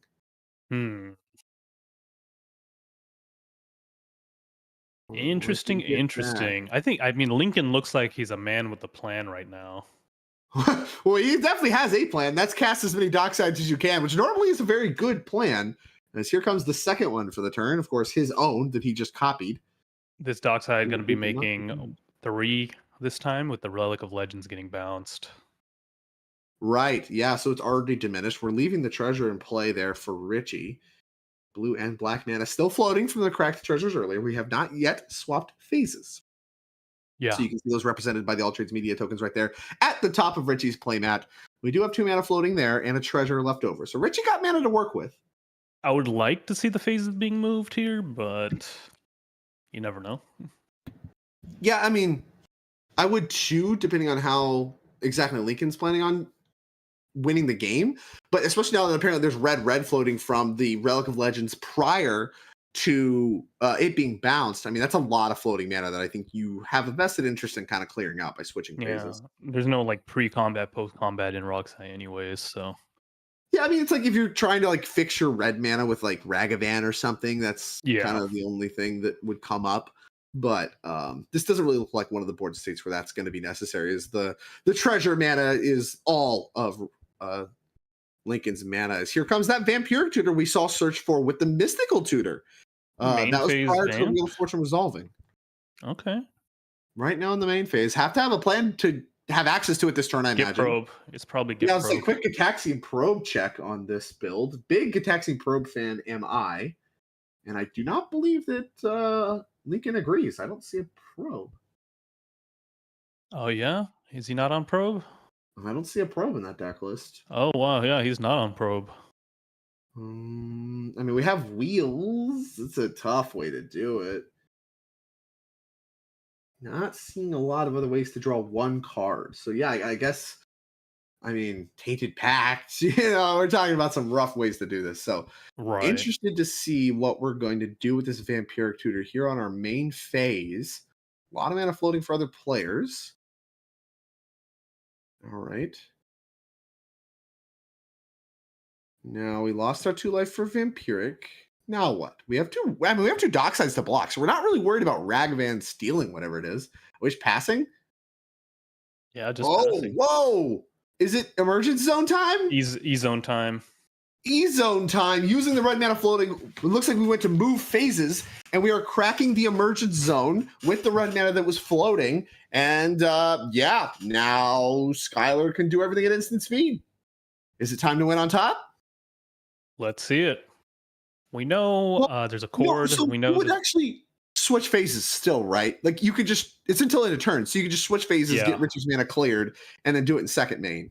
Whatever you could totally wait unless you need that red mana. Unless you want this red mana. So okay, maybe spend this red mana, then switch phases, and then do whatever you're going to do. Well, let's see what he is going to do. 2 mana being tapped here. Yeah, 2 mana being tapped. Red still in pool. Blue and a green. What you got for us? Could be blue. You don't know. Could be his own dockside. Nope. I mean, we know there's a Metamorph, right? Like, that's just face up. We know there's a Phyrexian Metamorph, so the floor is that. Big thinky is occurring right now. And that's something that we could use the red mana for as well, is a Phyrexian Metamorph, leaving us with whatever the dockside count is after any treasures are cracked, plus your Tropical Island and Birds of Paradise. So, that, I mean, that's a lot of mana. Potential for, and this is really, I mean, this is kind of the power of Emergence Zone in these style setups where you get to untap your permanents over and over again, is we can go for a win attempt here and then just untap into our turn and potentially have something else rolled up, either, a card advantage to recover or another win attempt. Here is Kennen. Kennen coming down, and do we have exactly enough for Basalt Monolith? Oh, wow. Monolith present in this deck list? Birds being tapped for double, leaving the blue up. It's Relic of Legends coming back down. Okay. So that makes Kennen tap for 2. So that is mana neutral. No, it doesn't. I think Kennen just still taps for 1. Checking wording on Kennen. Whenever you tap a non-land permanent for mana, add 1 mana of any type that permanent produced. So he does tap for 2 mana under Relic, right? Well, no, the Relic produces 2. The Kennen tap being tapped only produces 1 because it's not Kennen producing the mana. It's the Relic producing the mana when you tap Kennen, so it's just 1. Oh, really? Whenever you tap a non-land permanent for mana, that doesn't count as tapping for mana with the Relic of Legends? Nope. Interesting.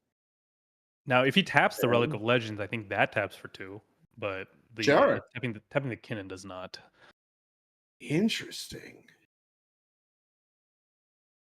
So I guess laundering it through the ability doesn't, I mean, that could come up here as very relevant. Now, Relic of Legends is actually -1 mana instead of mana neutral.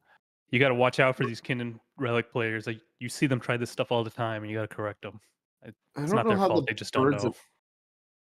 Paradise is tapped and untapped. Not clear what's going on here. I think we're explaining what's going on here. Is the Relic of Legends is being tapped for 2 mana of some kind. I think there's some big thinkies occurring. And then, okay, so this uses the reds, right? No. Yes, no? What? How do we make push mana? So we cast Kennen, we had red floating. We used Birds of Paradise plus the red to cast Relic of Legends. And now Relic of Legends is tapped for a 3 mana card. Ooh, yeah. I mean, there's a lot of mana mixture. Do we have another mana floating we didn't see? Not clear exactly what just happened there, but I assume.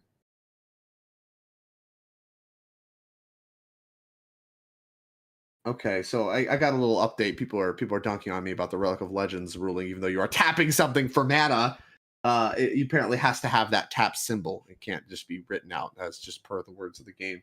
106.12 has been quoted to me, so that's something that I guess is good to know.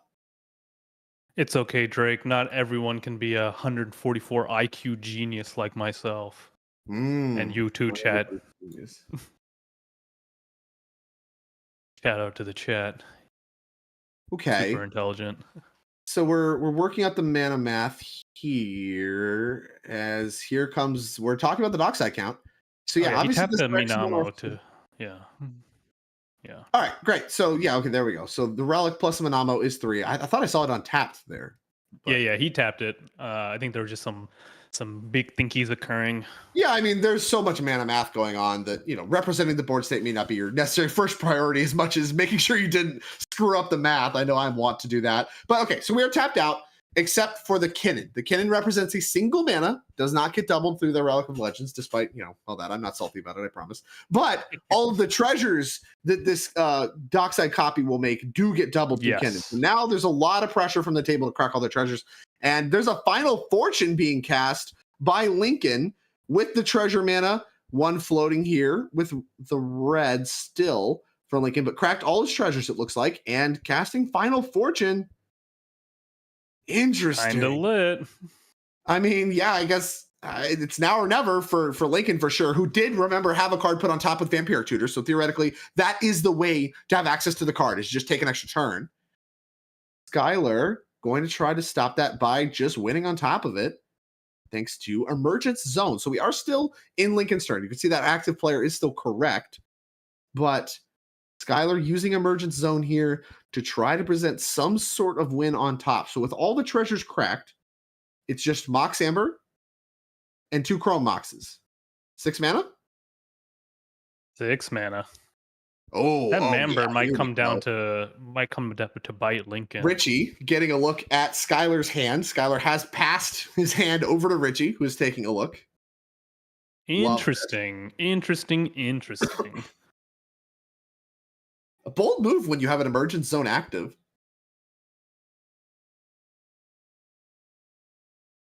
All right. So 3 treasures is the amount made. So we have made 3. And that represents 6 mana. Richie knows what Skylar's working with. I mean, Skylar, as a political move, has revealed his hand to Richie. Richie has something to cast with that 3 mana. Richie was not happy. Storm on the Final Fortune. Okay. I'm Skylar. I'm happy to see that, but... Well, I mean, like I said, Richie's seen Skylar's hand, so I think that this play was made as I'm going to stop Lincoln from doing anything. And Skylar doesn't have a win dialed up yet, or something like it. And I mean, we know the Zero Muse can change that very quickly, but yeah, Richie seems satisfied that Skylar's not in a very commanding position yet. Final Fortune stopped by Flusterstorm. Players mostly tapped out at this point, right? Does anybody have any mana up? I think the answer is no. I'll be real with you. If Skylar showed Richie the hand and Richie thinks he can't win, Eric has been surprisingly quiet this game with that P-Grasp card still face down. Lots of mana coming into his turn. So patient. I mean, if it's a piece of interaction, just like Giga Brain play, just to stop Skylar, untap and win. I mean, just what a masterclass. That would be so sick.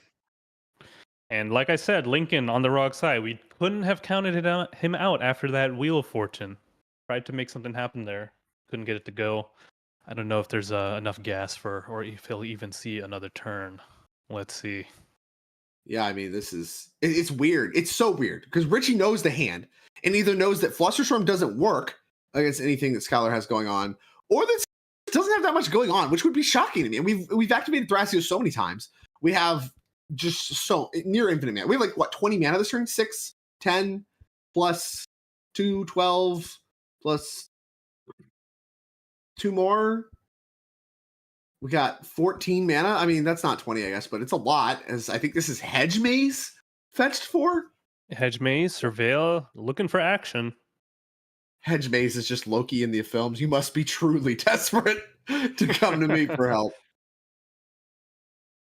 Main phase Hedge Maze. I mean, that's a bold statement about the power of Skylar's leftovers here.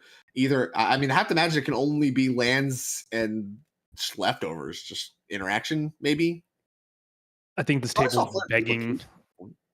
This table's begging, looking for action right now. They're starved for action. They have the mana available. They just need to win here. Everyone's digging deep. Everyone's doing their best. Things are getting Mindbreak trapped. Flusterstorm. I don't think they're doing their best. They could have had. You don't think they're doing their best? I don't think they're doing their best. Eric's had this Praetor's Grasp just hidden away. I think they've forgotten about Eric. Eric has not said a word. If we switch to the C-SPAN cam, I bet he's leaning back, trying to minimize himself. Yeah, look at that. That's a posture of someone who's just praying that they get to untap and win the game. He's like, please, God, let me untap. Oh, yeah. Richie, you saw Skylar's hand? Yeah, it's no good? All right, great. All right, just let me get a turn. Just licking the chops. Let me get a turn. As looks like a Talisman hits the bin off of the Hedge Maze Surveil. All right. Now what? I mean, you have Thrasios activations if nothing else. You have 14 mana. Like, main phase and activation. Find something. Man. You get to untap anyway. Yeah, we gotta use this mana. This is like, come on, we gotta do something. I think they're really showing their desperation here. Oh wait, we're tapping. Wait, this is a lot of it. This is like 6 mana. Okay, it's a Kinnan activation instead of a Thrasios. Oh, okay. Maybe. What do we have for hints out of the Rog Thras deck? Let's look. Wing Micah Spawn's bad. Teamer Sabertooth is maybe good enough. Yeah, that one would be good enough. So Sabertooth, the potential hit with the clones. Magda? I don't know. Magda. You could tap it right away, make a treasure, but that's only 4? Okay. What are you looking for here? That's tough. I mean, maybe Skylar's not even sure. I think we've changed to a Thrasios activation instead. Yeah, we did. Instead of a Kinnan activation, it's a Thrasios activation. Yeah, Kinnan All right. activations and non-Kinnan decks are always a little weird. I used to do that in like Malcolm Tana, and it'd be like, yeah, half the creatures I'm hitting are just human, so it doesn't even Yeah, work. there's humans or mana creatures or whatever. It's like, what am I doing? Well, we did hit Otawar, which does come into play tapped. So we have another land for our next turn cycle with Seedborn Muse, as things will start to snowball with that card. Devoted Druid. Combo piece alert. What do we have with Devoted Druid? It should be a Machine God's Effigy. There sure is. Machine God's Effigy. I think Sam Black really put that one on the map. I remember him talking a lot about Machine God's Effigy and the Devoted Druid combos in his Rog Thras deck. So little bit of, I mean, I don't want to start giving credit to people, but that's where I first read about it and was pretty impressed with that piece of technology. So looking for the powerful 4-mana artifact potentially is Skylar. Again, infinite mana draws the whole deck, also puts creatures into play thanks to Kinnan. So we basically went on the spot as we untap in Eric's turn. Gonna start things off with the Thrasios activation. It looks like before even draw step for Eric. Yeah, he's really looking right now.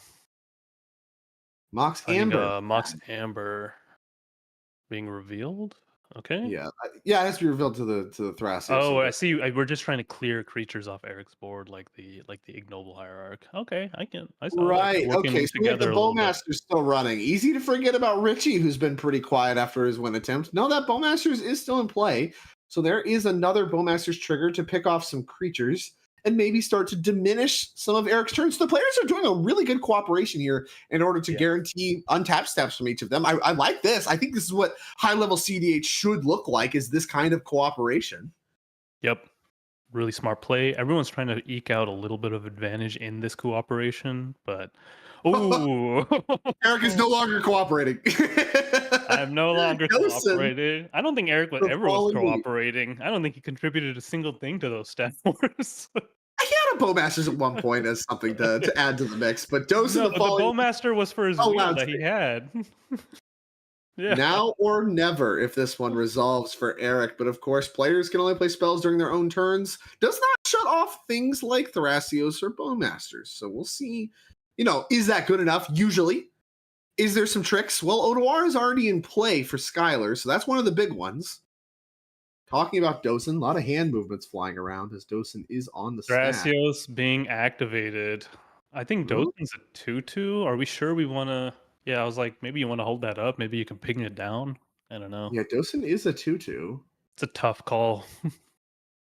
We'll see. What do players... Dosen looks like it's going to resolve. Yeah, I think they agree with you, where it's a 2/2. Do we want to just hold it?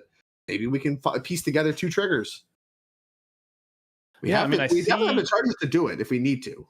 I see the treasures. I see the Minamo being able to untap a Relic of Legends, maybe? I don't know. Things could happen. There are 2 Thrasios activations. Dockside and Dockside is the card in exile with Praetor's Grasp. There it is. Eric has waited and waited and waited for these artifacts to fill the board. He knew that maybe these opponents were holding back on him.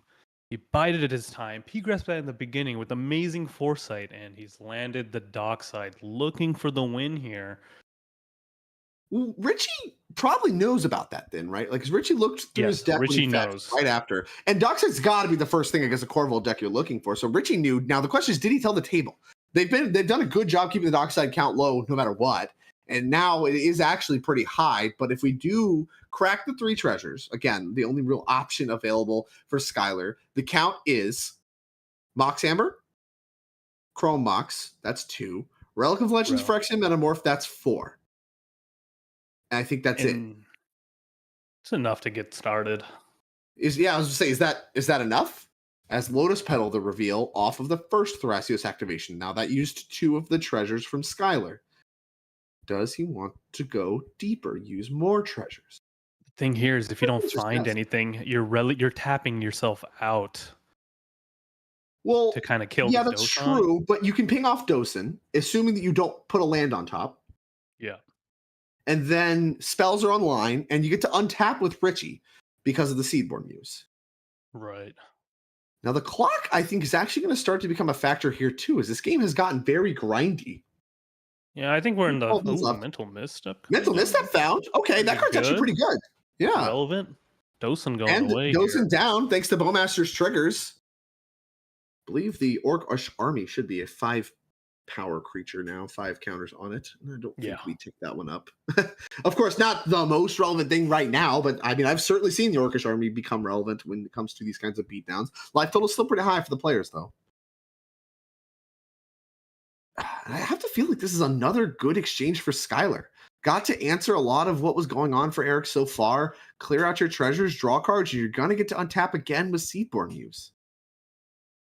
A lot of deliberation going on. We still have one more Thrasios activation as well. Right. There's a lot Misstep going on maybe here. Complicating the math here for Eric. Yeah, I mean, a lot of times you want to sacrifice Dockside, reanimate it with that 1 black mana gemstone, mine the land for a turn, and Mental Misstep actually going to be pretty good against that particular interaction. But it is face up, so maybe Eric can take a different line. We'll see what he does come up with. It's Dockside of his own out of hand.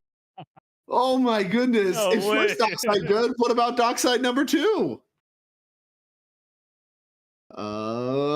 Okay. Well, I can tell you that 8 treasures is almost certainly enough to do exactly what Eric wants to do.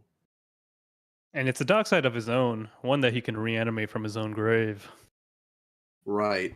Could An be important one to find for some of those, some of the reanimation effects that can't reach for the opponent's graveyards.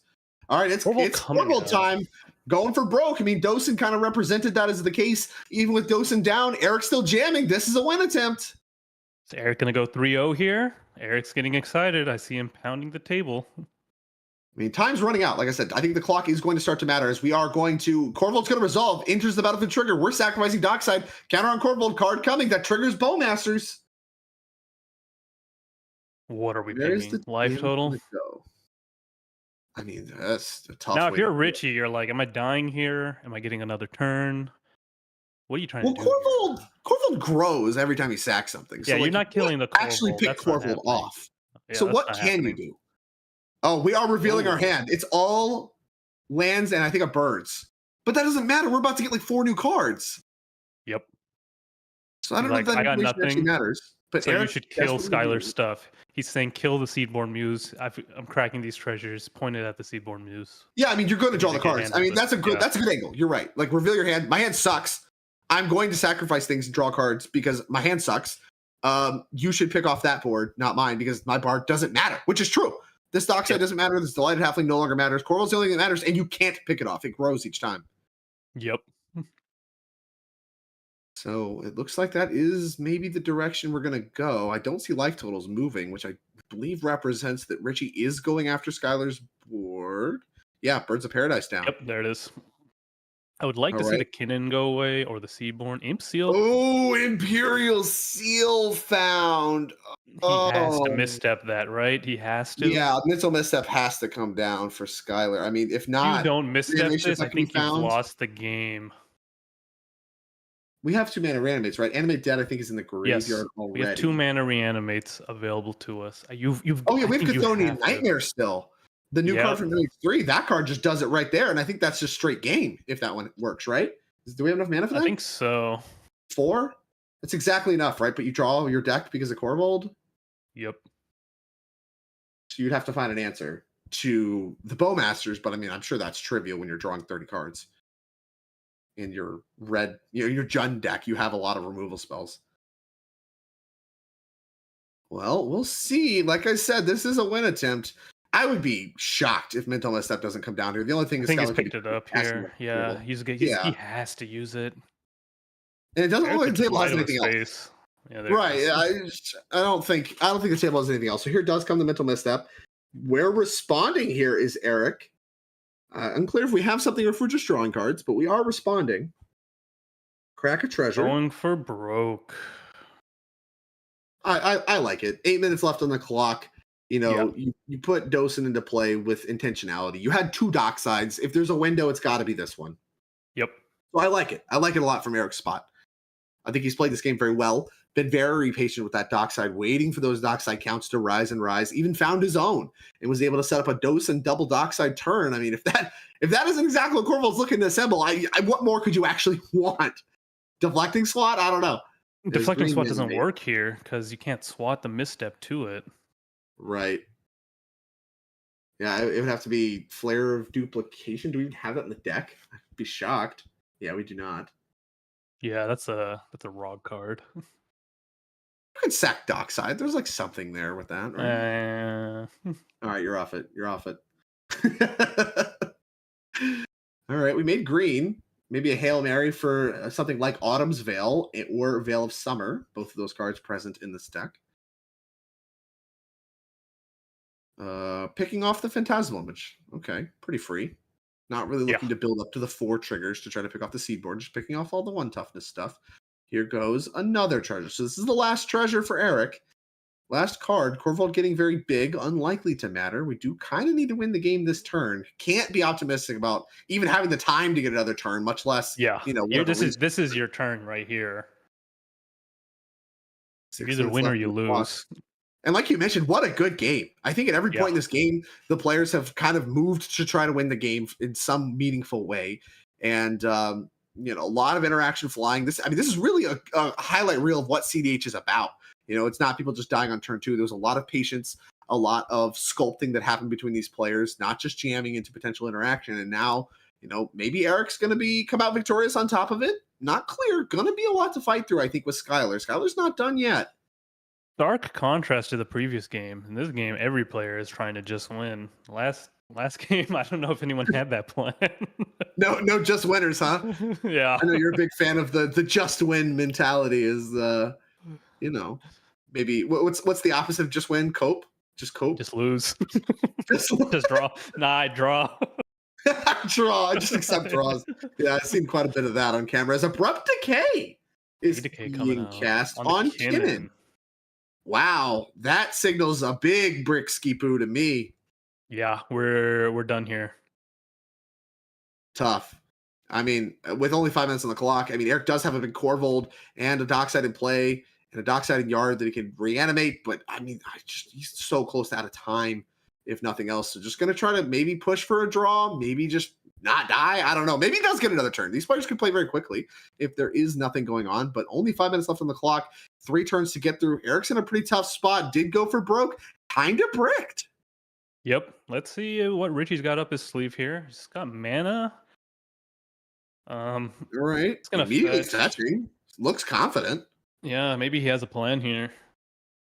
That is a big Orcish army, but life totals are still very high. We're not going to be able to really take the life total plan here. Yeah, life totals are high. There's not enough time on the clock. I don't think that's the plan here.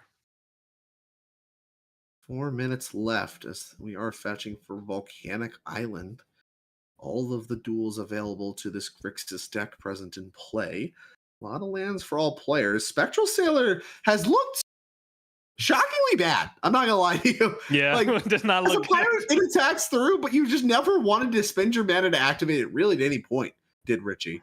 Tough card here. All right, let's see here, Richie. What you got for us? We're approaching the end of this game here. Lincoln, if he gets to his turn, he was going for broke on that Final Fortune. Maybe he has. He had a Vampiric Tutor card that's still on top and does still have a dockside to block. So Ragavan not going to get through and munch that Vampiric Tutor away without a removal spell from Richie of some kind. I think he has the Meme Betrayal on top, if I'm being honest with you. That would be a good Meme Betrayal. Needs a 3rd mana source. Only 2 cards in hand. Yeah, you've wanted Meme Betrayal this entire game. Dude, this game is ending in Meme Betrayal. I promise you. I'm taking bets right now. This game's ending in Meme Betrayal. Are you taking meme bets or real bets? I'll do both. Actually, I don't think I can do real bets on stream. I'm taking meme bets on. I'm taking. Yeah. Well, okay. All right. Carrying on with the show, Malcolm is still in play alongside Ragavan and the Spectral Sailor, so we can actually make some additional mana. But I just don't think that Richie has mana problems. It just doesn't. Yeah, he doesn't have a mana problem. He has an action problem. Yeah. And, this Ragavan Richie may be mad of action, but his deck does not currently represent it. As we're still talking about attacks. I mean, I think we're trying to politic to get the Ragavan through. Yeah, let's get that C-SPAN cam. Yeah, I mean, look at this conversation. Yeah, it's really politics. We can try to get this Ragavan through somewhere. A lot of hand movements from these players. Skylar looks ready to accept some kind of a deal. I think Skylar's a little desperate here. Yeah, I mean, Skylar just slipped out of his hands. With this time expiring like a rope on arena, he's really just wants to get the game moving, take another turn, even if that means politicking. And yeah, I think we did allow ourselves to get by Ragavan. We did. Spell Seekers. No.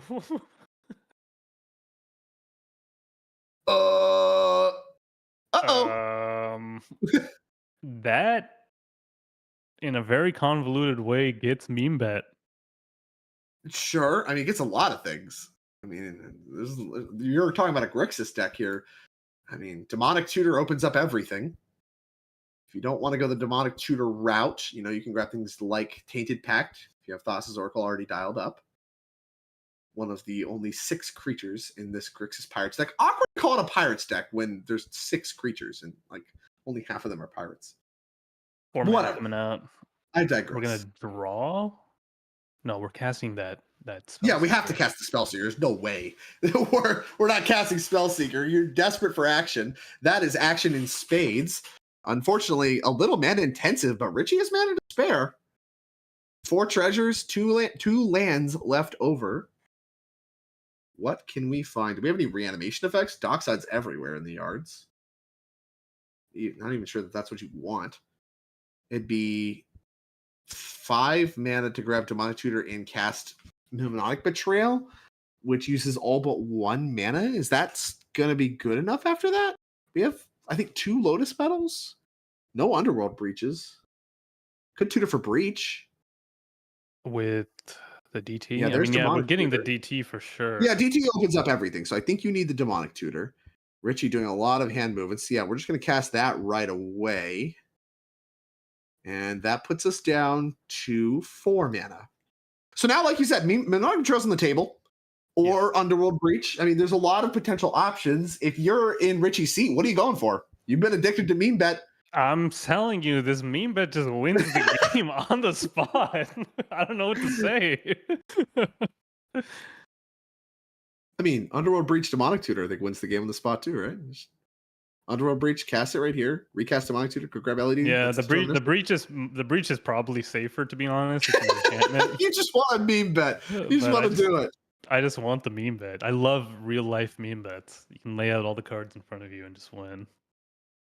The webcam meme bets are like, oh man. Zane goes for the just vibe wins. It's not just win, it's just vibe. It is Underworld Breach. That is the intelligent play. That is the intelligent play. I must admit. A politicked Ragavan hit, high rolled into a Spellseeker, and now Skylar forced to action. That looks like a Thrasios activation.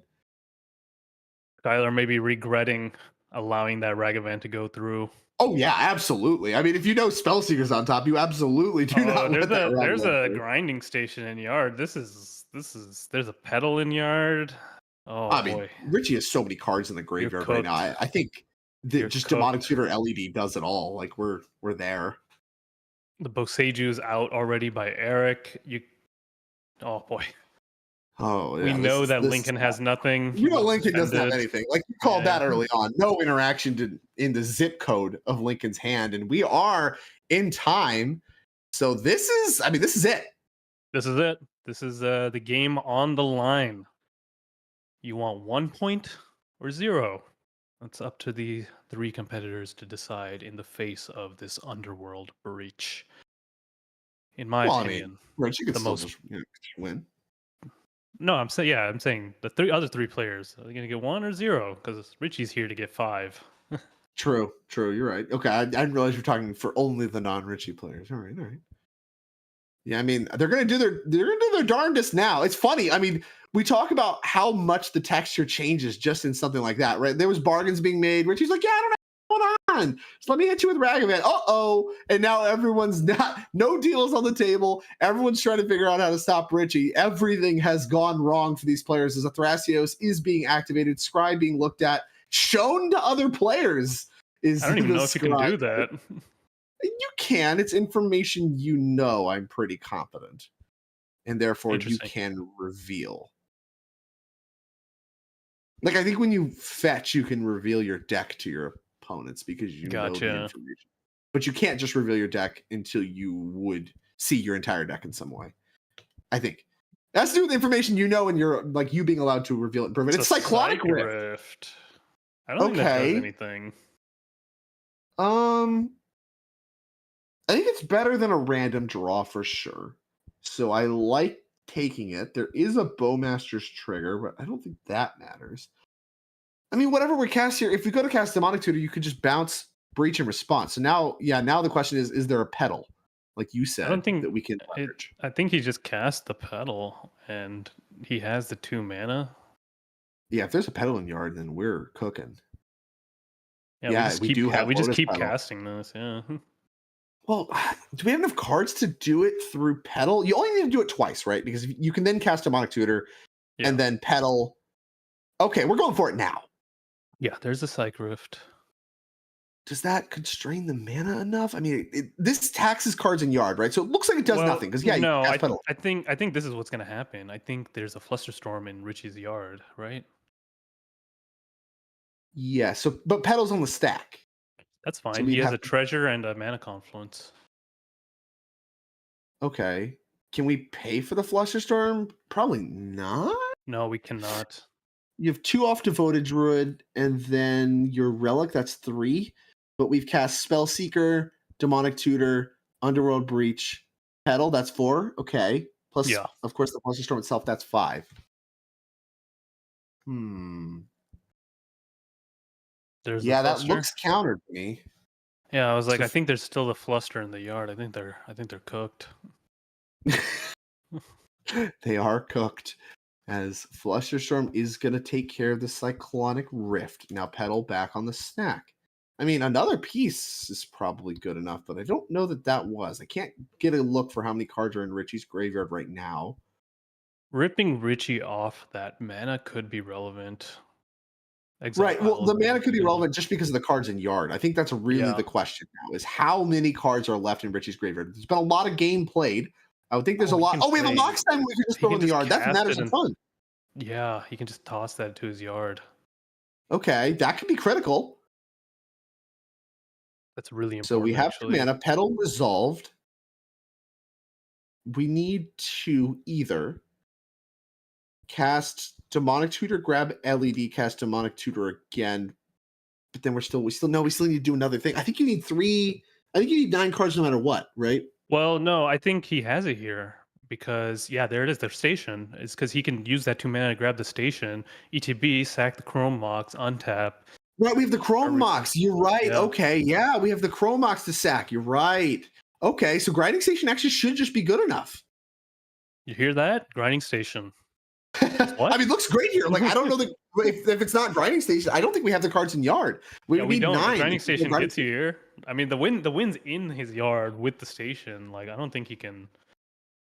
And then ETB, he sacks that. He needs to sack that Chrome Mox, I believe. I think he can sack. Okay, yeah. I mean, you can only sack the Chrome Mox. It's the only available. That's what I was thinking. Is like we don't have pedal, we don't have the treasure, but you do have the Chrome Mox left over for the Grinding Station. Yeah, so you do that. You go through the Chrome Mox, recasting it. Don't imprint anything. Find the Brain Freeze, sack the station to itself, then cast that Brain Freeze with the double pedal from yard. I believe that's the line of play here. Yeah, and even if you find the LED that can do things. Oh my God, is it SWAT? Oh, wait. I don't and you can mill somebody else. Oh, yeah. Uh-oh. And now we don't have double pedal anymore. So, right, we cast Chrome Mox, annihilate. I probably would cast a pedal at this point, but whatever. We annihilate all of the yard. Yeah, okay, so we chose the pedal instead. Now there's no graveyard. We have pedal, Grinding Station, Underworld Breach. Now what? Okay, sack pedal. but whatever you get doesn't Goes net away. anything. Right. Oh, well, he's just found the Soul Ring. That's huge. What does that do? We have no mana floating. Oh, that's true. Yeah, I think Richie's looking at that now to see what the pedal is doing. I don't see you don't get anywhere. You just exile the cards that you mill over, and you still need a 0 mana artifact left over. Yes, so you have to sack the grinding station, but then to recast the grinding station, you're in trouble. I think you need to find like Brain Freeze, LED in the same hit, and then you have grinding station untapped, and then you sacrifice your grinding station right there, and then maybe you can get something going. I don't even think that does it. It's the last turn. He's got to come up with something. That D-SWAT coming in real hot. Wow. Yeah, what a timely deflecting SWAT from Eric. Holy cow. And the patience on it, too. Yeah. Wow. Okay. Yeah.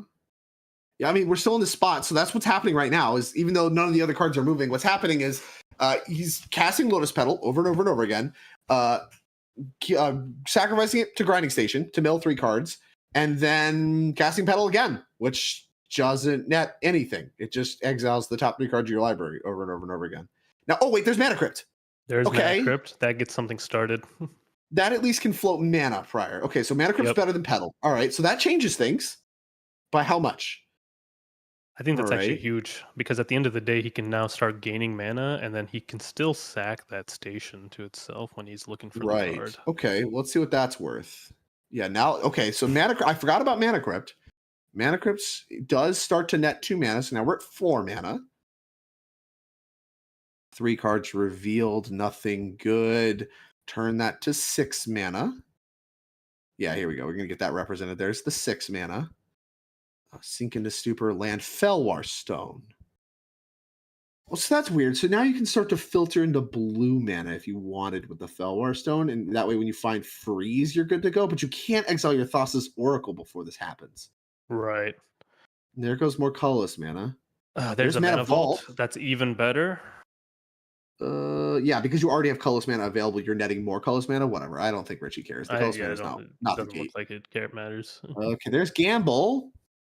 And is that a talisman? It's a Jeweled Lotus. That doesn't do anything either. Gamble would be good. I really wish we'd saved the Felwar Stone. I think the Felwar Stone came too early. Yeah, we needed maybe more colorless mana to make that work, because then you only get a certain number of activations after that happens. I think he can find it. I think he can look for a talisman. I think he can just go deep, bank more colorless mana. I mean, he's going deep. All right. You have 2 talismans in the deck. Creativity and dominance. There's one. Right there. All right. Considering didn't passes on it. All right. I would have liked to see the talisman come out and then just. I mean, yeah, because as soon as Thassa's Oracle's hit, if you have to exile it, you're done. If you can find the Brain Freeze here. Right. Those 3 cards are no good, as the players are now tracking the colorless mana for Richie. Force Negation, Ponder. Looks like another blue card is Force of Will.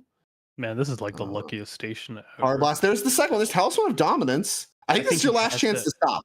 I think he has to switch over to that talisman. I think so too. And now he's counting the cards in his library. He needs to switch over that talisman and start making blue mana if he wants to do the Thassa's Oracle line. Yeah. And he has so much colorless mana. I mean, this is the last talisman you can stop on. Very lucky, I think, not to have hit Thassa's Oracle so far. At least I didn't see it. Will Richie pivot to using the talisman?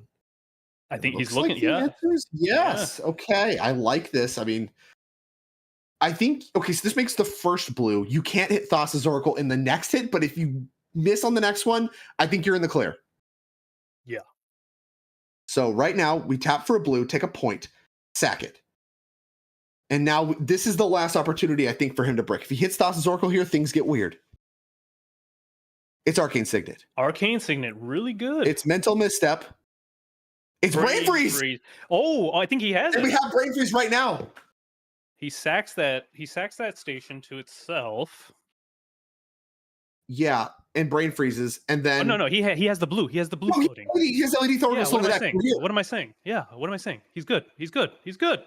Wow, didn't hit Thassa's Oracle in any of those cards, and now I think that Richie's going to be able to win this one because Thassa's Oracle's like in the bottom 10 cards or whatever this is. Yeah, wow. Okay. Brain freezed, only colorless mana floating right now. There's LED, exiling 3 of the remaining cards in the library, and there's Thassa's Oracle, plenty of cards left. Richie's going to steal this one. He's got it. Grinding Station. Whoa. Talk about complicated. I mean, Underworld Breach typically is a card that it enters play and you win by miles. Here, I would not call this win by miles in any sense of the word. Playing out the we got style points. We got the script to spare. Just making sure. I don't want to get got by like endurance, though I would be surprised to see that at this 12 point. minutes, almost 13 minutes deep into time. Richie looks like he's actually going to be able to find the win with LED, Brain Freeze, and of course the Thassa's Oracle. Wow. What a win from Richie. Richie always got something up his sleeve, or you did say that. Have any sleeves? Yeah. Didn't have any sleeves, nowhere to hide anything, but still somehow had something up his sleeve. And that's going to do it. Players are revealing hands. Richie's going to win this pod.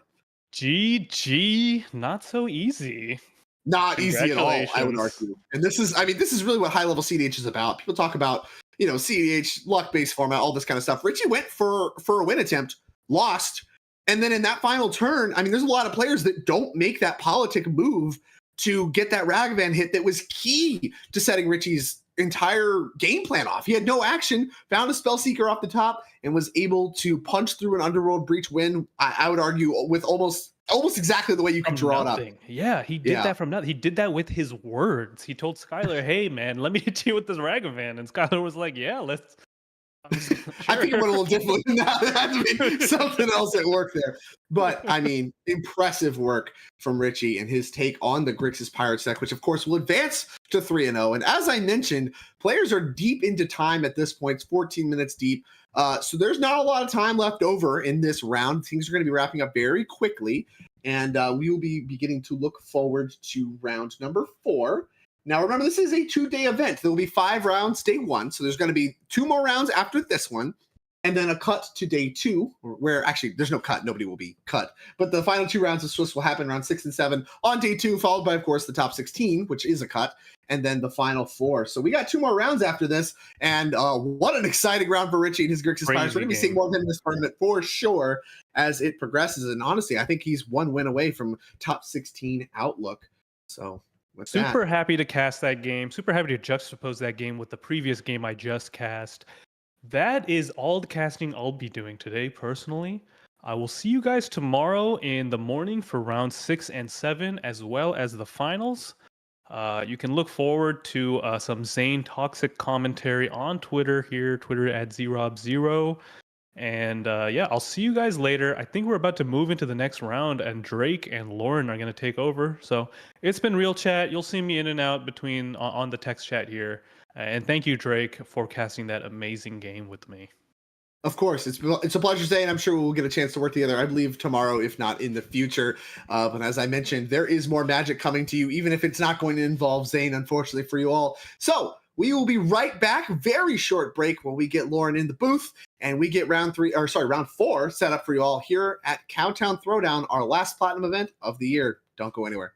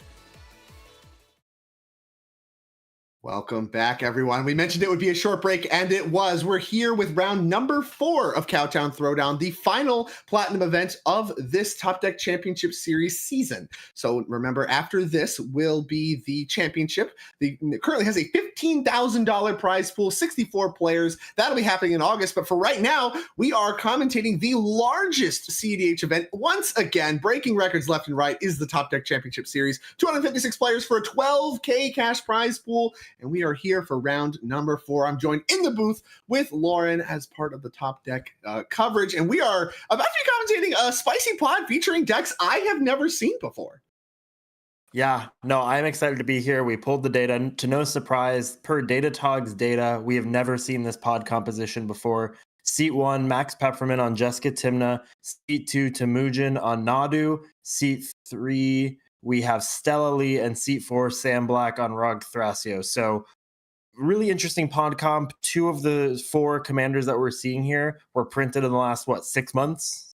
Yeah, I believe that's correct. Stella Lee from the Outlaws of Thunder Junction. And of course, Nadu Winged Wisdom is tearing up the Pro Tour as we speak.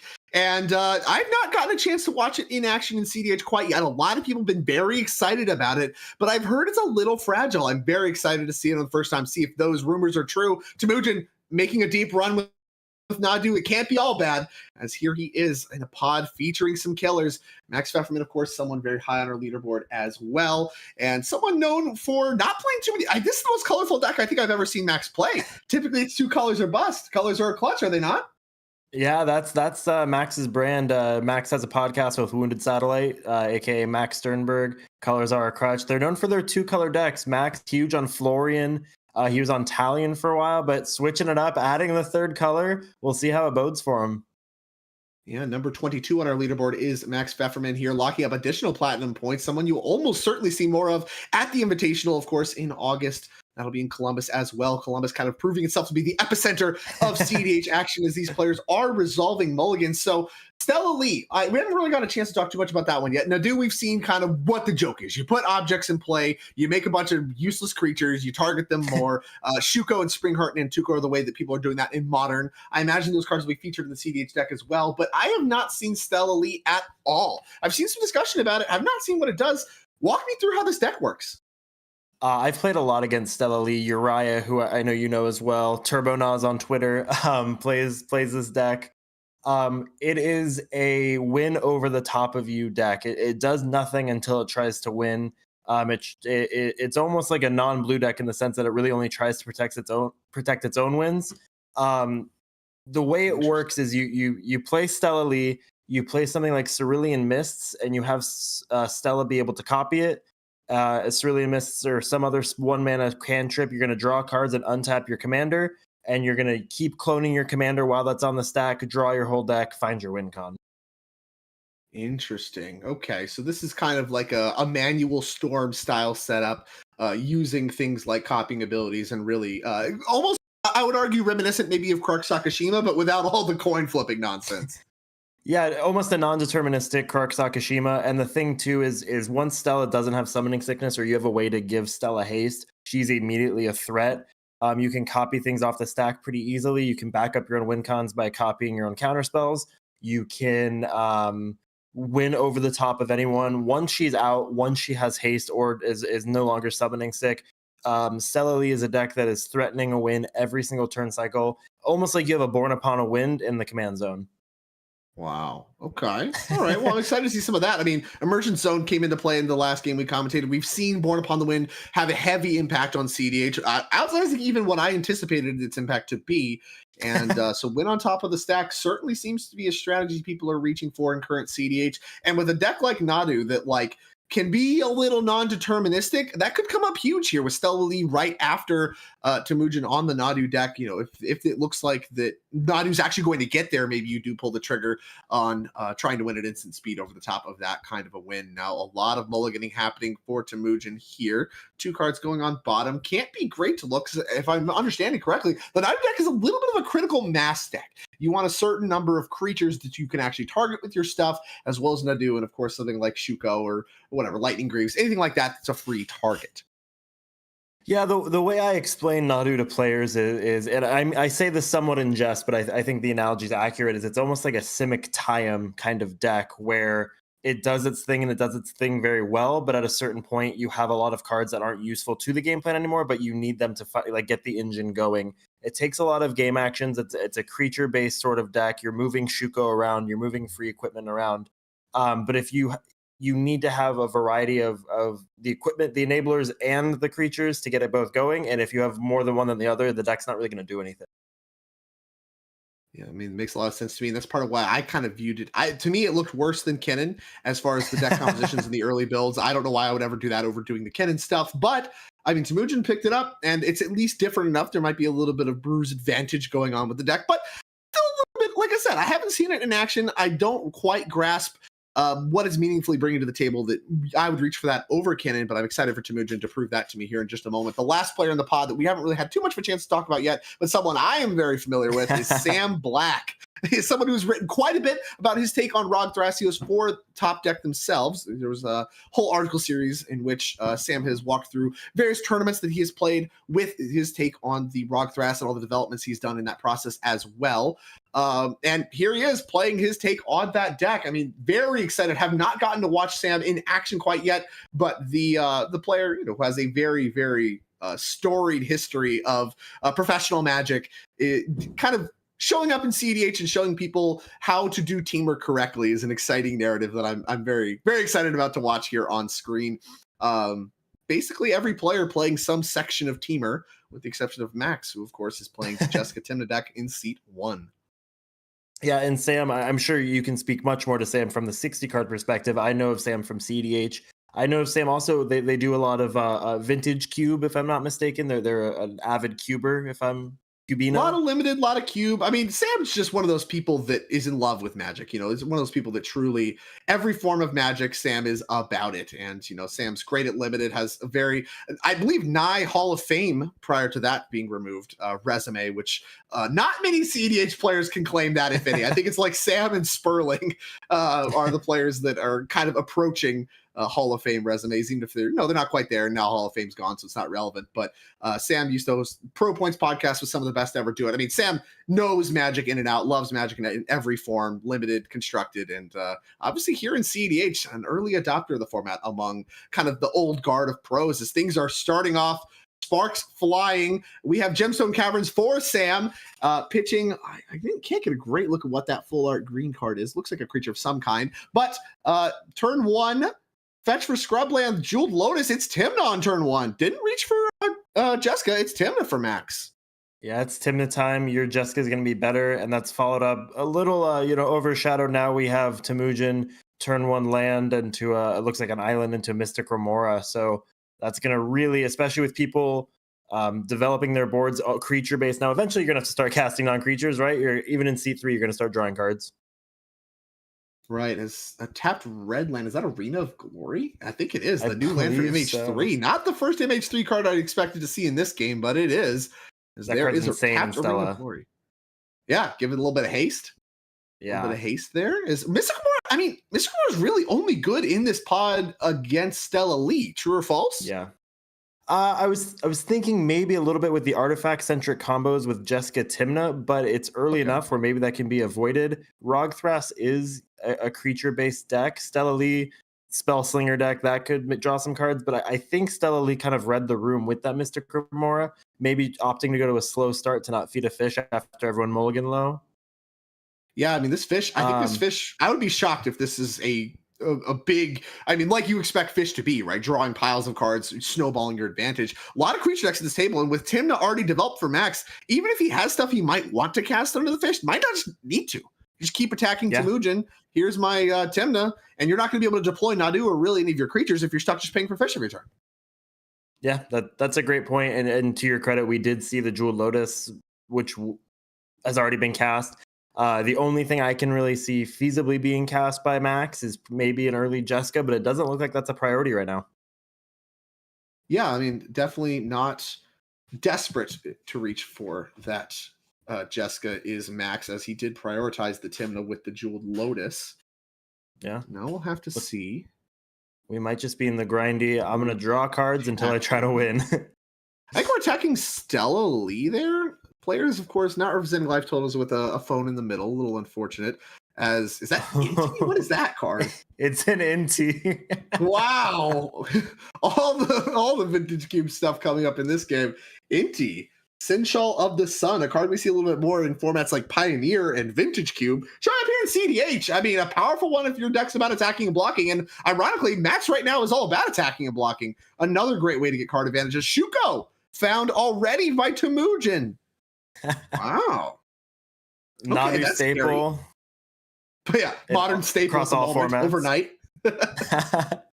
Inti's also notable for breach decks, right? You're going to be drawing and discarding, so you get to feed your yard a little bit as well. True. Very good with wheels too, because it's anytime you discard a card, if I remember correctly. Getting a quick read on Senchal the Sun. Whenever you discard one or more, you only exile the top card. So you don't get a bunch. That has to be separate instances. So if you have something like a Putrid Dip or something where you can discard cards one at a time, right? Maybe you can do it that way. But wheels is only one. Says here is some mana development that does draw cards finally for Temujin after he's paid for the fish once. It's going to be Merchant Zone and Is It Signet. Over to Sam we go, who deploys Cradle into 6.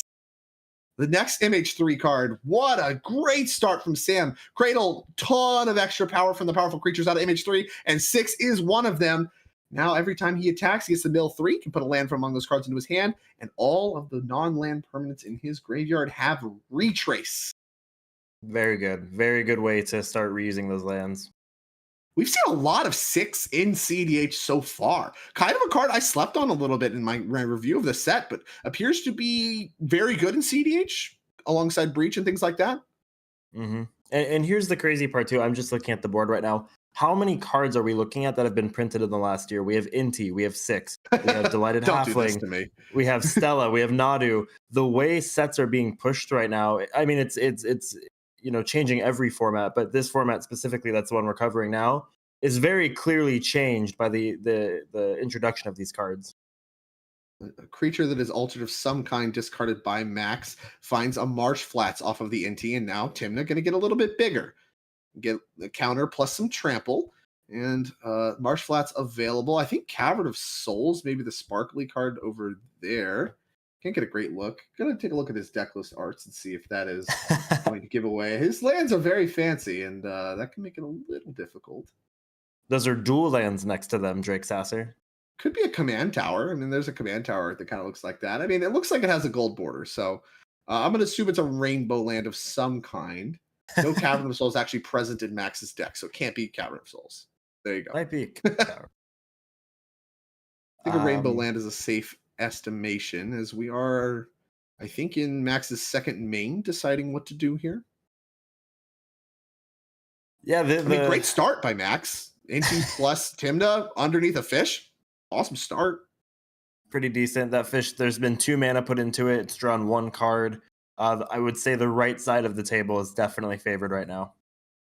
Yeah, all of the creature decks that, in Max's case, on the play. In Sam's case, had Gemstone Caverns, which I think is key for really snowballing your advantage early on from the 4th seat as a creature deck. So very fortuitous draw. And Cradle, I mean, that sets the mana off crazy. Sam potentially untapping with 3, 4, 5, 6 mana to every other player's like 2 or 3. Like Sam's mana is already set up, and Thrasios already in play to start drawing cards, 6 to move some cards around. A lot of engines already going for Sam. Didn't feed the fish once. Disastrous for Temujin. And I think that speaks to how powerful creature-centric decks are in the meta that we have. You are going to be able to further your game plan while forcing someone else to dump mana to hopefully draw cards and really not further their own game plan. I mean, we played a Shuko to Temujin's credit, which is part of Nadu's game plan, but you have to feel a little bit behind if you're either Stella Lee or Nadu right now. And we have a Diabolic Intent, sacrificing Inti. Diabolic Intent. This feels aggressive to me.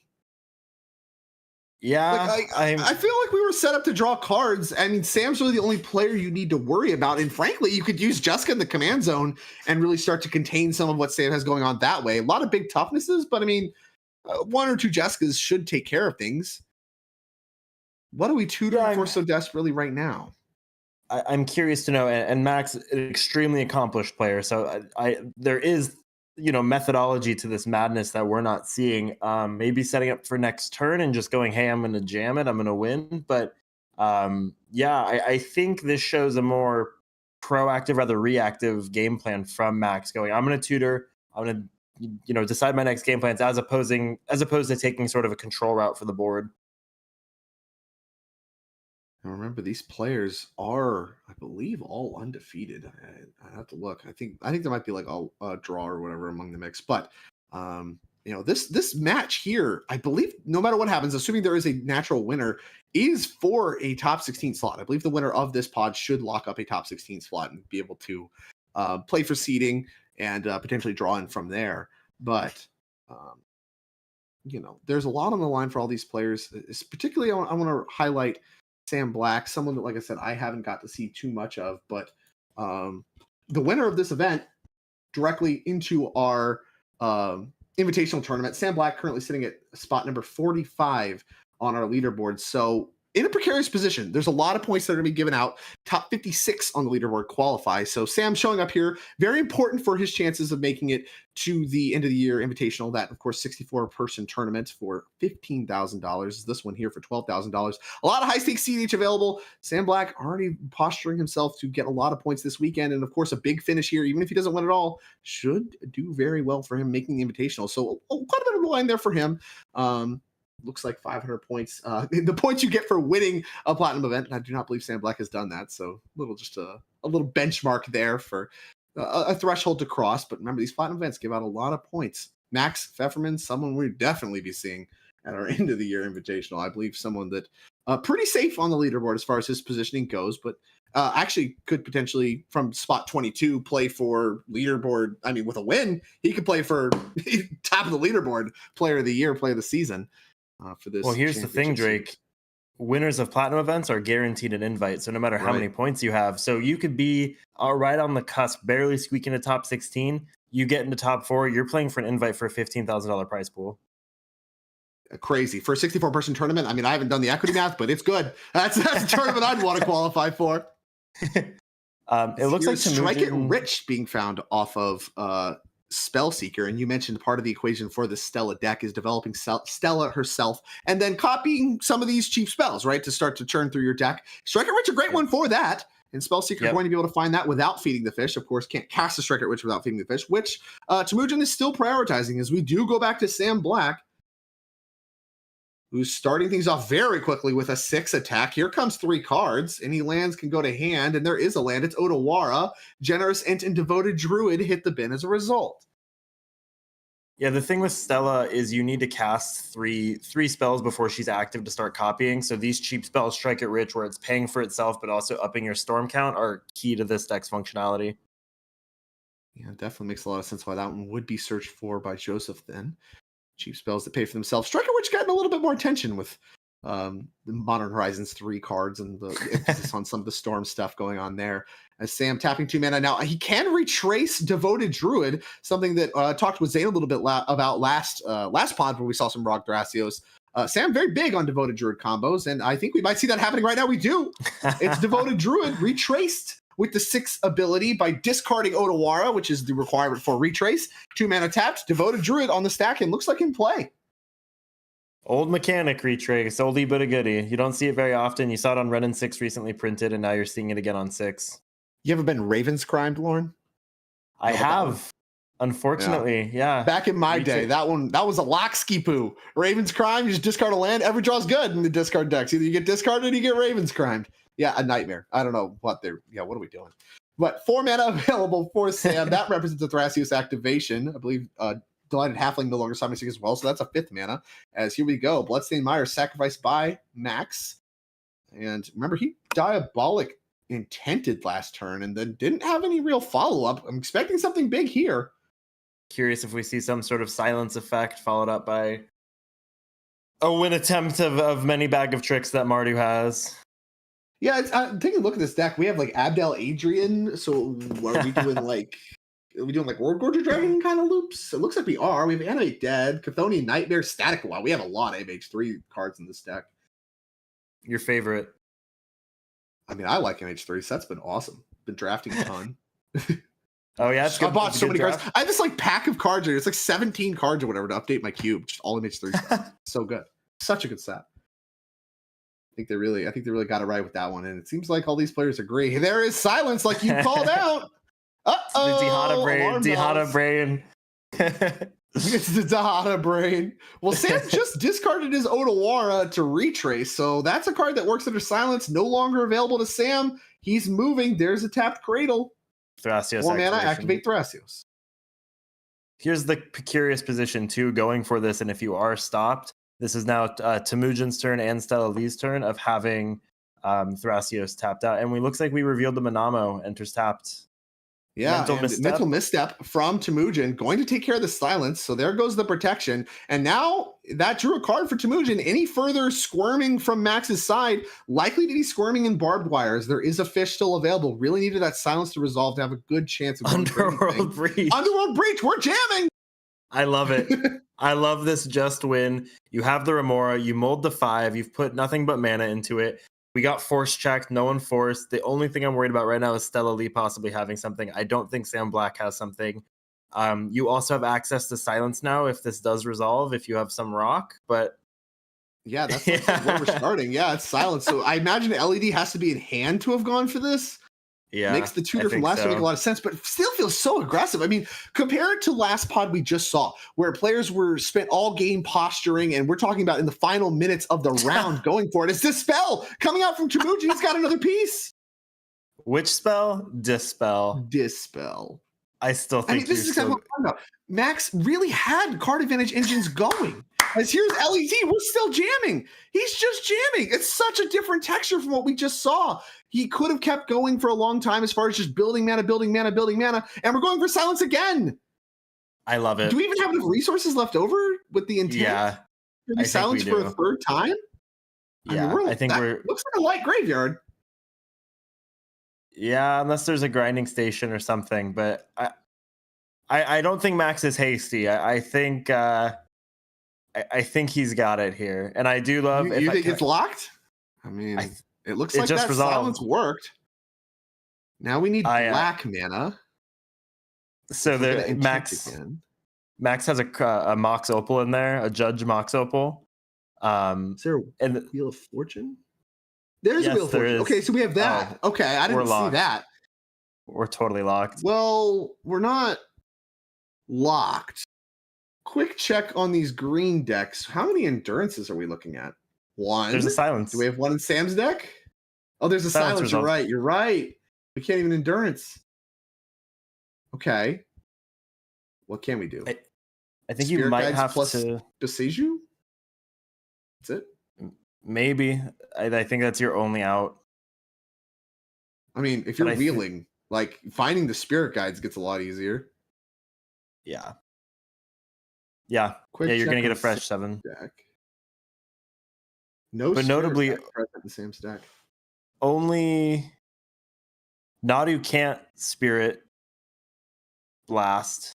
I don't know what the equivalent of Monkey Blast is for green decks, but tree hit. Tree gotta be elf something, right? Like elf smack. Elf claim, like nature's claim. There you go. Elf claim. Okay. Yeah, no, you are gonna Sam will see a fresh 7. There is some mathematician who can probably factor this out, but I think with this wheel, you have LED wheel. There is enough cards in yard. You're about to make 3 red. You exile the Burning Inquiry, the card to the left looks like a MDFC card to the left of wheel, and you exile the intent, and you have wheel. I think we're good here. Incredible. That silence so there's 2 pieces of interaction from Temujin from underneath that fish that he spent all game paying for. May not be enough, as here comes the Wheel of Fortune. Only LED left in the yard. Might have had exactly enough cards in yard to make all of this work. And I love this mentality from Max, this just win, turbo, Dihada, Mardu, BS mentality. I think we have seen in previous games, players are maybe a little bit too scared maybe to go for the win or feeling hesitant to try to jam it. And it creates these prolonged games. But I love that Max read the famous Drake word, saw the texture of the board, and is choosing to go for it in this instance. I think it's a really, really smart play. So, okay, we still need something else, right? Because this wheel can't be bricks. Because we only have LED wheel in the yard. We didn't get to end with LED in play, which means the cards are in our hand. We need to get 3 cards in the yard to recast wheel. Now we're casting Chromox right now, pitching Touch the Spirit Realm. That's 3 mana. So we have wheel mana. We need the cards now. Yep. How can we get 3 cards in the yard if you're Max? Grinding Station? Grinding Station would be a good one. I mean, you can't guarantee what's on top of the deck. As here is 3 mana. Follow up, Justice Will. Okay, that's a good follow up. Silence still active. Not much players can do about this. Yeah, this is almost better. I thought we were maybe going to see a Wheel of Misfortune potentially to kind of keep the ball rolling, but that would get things messy. Yeah, you need to stop Max from wheeling. Oh, that's like a perplexing Chimera type situation. Oh yeah, no thanks. A lot of full arts revealed here. I believe one of them a Wishclaw Talisman. If we can find black mana, unclear if I think we did play land for turn. I think we played fetch very quickly at the start of this turn. So I don't think we can play a land. But we have Vexing Bauble. Okay, that's one card we can just get in the yard. So that's the second card. Yeah, crack that right away. Another card coming from Max. One more card and we're off to the races. And I think Max doesn't really need anything to happen after that. My Mardu brain is frothing right now. I think if your brain's frothing, you should see a doctor. I'm very ill seeing Mardu go for it. Oh, Max Sternberg, like you mentioned. Okay. Oh, wow. Getting rid of the wheel. It's LED back in playtime. I like that. So we can crack it for black, play the Wishclaw out of exile, and that's something. Get the Grinding Station. Discarding all our cards. There it is. Yeah. Okay. Activate. Can't get Oppoed, can't get Endurance. You're only playing around Elvish Spirit Guide and Beseju, but I think it's clear that we don't have that. Yeah, and you need a legend anyway because it's two green face up, 1 green if you have a commander, and so someone like Temujin does not have a commander in play. Yeah, I was thinking maybe Sam if they drew into it with Thrasios out, but we would have used it by now, or 6. We would have used it by now, right? Right. And also, I think that Sam doesn't even play an Elvish Spirit Guide. Oh. Yeah. There's a this is Max's. Does Delighted Halfling let you tap for mana like that? I know the Legends only spend only to cast a legendary spell. Yeah, so you have to cast it. So it's not activate legendary abilities or anything like that. So yeah, I think Sam just not even if he draws Beseju can do anything with it. Yeah. And I think this that is a wrap. means that this should be wrapped up. I mean, Max did find enough cards to recast a card out of the yard. Jessica's Will helping with that. And we found the Grinding Station. There's about to be a second Grinding Station win in a row. What a weekend for Grinding Station. Yeah, there's haters out there that say Grinding Station can't win games. They say Grinding Station, they're playing things like the One Ring, but I'm a big Grinding Station believer. So especially when you Max and especially right now. Yeah, I mean, I'm a changed man. After watching these 2 wins back to back with Grinding Station, I am a Grinding Station believer. It's getting it done in spots where not even Brain Freeze really would have gotten it done because of the mana requirements for those cards. What is that card? What that we just cast. Is that a Soul Ring? It's it's some kind of rock. I think it's a Soul Ring. I believe you. Maybe there's so many Soul Ring arts. I know you probably use the Hatsune Miku art. No, not quite. Oh, I thought you were a big Vocaloid guy. No, not quite. No, not. I would love Dragon's Rage Channeler, so that actually makes things easier because now we get a card deeper each time we do this loop. Yep, every cast of your rocks to grind, it now gets you. The Surveil is pretty useful if you want I guess either way, it's going to go to the yard because you're going to Grinding Station anyway, so you're going to get 4 cards in the yard now instead of 3. It's much faster. Now, the Nadu deck does play an Elvish Spirit Guide, like I mentioned, and could draw it. And they have a Beseju, but again, there's no second Spirit Guide, and there's no legend in play, so it does cost 2 mana. Even if Temujin has his entire deck in his hands, he only has access to Elvish Spirit Guide plus the Boseiju with no second mana to make the Boseiju happen, so cannot even disrupt this that way. So this is going to be deterministic. As Sam and all the players are talking, Max is describing exactly how this combo is going to play out. He's going to keep going, and I think, he's going to make infinite mana and just got everyone down. I believe that makes sense. I think there's a Cloudstone Curio loop that's available here, so that we're eventually going to find something like Mana Vault, which is in the yard right now. We can make a bunch of mana as we're doing this. Animate Dead on something. Dockside? I don't know. But I think you make infinite mana with Cloudstone Curio loops, and then you can just go down the whole table, which is what we're talking about here. Is there a Mayhem Devil in the deck list? Checking. No Mayhem Devil. That card we didn't recognize. Chad is saying it was a Felwar Stone, so a way to filter colored mana. A new Felwar Stone art. Beautiful. Just what we needed. Just more of that action. We have a Chthonian Nightmare. That also does the thing with Dockside, makes infinite mana. So we have Chthonian Nightmare plus Dockside that could do stuff. Dockside count is 2-3. Samurai Dancer in chat had a good point. We can also Abdel Adrian, and we're conceding. There we go. Oh, yeah, okay. He showed the Animate Dead, so yeah, the Abdel Adrian's available as well. So a very quick round here. Clapping for me. A very quick round for these players. Max Feverman, colors are a crutch. Maybe not after all. There's 3 colors in this deck and an impressive just win mentality like you called out. Not really that same patience we saw from the previous pod. Players just jamming as they're picking up their cards. Max Feverman going to win this one, advance to, I believe, 4-0. Here is round number 4. Looking very, very good to be in our top 16. And another top 16 for already a very well-decorated player, a cEDH player. Got to be in first seat. His take on the Mardu deck, non-blue deck, winning here in the face of all blue decks. And really, I think that match really came down to who was hurt by Mystic Remora the least. My understanding now is I got updated. He is 3-1, so he had a loss coming into this. So 3-1 does mean he has to keep playing. I believe 4 wins is the magic number to really be able to lock up that top 16. So not quite yet, but quite a bit more magic to play. And at 3-1, in a good spot, I'd say, is Max Feverman. But like I mentioned before, I think that match was very much about who could navigate around the Mystic Remora the best. And those 2 players, like you mentioned, were Max and Sam. And Max really, the story for me, he just got to go first. Yeah, between the 2 players that weren't hurt by the Remora, he was the one that got to be on the play. And even with Sam's Gemstone Caverns, it wasn't quite enough to punch in the win.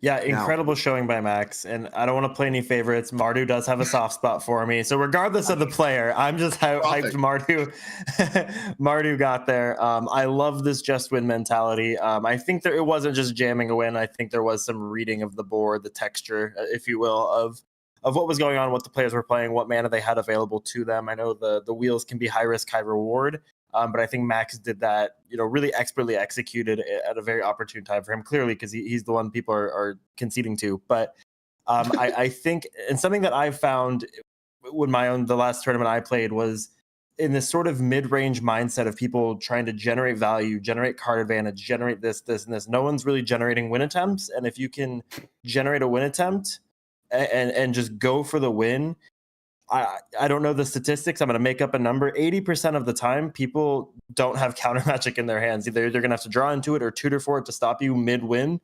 And with people mulling low, Max didn't really mull low. This was his game to lose. And I'm really impressed by that mentality. I think I understand now why he's 3-1. I haven't seen him on this deck before, and he's showing results with it clearly. So I think more players should adopt this mentality. I think reading your opponents, not going for the safe route every time. I think there's times where you need to, but just going for the win, just winning, clearly can pay off. And in this case, it did. It sure did. And so, like I said, advancing to 3-1 with that win is Max Feverman, someone I'm sure we'll see more of throughout the course of this tournament. And that is our match there. So that is the end, I guess, for our cEDH. It was very quick. And as cEDH can be, there is quite a bit of time left in the round for round number 4, the second to last, the penultimate round of cEDH here at Cowtown Throwdown for day number 1. We'll have one more round of Swiss after this. And then, of course, the rest will be played tomorrow in day 2, where we will finally sort out our top 16, start to look at our top 4, and someone is going to take home not just an invite to our TopDeck Championship, which happens in August, again in Columbus, but also a sword brought to us by Iron Deck Tournaments, who is collaborating with us on this event. And I mean, I'm a big fan of trophies. I think that's really what makes these events special and memorable, is having those people hoisting trophies. Never have I seen someone hoisting a sword as part of their victory. And the winner of Cowtown Throwdown here, the largest cEDH event that we have had to date, 256 players playing for $12,000 cash pool, also a sword on the line. So high stakes event, you could say. Yeah, money aside, I won a damn sword and you didn't. Yeah, I mean, whatever. Screw all the money. I'm here for the sword. And honestly, yeah. I would respect the take. I respect the take. But that is going to do it for our coverage for round number 4. We're going to catch up here a little bit with Alan from Mental Misplay in the interim. And then we will be back for the last round of Swiss at Cowtown Throwdown here in a little bit. Take a little bit of a break, watch some Alan, and we'll be back for some more high stakes cEDH here very shortly. Thank you all.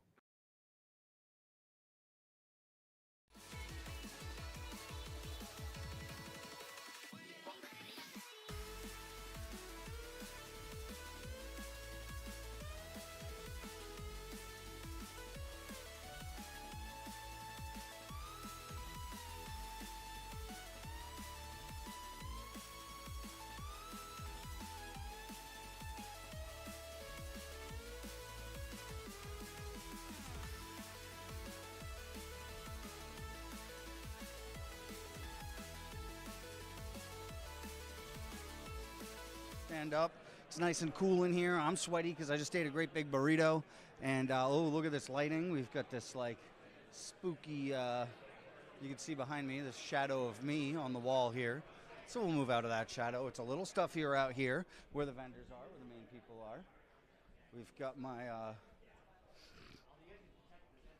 my TopDeck stepping complete here as well. We love having this behind me, being able to chop it up with people there.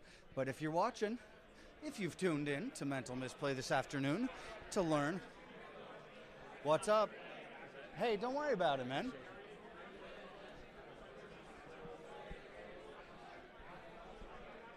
Let's see.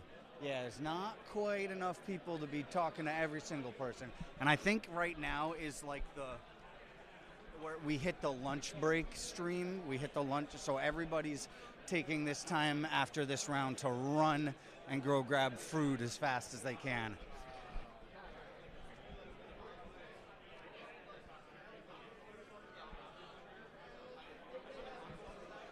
So if you've been watching, if you've been hanging out, thank you so much. If you're watching the TopDeck stream right now, spam the chat with emotes, please. I want you to absolutely fill the stream up with emotes. And if you've especially if you've got the Mental Misplay emotes, hit them with the dockside, hit them with the sad nose, hit them with the big draws, all of them. I want you to fill the TopDeck stream. Oh no, because it's on YouTube, you can't use the Mental Misplay emotes. So you're just gonna have to fill it with emojis. All of the grossest emojis. That's like the sweating face one. All right, you ready to talk? Ready to chop it up? Sorry to interrupt the conversation.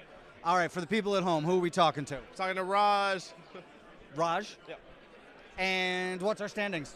We're not doing too well today. It's been kind of copium all day today. You know, a lot of rock sides came out today, so also on rock side, but the game's been rough today, so 0-2 right now. Okay, and what's the blowout span? What's the problem? What are you doing? Mostly it's bad players. Like, people don't know how to counter spells, and people don't know how to count mana, I guess. But it is what it is at the end of the day, you know? Just like the wonky threat assessment that lets somebody else, like somebody pushes and then the next person wins kind of shit. 100%. People don't know how to use counter spells, unfortunately. They'll usually like over-focus the ROG, and then we're obviously just out of the game, and then someone else just untaps and wins, which is, you know, a tale as true as time kind of thing. Yeah, if we're not king-making, we're not playing cEDH. Exactly. Yap is death. So you're on ROG side. Obviously, Dupers, Flare of Duplication is like the tech. Yeah. The what else is the tech? We're trying out the new Necro just to like try it out. I've been hit or miss with it, but also just having the second Necro is definitely really nice. It's crazy, huh? Yeah, Necro's good. So especially with Born Upon a Wind. I love Born Upon the Wind. Best blue card in CEDH hands down. Born Upon the Wind. Because you could just push over whatever. Anything. It's been really crazy seeing that, like seeing somebody do the Necro and being like, well, all you got to do is just pray you get the Born and you're good off of 1 mana. 1 mana is all you need. That's all you need, yeah. Born or Final Fortune, 100%. Final Fortune's crazy. I run it in Italy and I don't play it too often. Most of the time it's a dead card, but when it's not, it's not. It's gas. So what are you watching out for besides the bad players? Are there any decks you're worried about? Just other ROG size? Other ROG size, and the Nadu matchup is kind of annoying, but usually ROG size pretty well positioned to beat the bird. So I'm not usually too worried about that, but most of these other ROG size, like the turnover simulator is like a big thing. So I was gonna say, what's the mirror look like? Are you just hoping for a good seat and a good mull? Exactly, good seat, a good mull. Hopefully a good player like across from me to understand that we might have to draw. You know, gotta help other ROG players out. You know. Or a bad player in front of you to push first and give you the dub. 100%, 100%. I'm hoping I get that today. So how long have you been playing CEDH? I've been playing CEDH for probably like 2 years now, but I've been playing 60 card before that and everything. What was your first CEDH deck? Mono Blue Urza. Yeah, so Polly, shout out Eisenherz, shout out to all the Urza guys. That deck is so fun. Hull Breaker Horror, Tide Spout. Unfortunately, Mono Blue is kind of bad. It's tough right now. It's tough right now for the Mono Blue players, but Urza still has like a really close place in my heart, for sure. So coming from 60 card, what do you love about CEDH? I love the social aspect of it. Also, I like to play with my pretty foils and stuff. So that's like a big aspect of it too. And like getting to travel for these big events, getting to see like all the Eminence guys, all the Top Deck guys, it's been great. So definitely the social aspect for sure. What do you think the most, let's see. What's the most overrated CEDH deck right now? Probably Nadu. I think the deck's bad. Like, the bird's annoying, but sure, if you like kill the bird, they usually don't come back. Until like really good pilots get on the deck, then I'll probably start caring about the deck more. Once it like wins a tournament, they'll have like respect for it. I think it's just a flavor of the month kind of thing. Everybody's bugging out about it, but it's like, you know, you just blow the bird up before it lands. Exactly. Like, what is a Shuko? Like, it's not doing much else if the bird's not there. Yeah, exactly. Yeah. So, let's see, ban a card. Ban a card.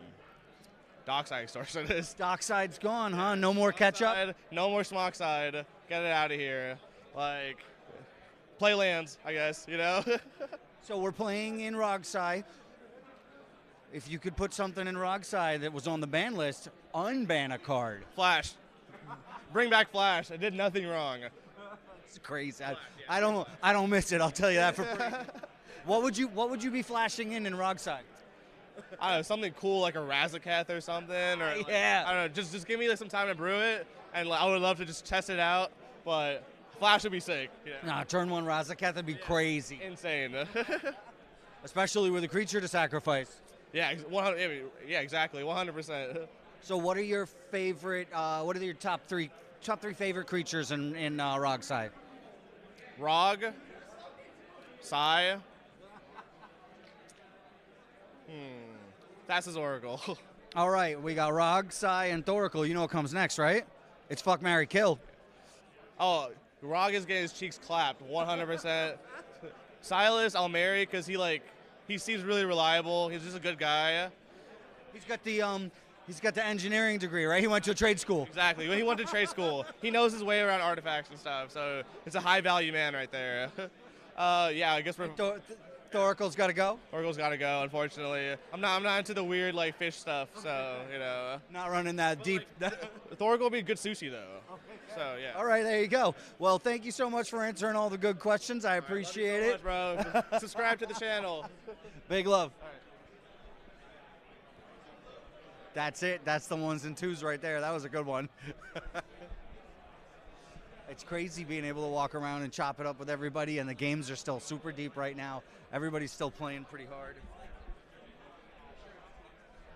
I love that. I love that there's people talking about their games, their beats, their pushes, their misplays, their punts, the other players' punts. I love that, and that they're still games going at the same time. There's no tournament setting you're going to find like this where it's this social and this cutthroat at the same time, and it's something I absolutely love. Right behind me is the feature match area. These guys have been going strong. I wish I was good enough to commentate on it live, but this is a really cool feature match area. And honestly, this is a really well-framed shot right now. It's pretty cool to be able to sit here and chop it up and talk about this feature match and show you guys exactly what's going on. We're going to find some more people to bother, maybe outside of this room, maybe not. Oh, I see one of my buddies. We'll see if he's ready to talk or not. And we're going to sneak around here. Looks like I hate talking to people and like running up mid-conversation and being like, oh, answer dumb questions about Magic. It's a little corny, but it's also fun. Good. You want to chop it up for a second? You on a mission? Go, go, go. Go pee, go pee. That's more important. Uh-oh. Did we talk to you yet? We didn't talk to you yet. Not yet. Here. Come in front of the Step Complete. I want to show the guys that it was worth getting me a banner, right?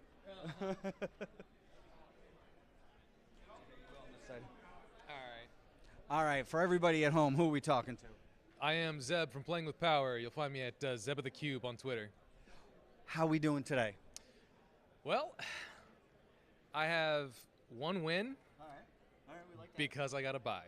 Okay, all right. Hey. What are you playing? I'm on Lotho, so black-white aristocrat style stuff. I'm trying to like jam a graveyard combo that allows me to like generate infinite enter the battlefield, exit the battlefield effects, just wipe out the board.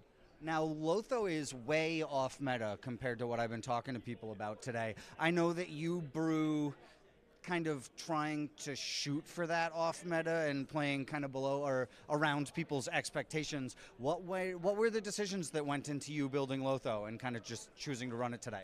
Yeah, so the original like brainchild for Lotho was I saw it, I played it in like the upgraded Hobbit's Precon when that stuff came out in Lord of the Rings. It was like this thing is awesome. I love this card. And it was just like I played around with it for a little bit as a commander in like casual. It's like I generate so much mana. Imagine if I could get it out on turn one because I've got like a Mox or something like that. So then me and my friend just like put the deck together. We saw some lists online that were trying to do like Lurrus Lotho, and I didn't like that because I want to use Razaketh and Hoarding Broodlord and Bolas of Citadel. And so it just evolved from there. And for this tournament, I threw in Aven Interrupter. You got me with that last night. You hosted me with that last night. It is sick. I love that card. Because like that's the thing. Like I'm black-white. I don't get counter spells. But with Aven Interrupter, I kind of do. One that I can fetch off of Recruiter the Guard. Okay. You can just get it. It's just a really resilient deck. I've had a lot of fun piloting it. I have a lot of fun piloting pretty much any cEDH deck, but this is kind of like my baby. So it's the one that I want to keep pushing. Just go like, we can still have new cEDH decks in the meta. Yes. Right? It just takes some time and like working on them. So yeah. Do you find that you have to go through like rounds and rounds and rounds of practice into the contemporary meta in order to kind of know how to handle it, or were you able to just like sit down with it and ready to rip? I'm just slamming it. I had a good number of wins last night while we were practicing, just like pickup games, and I was just like, yeah, this feels good. Awesome. So we'll ask the easy question. What do you think? You named a few creatures. What are your three favorites in the deck? In the deck? Ooh, man. Okay, so we've got Abdel Adrian. Because Abdel Adrian is one of the win conditions, because we get to like play him. If you reanimate him from the graveyard using an enchantment like Animate Dead, you get infinite 1/1 soldiers, and as well as like blinking infinite whatever else you want. So if you have like mana rocks on the field that generate colors, bam, you got infinite colored mana. Okay, we like infinite mana. Oh yeah, no, it's huge. What are the outlets for the infinite mana? So we've got my second favorite that I just put in as well is Kambal, the mayor, corrupt mayor, because now if you've got Kambal out, when you get those infinite blinks of Abdel Adrian, every time he makes a token, you're draining the board for 3, okay. Right? And so like, if you've got infinite blinks, everyone's dead. That's the game, right? Meat Hook Massacre is also awesome because it's a board wipe that also is a Aristocrats, win condition in that same vein. We've also got a La Sail Core does the same thing more or less. Like, it is just like so fun. And that's the thing that I'm really excited too, is that every part of the deck, almost every single card, has multiple purposes. That's the sign of a good cEDH deck for sure. Yeah, and that was 2-for-1s, the 3-for-1s. Yeah, because like I've got like one of my backup win conditions is Eldrazi Displacer, because sometimes you gotta, if you're locked under graveyard removal, so that you've got like a Grafdigger's Cage or someone's got Dothi Voidwalker out, you get to go, I'm going to play the Voidwalker, or not the Voidwalker, the Eldrazi Displacer, and you've got Abdel Adrian out, and if you have enough colorless mana rocks, you blink Abdel Adrian, he comes back in, you exile the mana rocks, blink him again, you now have infinite colorless, infinite blinks of Abdel Adrian with the Eldrazi Displacer, and if you've got any outlet, you win. So you said, favorite creature so far is Abdel. What else are we working with? Eldrazi Displacer. Eldrazi Displacer. It's so hot in this deck. It's a crazy card. Like, that card's been hot forever and ever. So Abdel, Eldrazi Displacer, one more.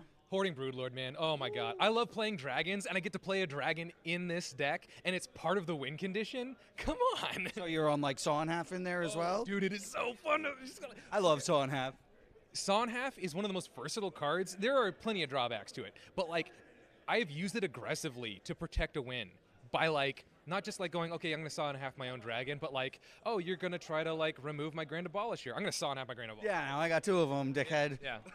I've did that. My favorite was, this was I run it in a casual deck, my Saruman deck, and I had a win on the stack with Psychosis Crawler. And somebody went to blow up my Psychosis Crawler, and I was like, nope, now I got 2 of them. I have 2 of them. We're like, oh, it's worse now. Yeah. So Hoarding Broodlord, Eldrazi Displacer, and Abdel, you know what comes next, right? It's Fuck, Marry, Kill. Oh, all right. So, we fuck the Eldrazi Displacer, because you know all right. strange. It got that strange. Oh, man after my own heart. Okay, yeah. Then we marry the Hoarding Broodlord. Wow. Because homie's going to take care of me. And then we kill Kambal, because fuck all capitalists. All right, that's amazing. Oh, you said it was Abdel. Oh, Abdel. Okay, well, now we kill Abdel. All right, so yeah, I thought it was Kambal for yeah, no, it's kill Abdel, because he's too pure a boy. He's not gonna want to do anything fun, you know. Broodlord's got that nest egg, so you're set for life, right? Broodlord's literally got that nest egg. I don't need that sugar mama status. Yeah, hell yeah, I'd be set for life. So, I asked you most of the good questions. We're on some of the good stuff. Is there anything you're really watching out for today? What do you like teching against, like really thinking about as far as like, okay, if I sit down, I have to mull against this, I have to worry about it? So that's the thing, is it's like a decent amount of Lotho is just kind of like flying by the seat of your pants, just going for it. But you have to like know when to do it. So like a lot of what I do is actually fairly aggressive. I literally am just like, which seat am I in? If I'm in seat 1 or 2, okay, hyper aggressive. If I'm in seat like 3 or 4, I'm gonna keep mulling until I have like tutors, because it's just toolbox from there on out. It's just gonna be like, see what my opponents are doing. I guess I'm just getting like blind obedience this game or something like that. And you're just kind of relying on your board state hitting that mid-range area and just netting benefit and whittling everybody down. Yep, and letting your opponents do the controlling, right? Do the legwork, do the hard counters. Yeah, exactly. Like I've got, we've got like Reprieve. Like I said, I've got Aven Interrupter, and we also have like some like good spot removal in white and black. Obviously, like Deadly Rollick is great. But for the most part, you just want to like try to get everyone else to like do their own thing and stop each other, and then you start interacting, because after like the first couple of spells, you're not really casting spells anymore. Yeah. So they can't interact after a certain point. Because your board is working by getting around casting spells. You're blinking, you're recurring, you're doing stuff that goes over or under the reason why things like Sisay are so successful is it goes around it. Yep, exactly. And yeah, that's like the main thing there. It's like if I know my opponents are going to be like trying to like fetch really early on. Like if I'm going against a cEDH deck, I just be like, I'm just gonna tutor up Oppo Agent and just hold that for a minute. Like, okay, you know, and then like if I'm up against like hard control, then yeah, I've got to like slow it down, wait till I have Grand Abolisher or you know, Knight Captain, and just wait it out. So the last question, we're on Lotho. What card are we unbanning to put in the deck? What's our dream card? Damn. So it's got to be Paradox Engine. Not just for Lotho, but I'm also an Arkham Daxon stan at heart. Okay, yep. So it'd be a double whammy for me because, like, Lotho, I love Lotho. And just being able to be like, I'm just going to tap all these mana rocks, thanks. But, like, come on, man. We want to bring back our boy. We want to bring back our boy. Well, thank you. Oh, yep. No, I'm good. I'm done. Thank you so much for taking a few minutes to talk. I really, really appreciate it. Best of luck in the rest of the day. Tear it up. Hell yeah. And everyone else watching that's also still a part of this, you tear it up too. Hell yeah. Together. Only one of us is going to get that sword. Okay, I can barely move my fingers from holding on to this thing, so I got to take a quick 5, stretch my fingers out, but I'm going to let you guys see what this room looks like while I do it.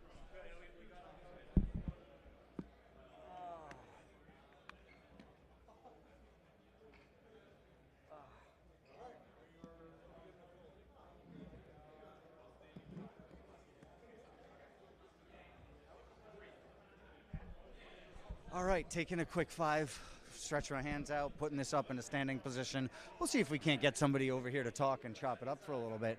How's everybody at home doing? If you're watching this live right now, let me know how you're doing. I'd love to talk to you and kind of hear about how your day's going as well. And if you're watching the Top Deck YouTube, spam the chat with emotes, please. Just absolutely demolish the chat with emotes. I'd love to see you guys. I mean, you know, behave, but I need you guys to absolutely destroy that chat right now. We're 20 minutes in.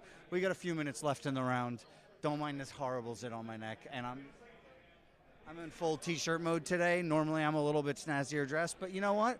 It was too sweaty for the non-t-shirt. So I had a sweatshirt, and I literally felt like I was wearing a Hudson Bay, like the Hudson Bay wool coat. Like, it was so, I'm sweating in this. So it's, you know, it's something. I also just like wolfed down half a burrito, so I'm like, get the meat sweats, the whole thing. We're on big ranky danks hours right now. It seems like the meta right now is all Rogsai. Everybody's talking about Rogsai. It's Rogsai's big turbo hours, and it seems like it's doing good. So I love hearing that, and I love seeing that. All right, I'm gonna take 5. I'm gonna take a breather for a second. I've been vamping and running for 20 minutes straight right now.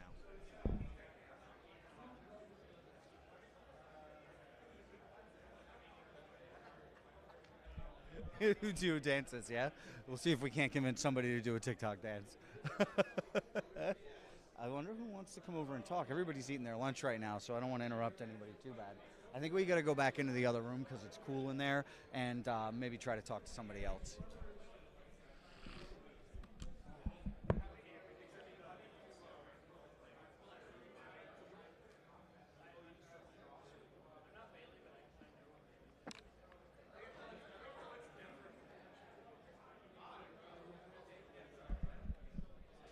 All right, let's try it again.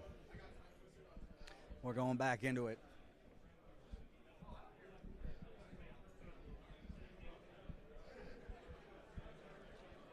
Oh, it's like literally cooler in here. It's like easy 10 degrees cooler in this room.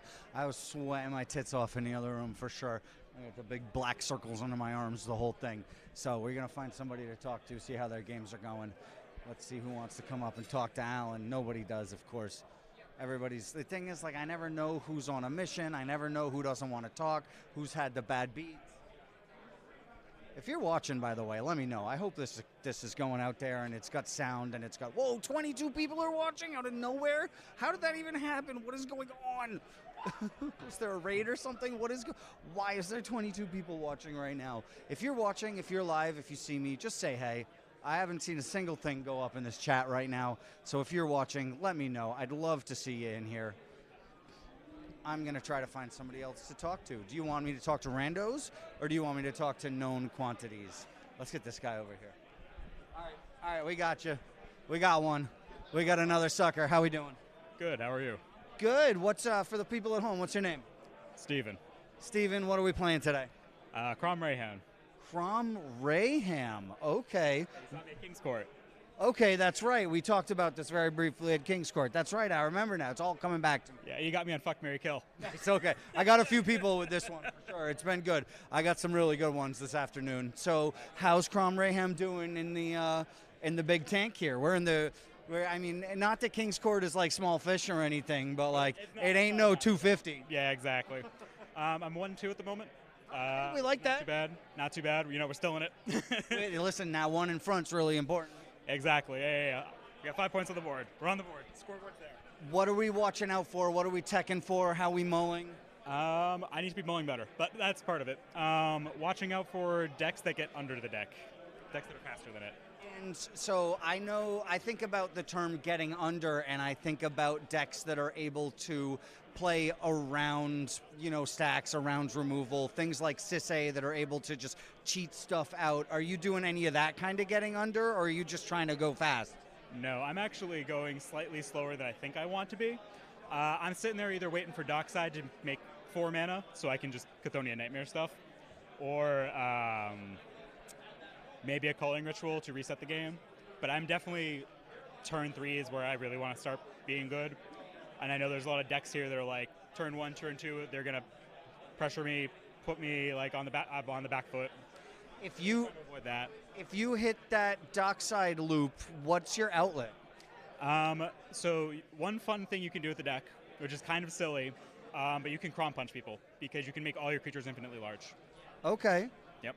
Because you use Rayhan to sack Rayhan, put it back in the command zone with the infinite mana. Distribute all the counters, make all your creatures infinitely large. Crom has haste. Just bonk someone? Oh, that's awesome. But the deck is actually full of outlets and a bunch of tutors that are in green. So like, so a lot of creature stuff. Yeah. So you can just get Bowmaster, or like you can go and get Spellseeker, and Spellseeker will get you the rest of your deck. Oh, awesome! Easy claps. Yep. So, are there any? What's your like bad matchup? What's the foil? What are you like dreading to sit across? I hate cEDH. Both implementations of it. Okay, the clam chowder and a regular one, both of them suck? Yeah, both suck to play against. That's fair. And are you just mulling to like removal if you do that? No, honestly, what I tend to maybe mulling to removal is like fine. Specifically the chowder variant, because that's what I tend to play with because I'm from Boston. Is specifically. You want to beat out their value engine because that deck is all just good stuff. So they're looking to get in that value engine early. Yep. So seeding order sometimes can matter there, but you're really looking to beat them by getting the better draw engine.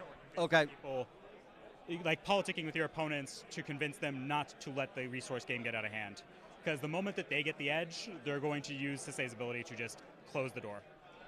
So you said you had Chthonian Nightmare in there. Is there any brand new tech, anything we're like so geeked on? Shifting Woodlands, specifically. Oh, very cool.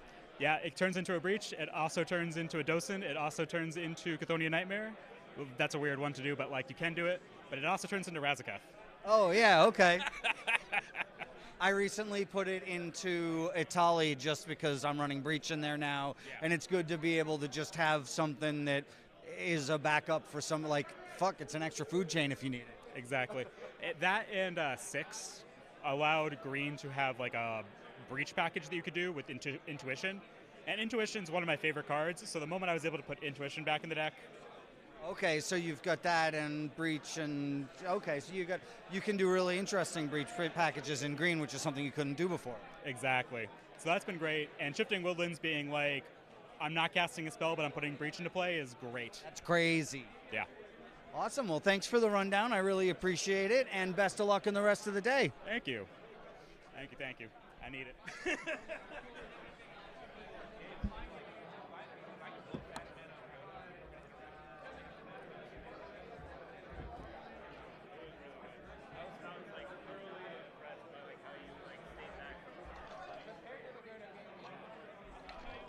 My wrist is feeling it today, so there's going to be a lot more of this, a lot more of me putting the thing down so I can talk to you for a second and like shake my wrist out. I can't really do a lot of carrying with this side, so it's going to get a little dicey. It's so strange that there hasn't been a single comment on this. I really hope that this stream is actually working. Yeah, I think I'll find one more person to talk to.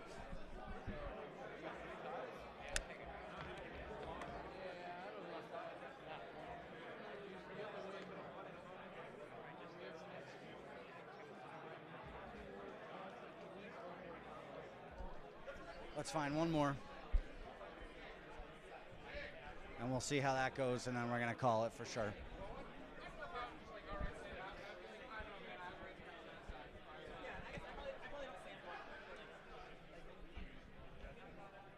Oops, sorry, boss.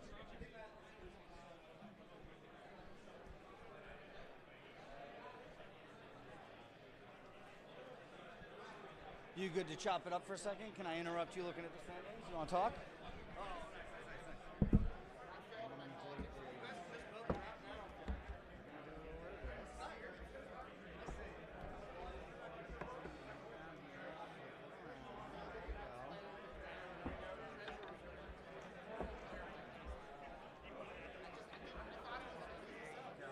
So I see we've got the bird shirt on, yeah? Yeah. What's that? Oh, no, yeah, I do. I got Nadu on my shirt, but I'm not playing Nadu today. I love the bird shirt, though. Tim does such good work. Yeah, huh? Tim's awesome. Tim's awesome. So you absolutely astounded me. We were here last night, and I was ready to run the cube, and you shuffled it up so fast. That was you, right? I'm not crazy. Yeah, that was me. That was me. You and your boy came through, and you were like, we got you, and you shuffled the cube faster than I ever seen. It was so cool. So it really meant the world to me that you guys were excited about it, too. And when you were trying to recruit with me, you were like, are you cooking? You guys cooking right now? Because that's what that cube is all about, is cooking. Yeah. It sounded like it would be fun. I'd still like to try it out later, maybe, if you guys are going to jam it out here, but we'll have to see. I would be shocked if it doesn't fire tonight. That would be, yeah. Last night, a lot of people were still getting in. You know, people were tired. People wanted to get to their room, that kind of thing. People are trying to rage tonight. I can almost guarantee it. So what are you playing today? I'm playing Lord Windgrace. It's a turbo lands deck, so you try to jam an early Nas or a PETA, or use a Gitrog to just draw 20 cards and then put together a Valakut win, usually with Underworld Breach. Oh, this sounds awesome. So this is not something I've heard of before. So this is the Planeswalker Lord Windgrace? Yeah, so his -3 ability allows you to buy back fetch lands, so it gives you mana advantage. And then also the +2 just, it's not the greatest payoff ever, but I mean, pitch a land helps feed what you're trying to do with Breach, and it also draws you 2 cards. And you're in Jund, so you just run a bunch of payoffs. So if I draw 2 cards, I mean, out of every 7 cards or so, I'll probably see another wheel or Adnaz, or just some kind of payoff, Praetor's Grasp, whatever I can grab to just go off with. So, usually if he sits around and gets to do his thing, then I'm still going to get back in the game even without some kind of action. What does a good opener look like? Like a turn 2 Adnaz with a Veil of Summer backup would be awesome. That's the dream, right? Or I don't know, in the right pods, you almost could prioritize a payoff plus an early calling ritual instead, because even if you get stopped, then you can set the table back, especially when you have Nadu out there, or I don't know, pretty much any deck that plays to the board, which is most of them right now. If you have to mulligan low, you're probably looking for a wheel, or Orcish Lumberjack's a house in the fucking deck, to be honest. Oh yeah, no, I run Orcish Lumberjack in Italy, and even when you're not able to get the lands back, it still feels good. But when you're able to just get that forest back, oh, forget it. Yeah, it gives you a lot of advantage. That's rad. And so you mentioned Gitrog is in there. It sounds like a deck that could very easily benefit from having typical Jund or commanders from those colors like Korvald in the 99 to just put in work. Yeah, I don't really run Korvald specifically. I run Gitrog just because of how well it synergizes, but that was something that I've even thought about, just because, yes, it's like that. You're just kind of doing Jund things. You're just operating on a land axis, and you run a land toolbox and 37 lands, and you do these Valakut loops. It's a little harder to interact with if you get to do your thing. That's about it. I just talked to somebody who's on Rayhan Crom, which I thought was awesome. And that deck's sweet. That deck is super sweet. They said that they were psyched because Modern Horizons 3 let them start building intuition piles in green. A lot of intuition piles now because of like Shifting Woodland and 6, and now like at least in Sans White there weren't those before. Like there were some, but they were not realistic. Like it was like Dryad's Revival and Squirming Emergence and like Underworld Breach.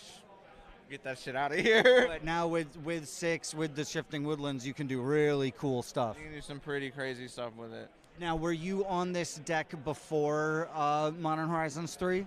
Yeah, I was on this deck before Modern Horizons 3. We got some really sweet cards when Modern Horizons 3 came out, though. Like especially for the land strat, like Shifting Woodlands is a house because most of my combos can be done with just like activated abilities. So.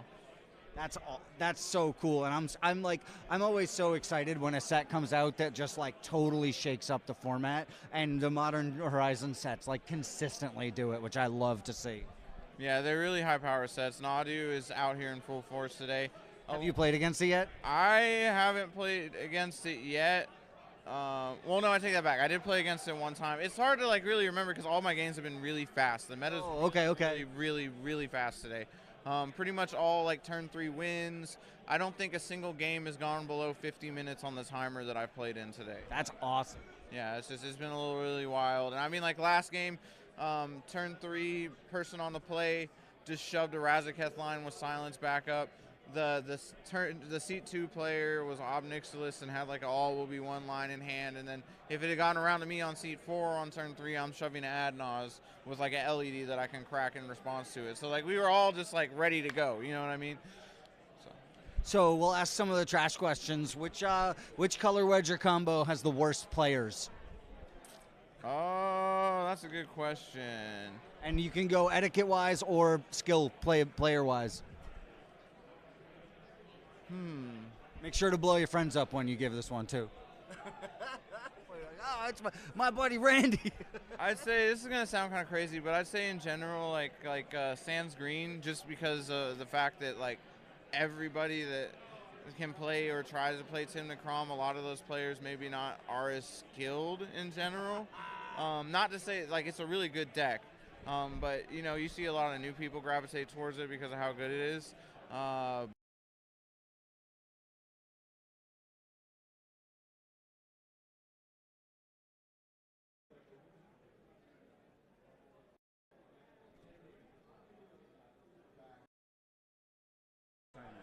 Here we go. All right, we're gonna pull you to the side. Once you finish stuffing your mouth.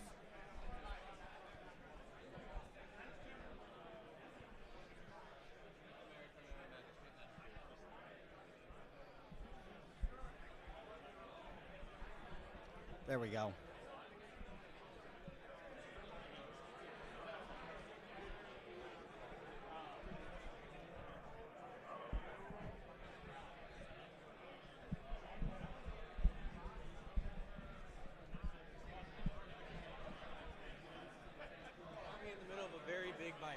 Sorry about that, dude. Got to energize. All right. Sorry to interrupt the chow time. It's important. You hope you're eating your Cliff Bars or whatever it takes. Oh, yeah, for sure. So for those at home, let's get a name. Hey, guys, I'm Matthew from Lamora's Cards. Most people might know me as Lamora. You can call me Lamora, Matt, whatever you want to call me. So what's the breakdown right now? What's top situated? What do you think we're going to see in the top 16? Well, there's a lot of rock size. That's what I'm hearing. A lot of good ones too. I just lost to Ori, who was playing it. I was in a double rock side pod, which is kind of my nightmare. I'm playing on Rock Thras, going 4th behind double rock side. Not a lot I can do. Not even really good to mull for interactions. I kind of just have to pray. But I mean, that Tim Necrom, I'm seeing a lot more Kinnons than we were seeing. I don't know if they're going to work their way to the top, but there are a lot of them here. So you said you're on Rock Thras. Are we on Kitten? I'm not on Kitten. Are we on Dino? No, I'm not on Dino. Boo, boo. I really like them, and they've been pretty good for me. It's just kind of try to get it consistent. I think the deck, the reason it's struggling to win, like its top 16s is okay, but I think it has some consistency issues that I'm trying to fix. And so, like right now, especially in a tournament environment, like you want to minimize the cute stuff, minimize the fun stuff, and go more for consistency. Yeah, and figuring out which is which can be hard, because you can have, like, a Tolly for me was amazing. Every time I cast, it's like I just win. But how many times, does it sit in my hand? How many times is it just like a dead card? Or if I cast it, I get silenced, then someone else clones it. Because I pretty much win every game someone casts an Atali, just because my deck is really good at taking advantage of Atali. But, most decks right now are just filled with clones. It's really easy to do it. But there's a few things I thought were cutesy I've taken advantage of. Like, Magda won me my first round, and I almost cut Magda, but I was able to convince the table to let me have a Magda with 22 treasures, and was able to figure out something from there, which you normally will be able to do. So what's your standings right now? I'm 1-1. Round one, really, I basically just said, well, I'm going to lose. Because I had to mold a 4. I had like 3 no-landers.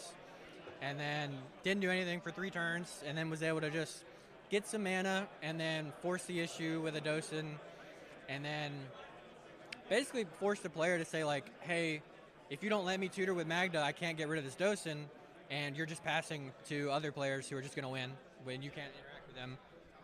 Let me tutor, and you might get to live, basically, and then they didn't. They didn't get to live, which I didn't know that I had the line, but I did have a line to go get my, like, tutor for Cloudstone, like I promised, tutor for Candle, untap my Emergent Zone, crack Emergent Zone, Magda loop with Relic of Legends Cloudstone. And then round 2 was just Roxai, Atraxa, Roxai, me. Ori goes like turn 2 Necro, no interaction. Necro's kind of deep. Does a turn 3 extra turn spell. Necro's down to like 4. And I had the interaction for Breach, but that was the only thing I could stop. And nobody had any counter spells, so that's just kind of where we were at. So let's go into a little bit of history now. You've been doing cEDH work for a little while now. What was your first ever cEDH deck? Corvold. Corvold was my first deck. It's a really bad first deck because it's very hard to play. Yep. And it doesn't have blue or white, which are the 2 most forgiving colors. When you get to go Silence, Grand Abolisher, whatever for the white stuff, and then blue just being able to, like, okay, Fierce Guardianship, whatever, like, so you have a lot less to work with. It's gotten more tools recently. Now it's a bit easier, but it's still, Manual Storm is very, very hard. Yes. And but it's still one of the most fun decks in the format, I think. The just Dockside Corvold, as it's broken, but also feels so good. So much fun to just, all right, I have 1 mana, reanimate on, it's like any 1 black mana can just win the game out of nowhere. And we are very Dockside pilled format. Like today, I had 1 Dockside. It made 22 treasures, and that's crazy. There was a Tivit and a clone of Tivit, and people playing their mana rocks, and then that's where you're at. What do you love most about the format? About the meta, about whatever you want to call it. What do you love most about cEDH? I like that it's broken Magic, but it averages out to being reasonable. You get rewarded still for some 60-card concepts of, like, card advantage and knowing, like, picking your windows, knowing when to interact and when to go for it. And, like, you get a lot out of traditional skills, but also social skills are a big thing about it. And it has, like, I think some of the most variance, both in good and bad. Like, you have a lot of options, and also it's just, you see games go out and, like, they very rarely play out the same way. Like, you play most Magic formats. This is my 1 drop. This is my 2 drop. These are the things I can do. In this game, you can turn 1 win, or you can have a game that goes to time, and nobody ever had a chance to win. Like, it's just. I see it all the time. Like, oh, just Dockside.game, or like everybody's like, oh, it's just, oh, like whoever plays the Oracle first or whatever. But it's like, yeah, but it's about the journey, right? Like, the games are always going to shake out a little different. Yeah, the best games are usually I think, really kind of maybe not politic heavy, but they involve a lot of social discussion and people going back and interacting, where people are like, I'm on your side right now, then I'm against you, then I'm back with you, then I'm against you, and people have a nice back and forth and that you don't really get that experience in any other Magic format, I don't think. The games where everybody has a chance to push and everybody has a chance to plead a case are very fun. And I especially like it too because people like that in casual Commander when everyone gets to do the thing. But it's so random if people get to do the thing, and sometimes it's just like trivial almost, where it's like, all right, I'm going to leave you alone so you can do your thing. But here it's like, when everybody tries and everybody gets to do the thing and we're all doing our best to stop you from doing it, and you're still all pushing, I think it's just such a exciting dynamic that you don't really get anywhere else. What's the hottest new tech from the last 3 sets? We got Murders, we got Thunder Junction, and we got MH3. What do you think is going to make the biggest changes in the format? MH3 is already pretty big. There's a few things that people are still iffy on, like shifting woodland is I'm seeing less of now. I think, but decks like Corvold got so much from that set that I still think that deck is actually underplayed. God, I mean, Chthonian Nightmare's insane. It's crazy. It can go in way more decks than almost any other dockside looping card. You can use it to like go back and forth with Ranger Captains. It's just incredibly good. So that one's probably I think the card with the biggest impact because I've seen it in Najeela, Sisay, any Black Thrasios deck, Kenrith, Corvold, like anywhere can play it, and it's just seeing if it again because it loops dockside, and we do that a lot here. Awesome. Well, I appreciate the rundown. Thank you so much, Laura. A pleasure as always. Before I go, what's your strategy for the rest of the day? Where's your head at? I'm gonna try to, if I get into pods where I'm the scariest player, I'm gonna try to gaslight everybody. And if I get into pods where I'm not, I'm just gonna be very, very honest about how I'm not and be very straightforward. Can't try to out-jam the Rock size. Can't really try to outgrind the Timnachrom, so you have to slide in between and move back and forth between it. So you gotta be really flexible. Awesome. Well, best of luck today. Yeah, thank you. Thank you. Yeah.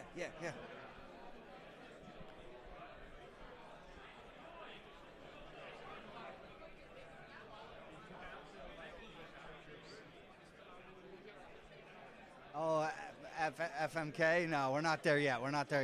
We gotta wait till the spicy hours for that one, for sure. So I'm out here looking around. There's one person who I'm dying to interview. I don't see him sitting down anymore, so we gotta find them.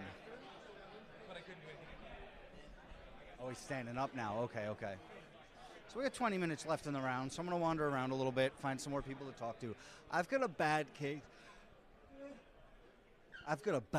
case of the yawns right now. I've been yawning all day, so if you see me like making weird faces, it's because I'm trying not to like yawn in my interviewees' faces right now.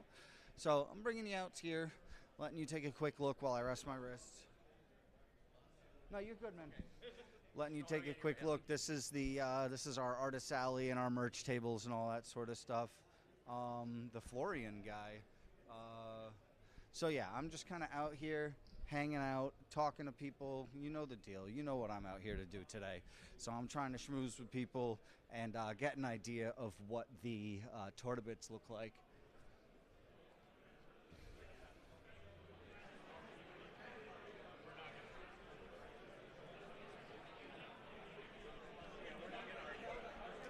May I? How we doing?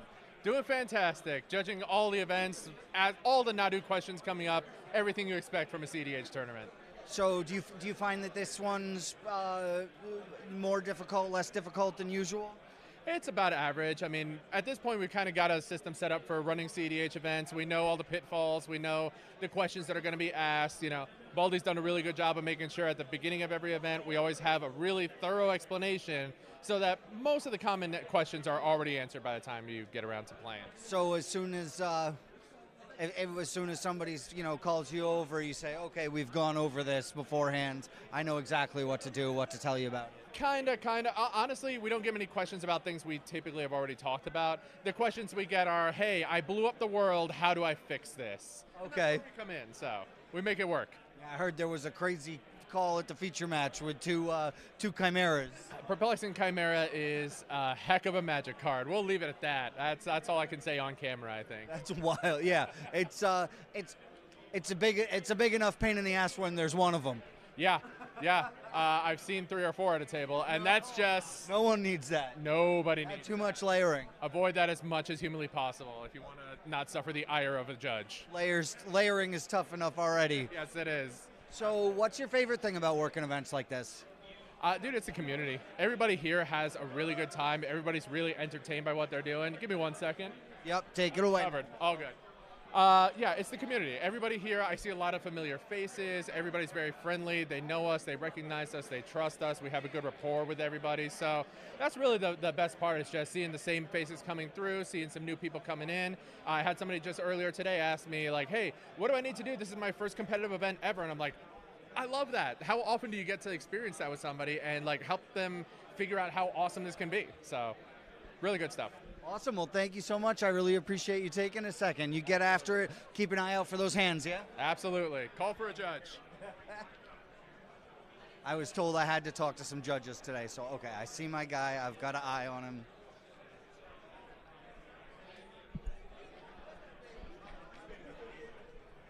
I caught you. Do you mind talking for a second? No problem. Awesome. I'm going to come around this side. So for those at home, we're here with Sam. How we doing? 1-1. 1-1. Okay. How we doing otherwise, mentally and just all around? Great. I'm playing CEDH. What do you like about cEDH? A lot.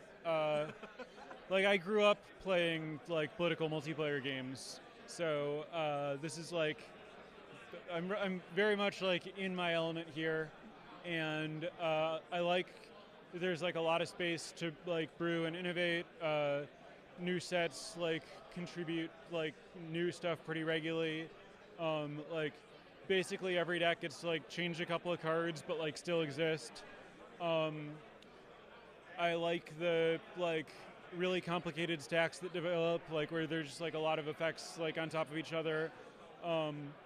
Really like unique gameplay. Like it's not like constructed where you're playing a matchup and you've played the matchup and you know how it plays out. It's like the odds that you've played against exactly these 3 decks in exactly this order are low, and even if it's happened, there's so much variance in the draws that it's not going to play out the same way it played out the last time you played that table.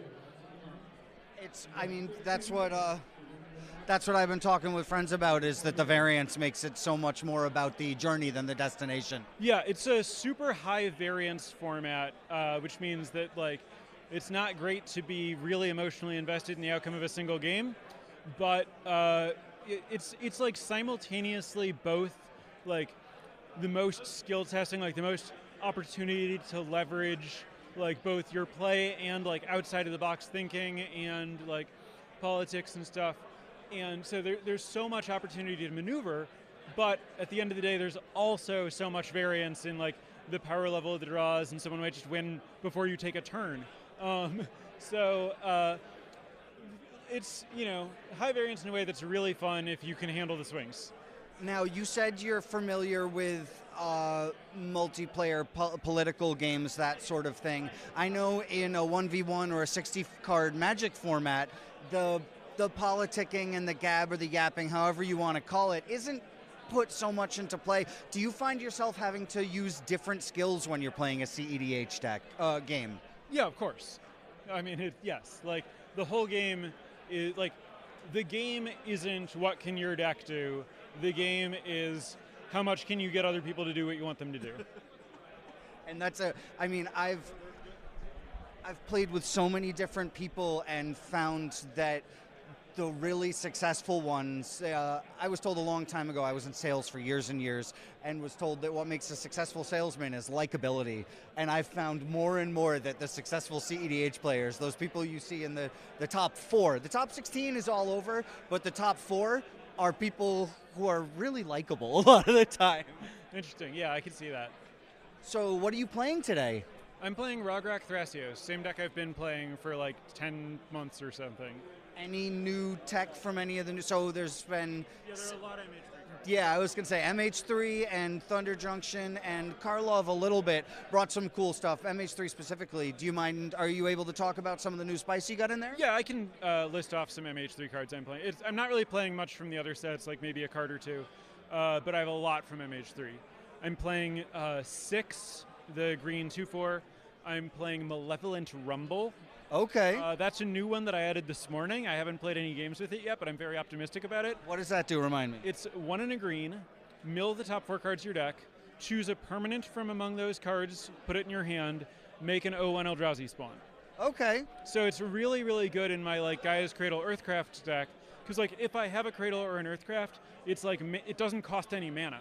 Like I can tap the spawn, or I can count the spawn toward the Cradle, and I can sack it. That makes up the green and 1 that I spent to cast it, and I just got some card selection, so that's nice. Talon Gates of Madaras or whatever is fantastic. Mycos or Sowing Mycos Spawn is incredible. That's the 3/3 that finds Cradle. It can do other stuff, but it finds Cradle. Okay. Sowing Mycos Spawn. Okay. Yeah. Do you know that one? No. It's green 3, devoid 3/3, kicker 1 and a colorless. When you cast it, search your library for a land, any land, put it into play untapped. If you kick this, exile target land. Okay. And it's a 3/3. All right, I like that. And it's just getting Cradle and letting you go up. Like, you spend 4 mana, you get a Cradle that's giving you 3 or 4 mana back immediately. So you like didn't really spend anything. You have a 3/3, you have your Cradle, you're like good to go. Okay, awesome. What are you watching out for this weekend? Is there any like decks, cards, configurations, anything that you're like prepping for that you've teched against? Just to be clear, I'm playing several other MH3 cards also. Yeah, of course, I'm sure.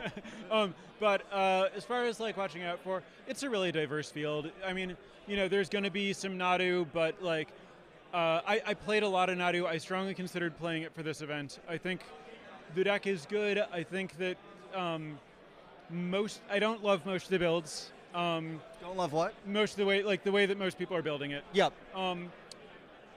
It's too many. It relies. So the complaints that I've seen are that it relies on playing bad cards. Like you have to put cards in the deck that don't do much else. I don't really mind that part, to be honest. I think that my issues with the deck are that it's not that fast, and that how threatening it is at any given moment is like very face up, and like the way that it develops is very predictable, and once it gets going no one can do anything about it, which is nice but also means that people can't let you get going. And yeah, so it just draws like a lot of preemptive hate. Like in general no one wants to interact until you're like presenting a win. But like people know that they can't just like be like, oh, that's a Shuko, that's no problem.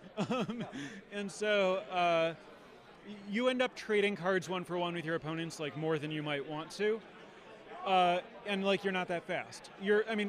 Like you can win on turn 3 with a great draw 4 more often, but like the Rograk Dockside decks are winning those turns on a slow game, and so like you really need to come prepared to slow other people down. And your deck can't really play a lot of stacks pieces, so I think you just need to like be like loaded to the gills with counter spells. Yep. Like you need to build the deck like it's Niv Mizzet. Okay, interesting. And I think it's a much better Niv Mizzet because it costs half as much mana. Yeah. But I think like if you're playing Nadu, you need to like look at every single one of your sorcery speed spells and be like, is this required for me to win a game? If not, it should just be another counter spell. Okay, so I've enjoyed playing against it, but I love what you say about it being face up, and I think that can be so dangerous, especially when there's so many decks that can win on a dime like that, can win on a hair trigger. It creates a parasitic game state as well, because everybody's gunning for it, because everybody's holding up for it. The second they push and get blown out or try to do anything, it gives everybody else this giant window. Yeah, which, I mean, like the main thing that I like about Rog Thras is that I can like pivot my game plan and play any pace of game very easily. If I'm at a turbo table, I can race. If I'm at a stacks table, I can grind. I can go from 0 to 100 always. I mean, like, you know, I don't always have the cards in my hand, but from my opponent's position, like they never, like, there's no way to like look at my board and tell if I'm going to win next turn. Whereas like Nadu, it's hard for them to just like, well, I had 2 lands and now the game's over. If you had, well, I'll pivot here a little bit. If you had just a little bit of advice for somebody getting into cEDH, what would you say? Depends on your background. I'm going to give different advice to people coming from different places, but I mean the generic stuff I'm sure is what everyone would say. Like, look up, play one of the 5 really popular decks that are really good to get a feel for the format. Watch some videos to get a feel for the format. And then as far as like what to be thinking about in your first games, mulligan more than you would in other formats. Make sure that you have like one of the best cards in your deck in your hand. Like if your hand isn't amazing, just try again. And always wait longer than you think you should to interact with anything. Like, you really, like, the whole thing is a game of chicken. You want to make other people solve your problems for you. Never jump on anything. If someone does a thing and you never be like, I have the answer to this, I'm ready. No, chill. You don't have the answer, someone else does. If the table's like, oh no, we're dead, then you can be like, all right guys, hold on, I just realized I have this card. That's awesome. That's one of the better responses I've gotten in a while. Thank you so much. And I think as far as I'll try to catch you throughout the rest of the day and ask you a couple more questions about the standings and all that and come up with some hot takes. But I really, really appreciate you answering some questions this afternoon. Thank you so much, Sam. Sounds good. Thank you. All right. How about that? We got Sam.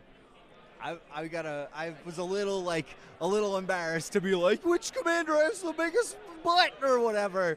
No, that was sick. That was like all like raw advice too. All just raw like tech, which is like exactly the type of interview I want to do with somebody like that, is to talk with Sam about like smart stuff, So I'm stoked about that. What are we at? 25 minutes, so we got another few minutes here. I'm going back outside. Everybody's starting to get done with their matches and all that stuff. So we're going to try to find somebody who we could get some good questions with. Maybe somebody wacky or maybe a little bit of the turn up. But yeah, how's everybody doing at home? How's everybody's afternoons going? What are you guys doing at home today? Anybody got that Amsterdam FOMO? I know I do. I'm going to set up the camera for a second and just do some talking.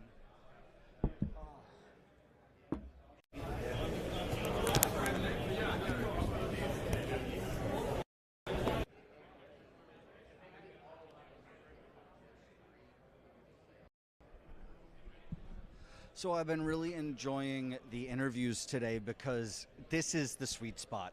This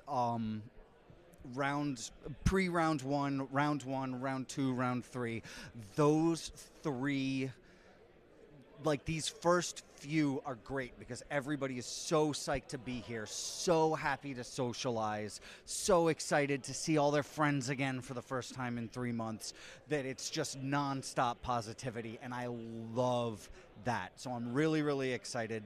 I should be talking to more people right now. As the day goes on, people are gonna start to get fuzzy. We're gonna get a little bit, there'll be people who I see and I come up to and they're like, no, because they got blown out or whatever. But this is probably my favorite part, is the first 3-4 rounds, because everybody's so excited to be here. Let's see, I got some stuff from you. Great interview. Thank you so much, Tyler. I have 4 children. You're cleaning, watching the best Magic content creator on Twitch. That's too kind, Grizzle. And am I going to play Atali at a Top Deck event, give people a show? Maybe someday. We'll get there. Maybe I do. Maybe I do like one of the SCG events or something like that. I'm honestly still kind of geeked that I talked to Sam Black for that long and got some really intelligent stuff out of him. So, by the way, do you guys like the new mic flag? Can you guys see that it says Top Deck, or does it just look like a cool skull? We're wearing the Dino shirt today, which I'm really excited about. We're on the big Dino pilled energy right now. Ian was so psyched to see it. But yeah, doing a little bit of vamping. I'm gonna go try to find a couple more players right now and maybe get some takes out of them. I'm trying to think of new funny hot takes. Asking people what their first cEDH deck was has been a really good one, because it gets them to talk about the format and what they love about it. But I feel like so many of the people here I've asked all the dumb takes to, so I'm going to have to find somebody who's like really unsuspecting and really get some dumb questions from them. Give me just a second to get this bet sat back up.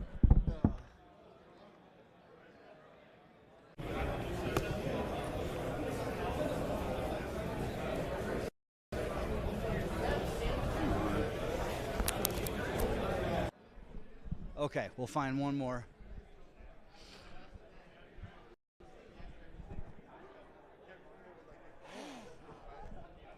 Oh, but yeah, I'm glad everybody's having a good day at home today. It's a little bit sweaty in here, which is why I'm just in like t-shirt mode.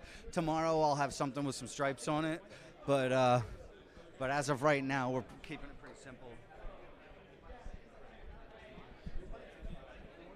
They were really kind. I think I showed you guys earlier. They set up the set up the step in complete for me, so I've got my own little backdrop now to talk in front of, which I think is just about the coolest thing ever.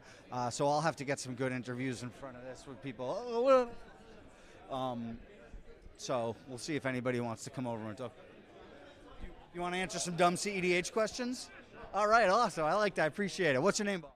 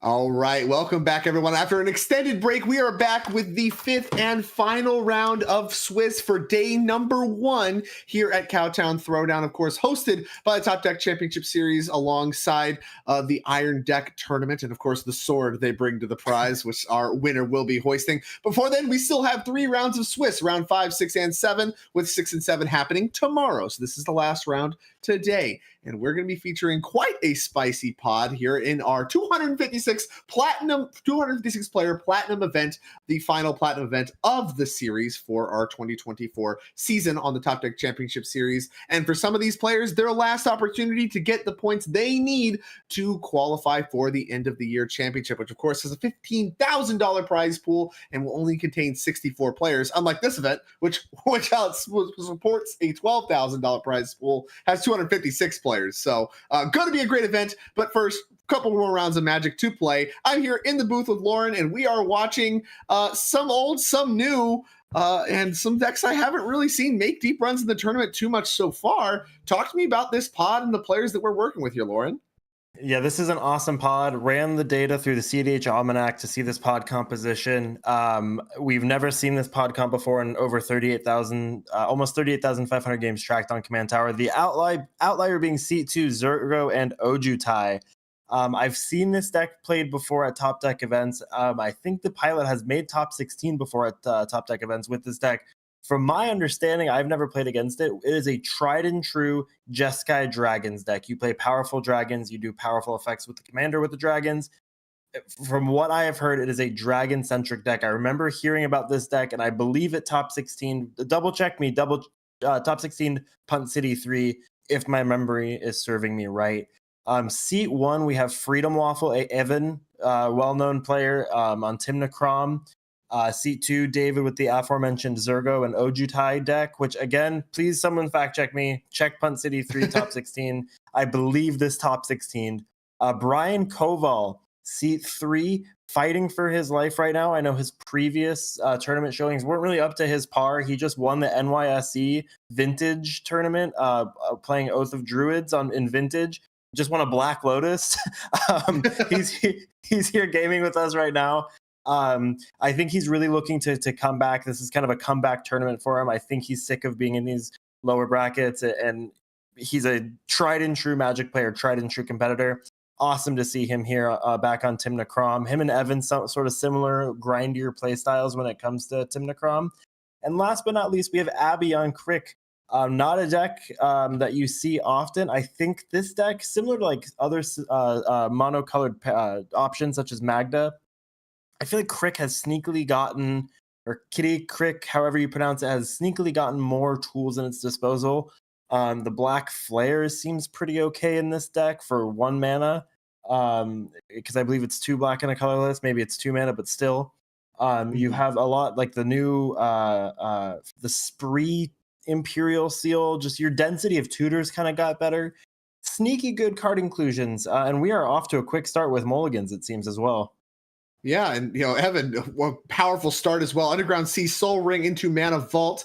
And then over to David we go with his Zergo and Ojutai deck. He said dragons through and through, and the commander would support that. Just a Scalding Tarn and a passing of the turn. Quick read on Zergo and Ojutai for those of you not necessarily familiar. Cost 2 in Jeskai, legendary creature, orc, dragon, a mythic from the March of the Machine set. Has flying haste, it's a 4/4, and has hexproof as long as it entered the battlefield this turn. And whenever one or more dragons you control deal combat damage to a player or battle, look at the top 3 of your library, put 1 of them into your hand, the rest in your bottom of the library in any order, and then you can return 1 of the dragons that did the damage to its owner's hand. So yeah, like you mentioned, using dragons to accumulate card advantage, and we see some of those present in the list, along with things like Roaming Thrones, Sakashima the Imposter, clones, in order to really snowball that advantage. So looks to lay the beat down as we see Abby taking a quick look at that one as well, but have not seen too much of it as we get over to Brian Colville, who you mentioned, 0 top deck points right now. This is really his last opportunity with this platinum event to try to get high enough on the leaderboard to qualify for the end of the year championship. Starts off with a Mana Crypt and an Underground Sea found off Misty Rainforest. And for Kirik, it's Jeweled Lotus, one of the best starts you can have, alongside Swamp and Chrome Mox. That represents 5 total mana here. Kirik only costs 4, so that one's going to happen. A little alter there, but that is Kirik, son of Yawgmoth. and paying 4 life to get that one into play. We have a black left over. This deck can win turn 1. Is it turn 1 time? Looks like the answer's no. Blazing starts from these players.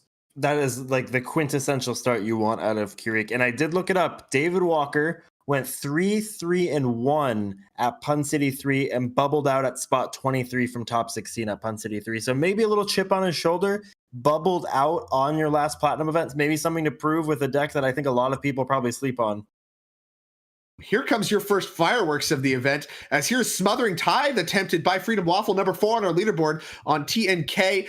Response from Brian Koval is a hard cast Fierce Guardianship. Response Entomb from Abby, which is going to bite an opposition agent out of Evan. Some huge hitter permanents coming down for Evan on turn 2 with that powerful mana from Mana Vault and Soul Ring. Going to respond with a fetch from David to the opposition agent. So players are taking some game actions. Very unlike all the pods we've seen in the previous 2 rounds that I've been a part of, where we've seen a lot of grindy blue mid-range stuff. None of that nonsense here. Spells are flying as Thundering Falls found for David and his Zergo and Ojutai deck. Looking for another comeback here. I love this. Players, I believe Brian 2-2 needs help. This there maybe is a little bit of a human element too. Everyone's at the end of their day. I'm on. It's 5:30 Eastern time right now. You're That's hungry. correct. There's a human element. You want to try to jam your win. You want to try to win. Maybe I'm trying to. There's a lot of excitement right now, and you just want to close this out. You want to end your day on a win. I like seeing these spells sort of in very rapid sort of manner get put on the stack. Evan very eagerly looking at Abby's hand as he controls the search for from the Entomb, gets to exile anything he wants, and gets a little bit of free information to see maybe how close to a loss he was from Abby. Yeah, that's true. Gets to look at the hand as well. Now, the question I have is, with this Entomb, is there anything you can do about the Fierce Guardianship on your Smothering Tithe? Evan now uses Mana Vault mana, and that's going to remain tapped to start dealing some damage to him. He really wants this Smothering Tithe to resolve. Anything in black you can work with? I'm trying to think off the top of my head. The only black counter spell I can think of off the top of my head is like Imp's Mischief, but that only counters a creature spell. I know Withering Boon, but I think that's Withering Boon. I'm sorry. Scatter. That doesn't do anything either. Imp's Mischief would be good if he had the black mana. Sure, yeah, he would need 2 mana for that, and I don't believe there's any mana floating. Quick check, 5, 6, 7. Yeah, that's 7 mana worth of stuff in play, or at least on the snag. That might be that. But you can grab something like Necropotence. I mean, there's good payoffs, Demonic Tutor, whatever you want. Yeah. Yeah, I don't think you can protect that to win through opposition agent.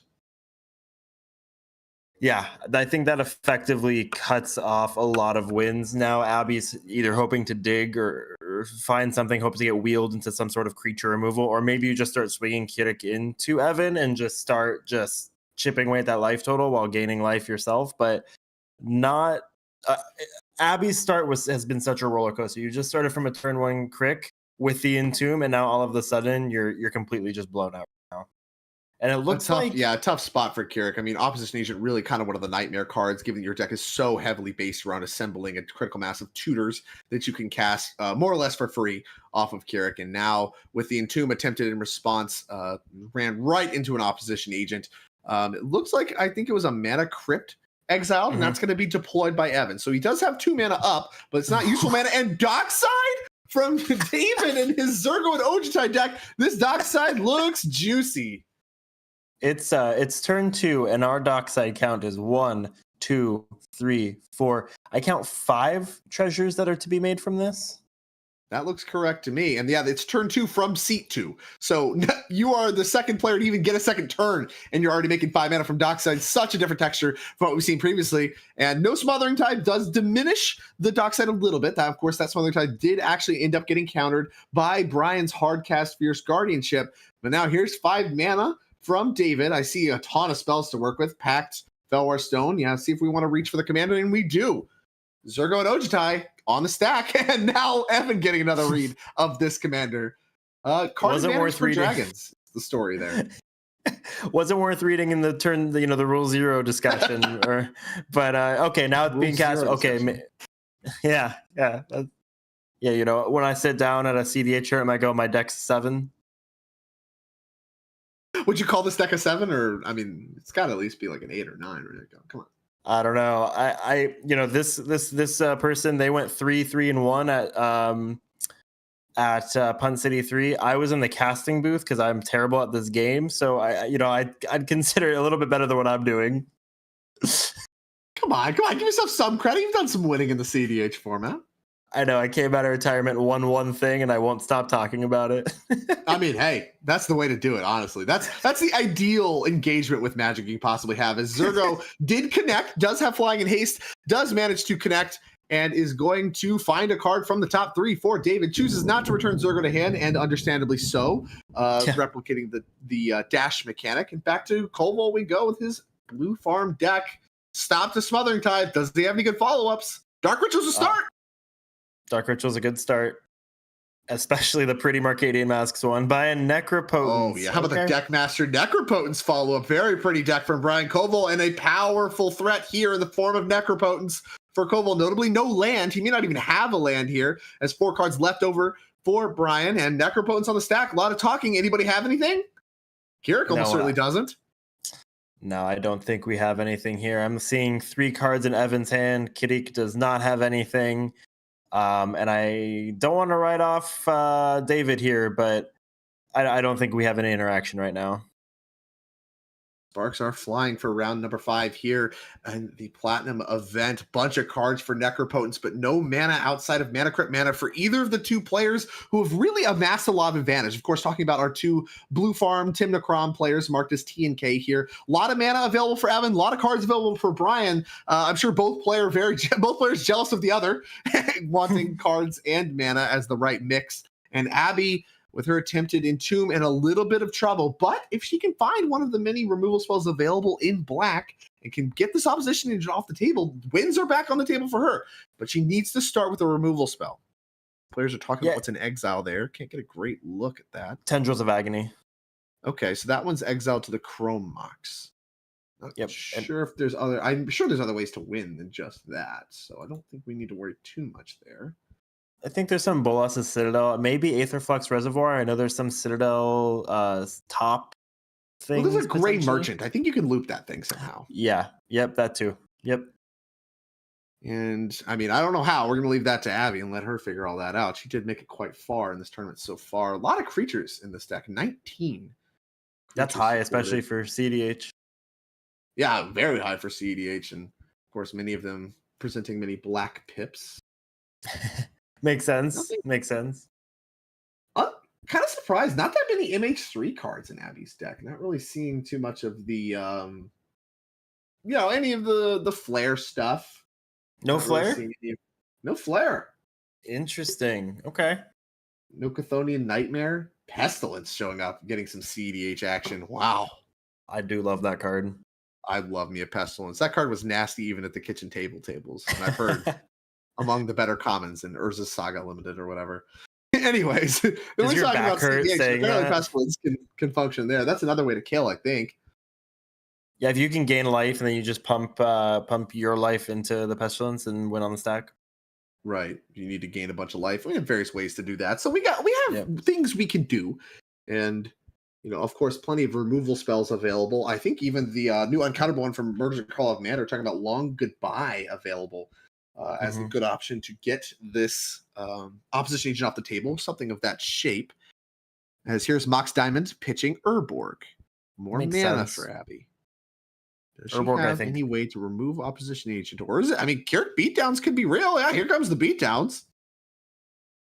Yeah, hope to force the block. Hope Evan really needs his life total. You're in a weird situation right now if you're Abby. Do you pressure Brian's Necropotence? Or do you pressure the person who's inclined to at a certain point block with the opposition agent? I do not envy that position to be in. Yeah, I don't know. It's not clear to me what side, who you're even rooting for. They're both kind of enemies. I do believe Abby did go after Brian Koval, which is, I think, justifiable. I think attacking either of the blue farm players makes a lot of sense to me, as Evan does draw a card, take some damage from Mana Vault. Looks like Phantasmal Image drawn, and if that was the draw, that dark side's going to look good. Yeah, that's a beautiful draw. I don't know. This might be a selfish play of mine. I think it's better for the table as a whole, and we do have a Phyrexian Metamorph hitting, assuming that's going to be the Dockside. Okay, so yeah, here's the first Dockside clone, and this has very much been the game script for cEDH pods that we've seen over the course of this entire season at the TopDeck Championship Series is somebody plays a Dockside, does something impressive, and then immediately it's a battle to clone it as many times as you can, because it's just one of the best things to be doing. As here is 4 treasures off of Phyrexian Metamorph. That's 1 mana. And this is the tough part of playing Dockside and not winning, is you open this window now of so many people are playing clone effects, especially in this very creature-centric meta. Creatures are only getting better. And if I can't run those creatures, I'm going to try to figure out how to clone it. Right. And then the clones have just gotten so much better, with the Flesh Duplicate from the Doctor Who set, Phantasmal Image, Phyrexian Metamorph, all these cards have just gotten so much equities. Here's Demonic Tutor from Evan Pearson. I don't know much about cEDH. What I do know is when you have a Dockside plus a Tutor, that's a win attempt. Word on the street is that's pretty dang good. It's not weak. It is not weak. As Evan's Tutor very quickly resolves. No response from any of the players. Interested to see if Brian did choose to keep any interaction with his Necropotence cards. Yeah, and having, I watch Bosch and Roll content. I've hung out with Brian at events. We've roomed together before, and just talking about the game with him.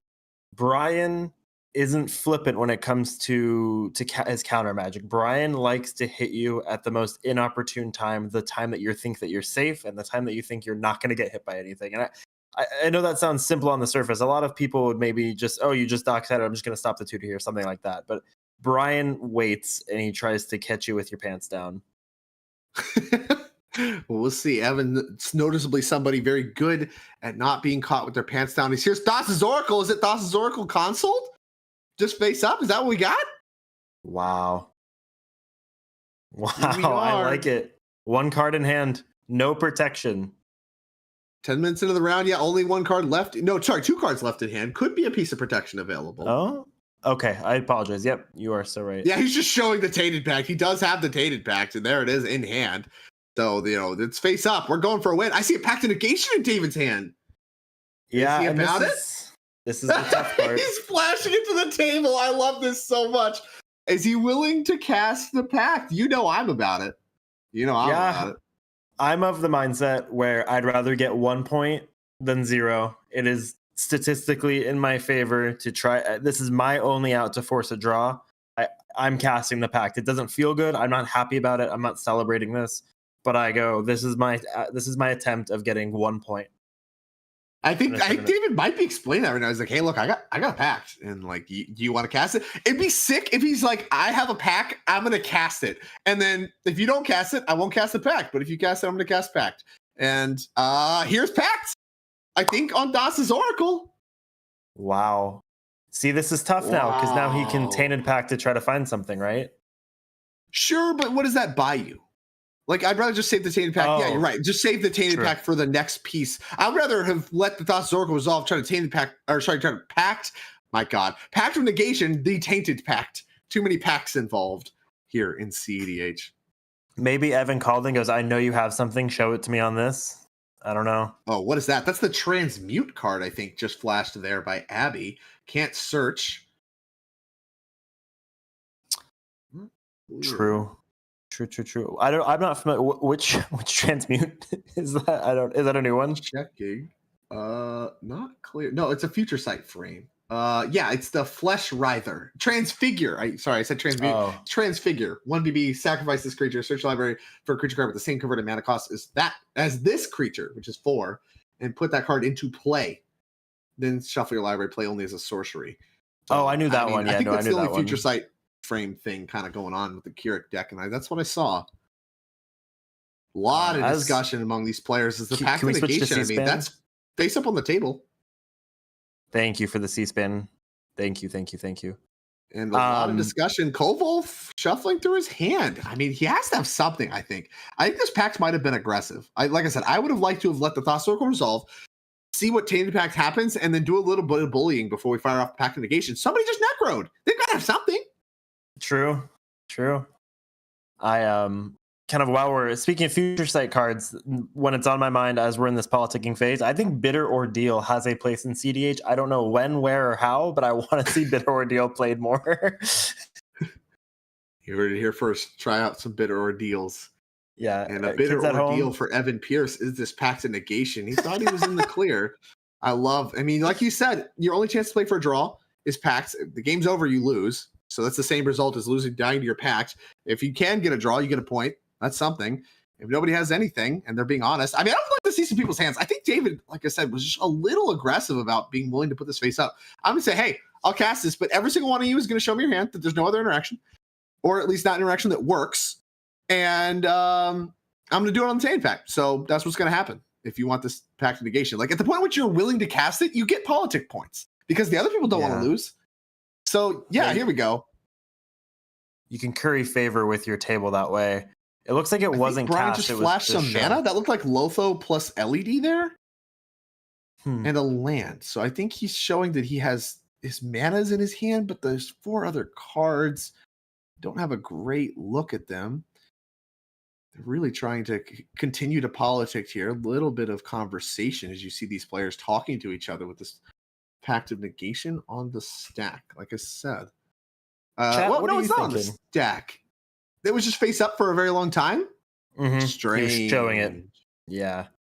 Well, he put it down on the table. That looked like it was cast. I guess not. I thought it was also cast, but it looks like It looked maybe cast to me, but I guess that is not the case. Of course, the players are communicating. And yeah, Evan says, here's the Tainted Pact, and cut back to the table. He's showing the Tainted Pact again, saying, I'm going to go for it. And things are complicated here. And to the 240 plus people we have in chat watching us, what are you thinking? What's your position on this pack? Do you use it? Do you just lose? What are we thinking? What are we thinking, y'all? Now that the Tainted Pact's on the stack, which now I believe that is true. I believe the mana has been spent. There is a Thassa's Oracle on the stack. It looks like Evan has indicated he's casting the Tainted Pact, right? Because he had a mana floating from Mana Crypt. That's now gone. So that Tainted Pact is cast. These players not doing a great job of indicating what is actually on the stack here, as there is conversation, players revealing cards, trying to navigate this scenario in a way that is acceptable to the majority of the table. A little bit. This is a unique aspect of cEDH. You don't see this in any other, kind of format where you are revealing cards, trying to discuss how this is going to play out, how to use your cards. And I think Evan might just be not casting the Tainted Pact. I wouldn't. I don't know. There's a lot of hand motions. So this is like the sideways, the straight up and down vertical hands. A clear indicator of pleading when it comes to cEDH, and we can see this in the booth. We can't hear what they're saying, but I see those vertical hands from Evan just kind of gesturing to the cards in play. It's pleading. Can we cut to C-SPAN? Cut back and forth. I want to know, Drake, from your history in 60 card and competitive high level 60 card, was this a tough transition getting into this sort of politics game that just doesn't exist in 1v1?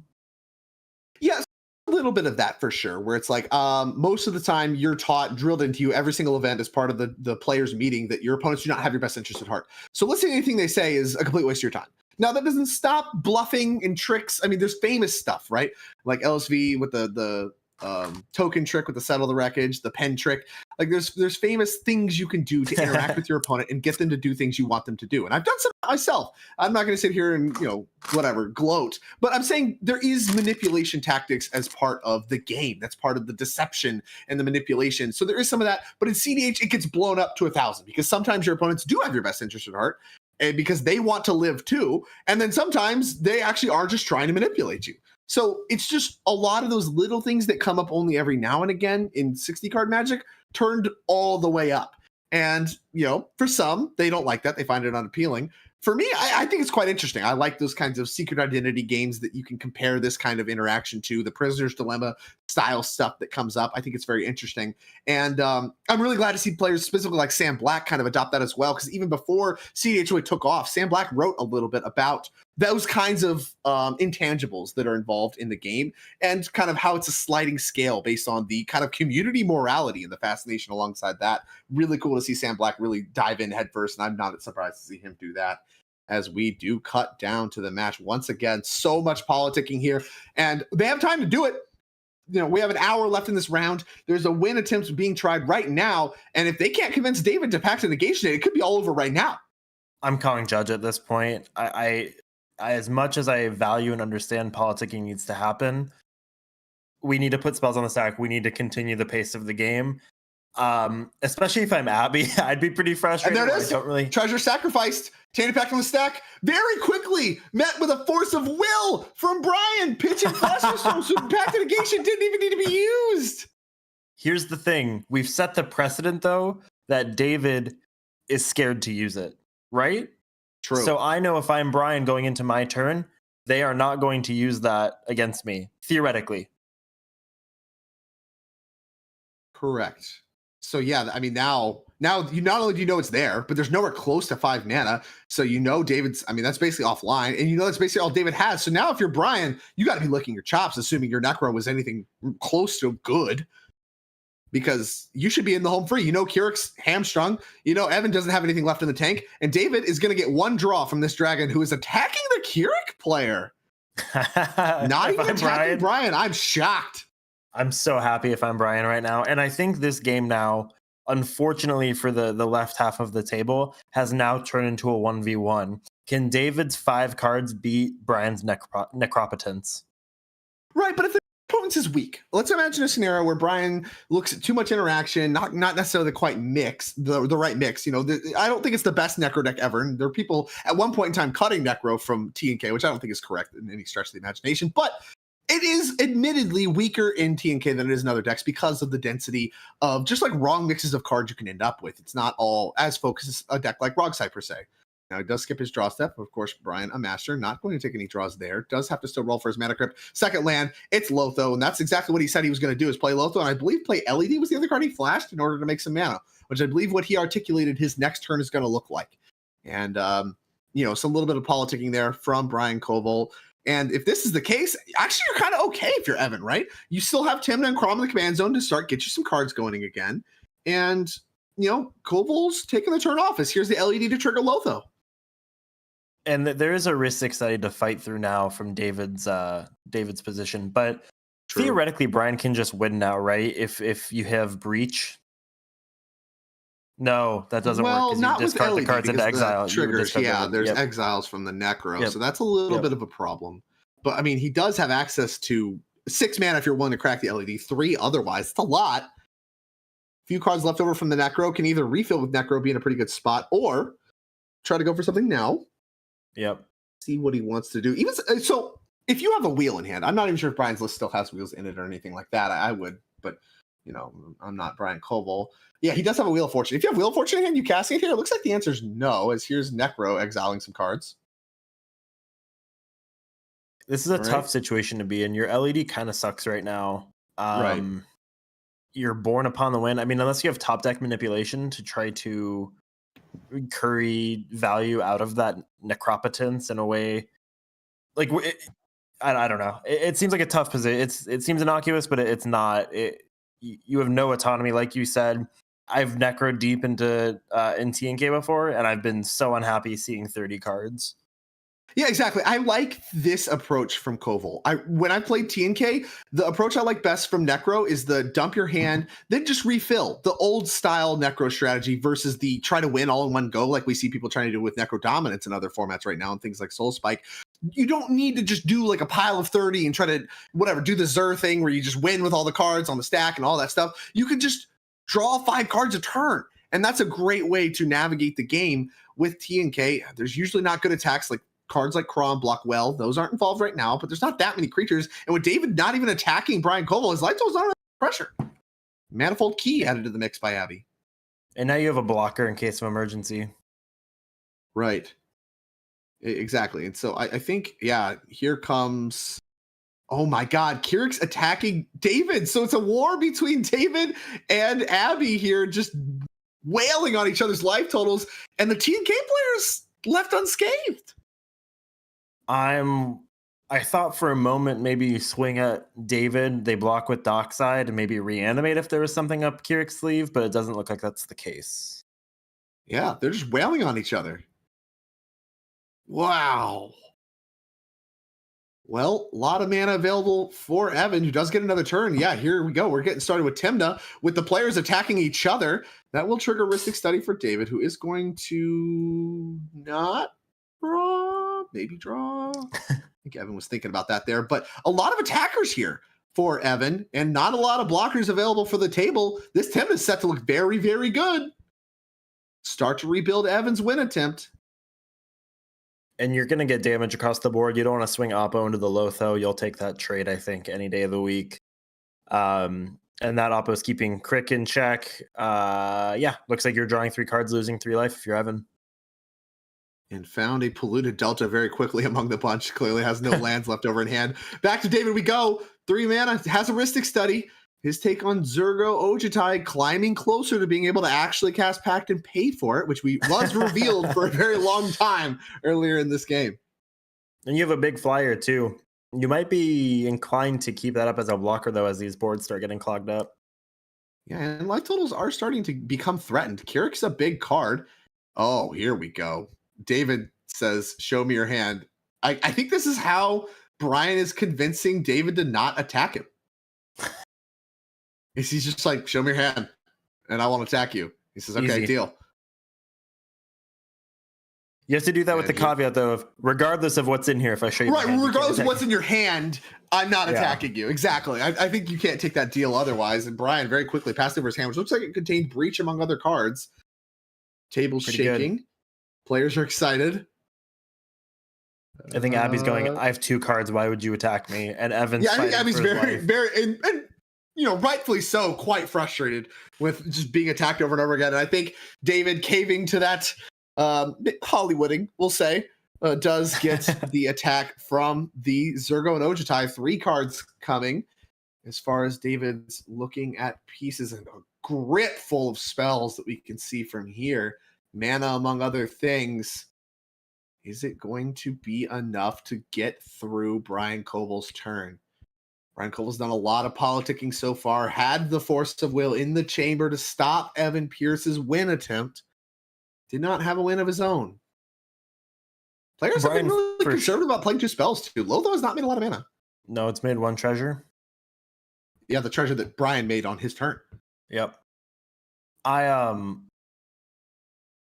I think that if that pact resolved on that Thoracle or that Tainted Pact, and Brian untapped with that force, he would have won this game, right? There's some problems, right? Like, Opposition Agent is still a thing you have to try to win through, and that's pretty hard from the blue farm side of the table. They do lean very heavy on their tutors, but yeah, I mean, I think that Koval would be in a very, very commanding position for sure. I mean, if he isn't already, I would say he certainly is. And deploying the Spellwar Stone for David, notably, that's mana number 5, Pact of Negation, available to be paid for. So now that is a card that the table does need to worry about, assuming that David was unwilling to cast it prior to having 5 mana to pay. To Koval we go. To Second turn on Koval top we of go. Necro. City of Brest, not really the land you want to see, but does make the mana you need. I don't know. 7th edition foils, I'm pretty happy to see, though. True, but your Necro alongside your Mana Crypt that thinks, oh, it's Crom time? All right, we're getting a little Crom defense set up. Okay. Some Crom Mana bat. Crypt, the treasure and some mana, making that one work. And now second spells get Koval mana and a card. It's worth quite a lot. Making mana and drawing cards is pretty good in my meta. It's pretty good in most metas, I hear. Oh. Well, actually, my Manaless Dredge deck. Oh, Jesus. Don't hit me with this. My God. I'll take the draw. I wonder what they're on. It looks like I was wondering if there was Brian's ever a doing time in Legacy you were supposed to take the draw just to like get people to mulligan the force, and you're just like a fair deck with like him to Torok or whatever that just like does not care about force at all.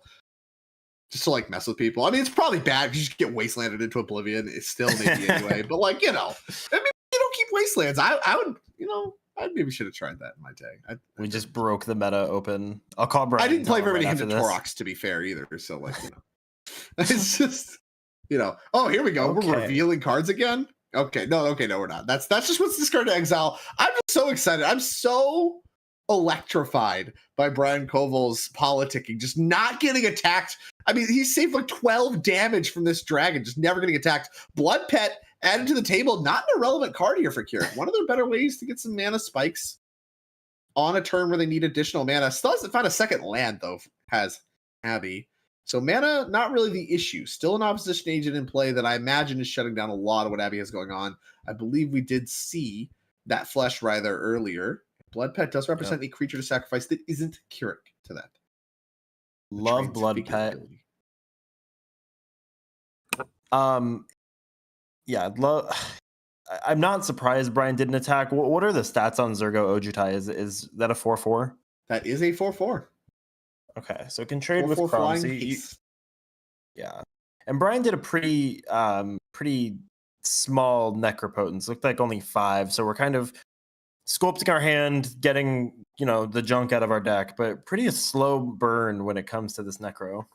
Yeah, and you can't get too low in the single digits, or like I said, Lotho actually will just kill you. It's not mandatory. So you lose a life, make a treasure. I mean, your opponents can just be like, all right, it's the Crom thing with when you exile your whole deck, right? Where it's like, all right, if I just cast 2 spells, I kill you. Same thing, but with Lotho and your life total being low. And you have cards like Mana Crypt that you're flipping for every turn. You have your City Brash you want to use. You need your life total padded a little bit. Yep. Yeah, everything hurts right now. Your Mana Crypt hurts, Lotho hurts, City Brash, just like you said. You're chipping away at yourself faster than your opponents are chipping away at you. Little in-step fetch, I believe, from the Polluted Delta, and did not grab a Surveilland. Quick check. Any Surveillands in Freedom Waffles deck that he could have grabbed? Chose Badlands. I think it's tough in 4-color. I inclined to agree with you. Yeah, though I think Surveillance to reach for, which means just Badlands, but it is Vampiric Tutor here on Instep. The tutors have been flowing for Evan. I tell you what, no bad cards in the T&K list for Evan Pierce. All gas, no brakes. Can you do me one favor, Drake? Can you check Evan's list? Because I have a strong suspicion. Could you check Evan's list? I don't believe he has Demonic Consultation. Could you check? Quick check here. That is an instant. It starts with the letter D. There is a Demonic Consultation. There is. Evan Pierce's deck. Oh, yeah.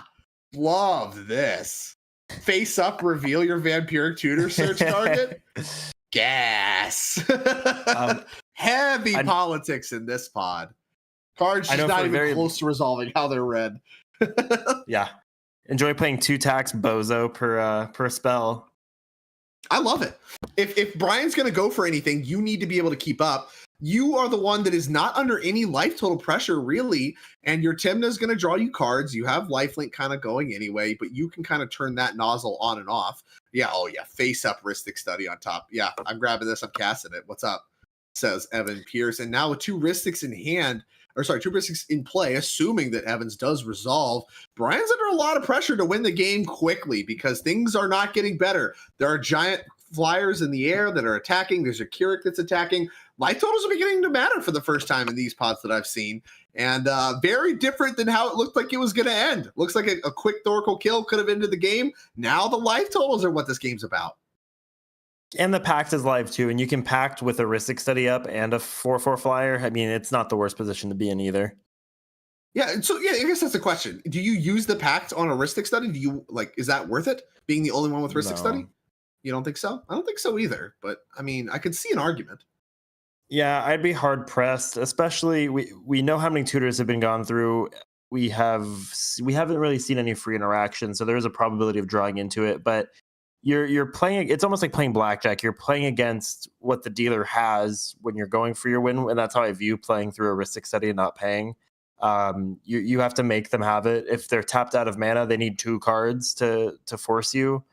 One of which has to be blue, one of which has to be force. The odds are. It sucks when it happens, but I think surprisingly the odds are in your favor. If an opponent has 3 cards in hand and you're trying to win into it and they draw, let's say, 15 cards, you probably have a blackjack's chance of winning. The blackjack analogy. I've heard cEDH compared to a lot of things. I think this is the first time it's been blackjack. Yeah, no, Ristic Study with the tax paid for, I believe, here is going to work. And that is... I guess we cast a second spell. I didn't see what it was, but looks like Kobold drew Lotus a card, Petal. made a treasure. Lotus Petal, there it is. All right, bottom of the screen. A lot of permanence there for Evan as he does a little bit of board state management here for us. Thank you, Evan, keeping things nice and clear and readable. We appreciate that. As we go back to David, who has just like a pile of cards in hand after all of those spells cast from opponents. Like I said, I believe Evan, the only one to pay a Ristic tax. So we'll see what happens here. Chrome Mox, how things get started. I think we're about to make another treasure, draw another card. I see a Chrome Mox. I see a Talisman in David's hand. So if we continue with this mana development, I think I see... Well, Evan's drawing cards first. We're not paying for Ristic Studies. Spell Seeker is the worst spell in your hand that you want to put under your Chrome Mox. Wow. Ooh, that is a Makes sense. telling exile for the imprint there. With the Oppo. Sure. But I mean, I imagine no matter who goes to win this game, it's going to involve killing the Oppo, though maybe not, as Roaming Throne is the follow-up for David. Players are going to draw cards for that one. Evan, a card coming, and for Brian, it's a card and a treasure. Well, that means that if we name Dragon, that's 2 triggers. Basically, top 6, grab 2. Almost a dig through time. Whenever you connect, pretty Evan's good. going to get a quick read at Roaming Throne. Magda Staple, Roaming Throne. I mean, people went feral over that card. Even now, like Commander, I don't know what it is about this card that just infatuates people, but they are feral over Roaming Throne. Powerful rare from Lost Caverns of Ixalan. Well, typo decks are like the most popular type of deck to build in Commander. So typo's already at the top, and then you go, oh, I can do typo, but twice. I mean, and any color, being a colorless card. I'll tell you this: I have 2 Kindred decks that are Commander decks. I have Vampires with Drana Colossus Bloodchief at the helm, and Slivers with Sliver Overlord at the helm. Neither deck wants a Roaming Throne. Really? They're not triggers. It's activated abilities. Oh, I don't even know what Roaming Throne does. It doubles activated ability. It's a Panharmonicon for a creature type. It also is a 4/4 with Ward of the creature type. So it actually just has a great body. Showed up in Vintage Cube. People played with it. Showed up a lot of places. But little overcosted for a lot of the 60 card formats. Showing up here in cEDH. I think the first time I've really seen it in cEDH. You say you've seen it in Magda? I don't know. People play all kinds of unplayable stuff in Magda.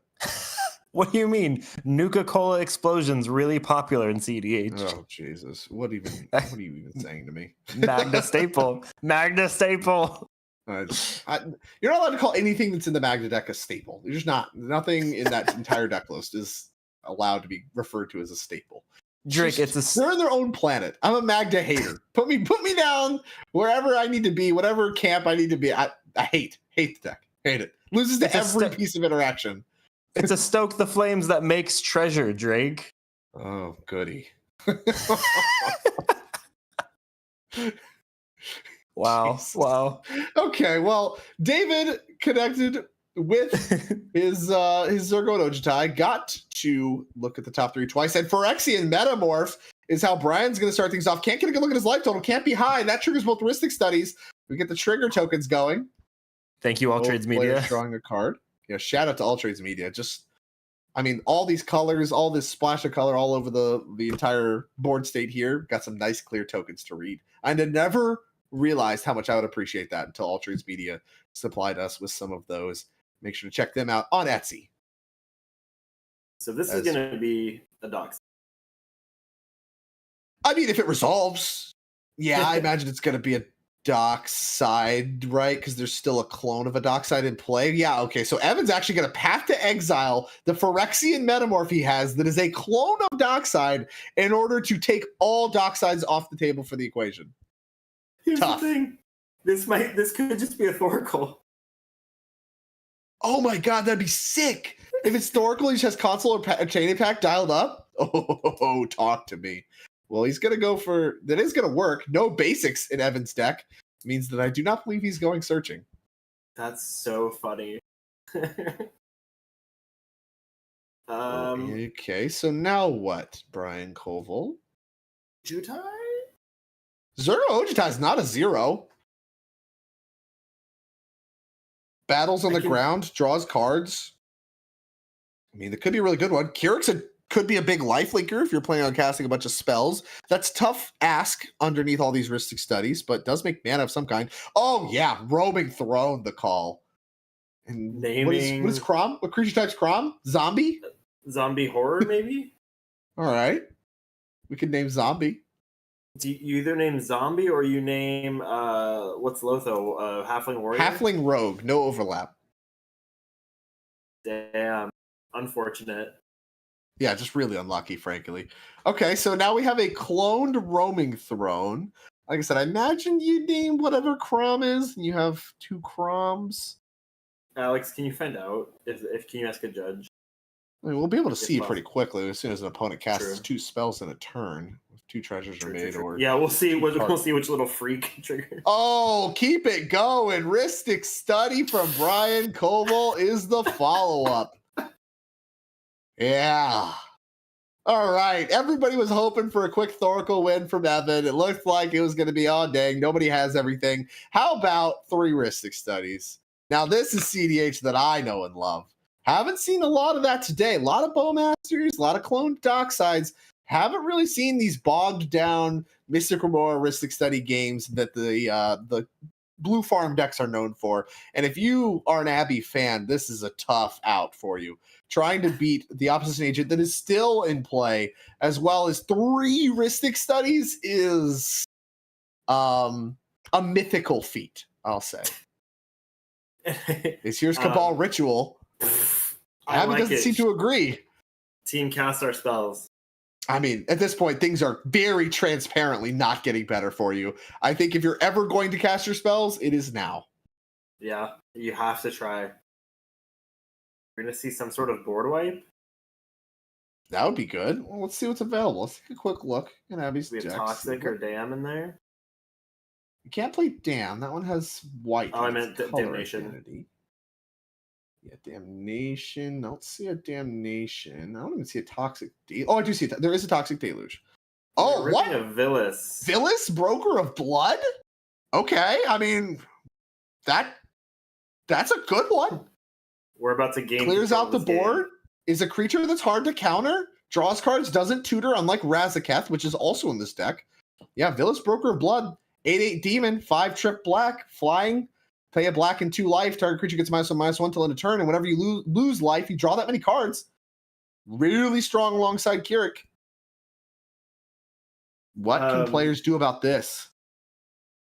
Captain Moronsport says, someone give Crick a Ristic too. I think Abby just made their own. I mean, this is better than a Ristic. I mean, this draws way more cards than Ristic if it works. The question is, will it work? Now, we do know Evan did just use his Path to Exile. Would have been very good here against Keurig, Son of Yawgmoth.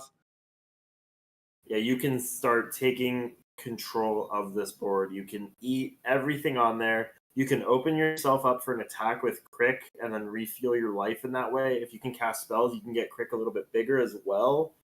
I mean, this is just the card Abby needed, like you said. I mean, it just takes everything over. Like, you could pick off right now for 8 life, pick off the Opposition Agent, and draw 8 cards.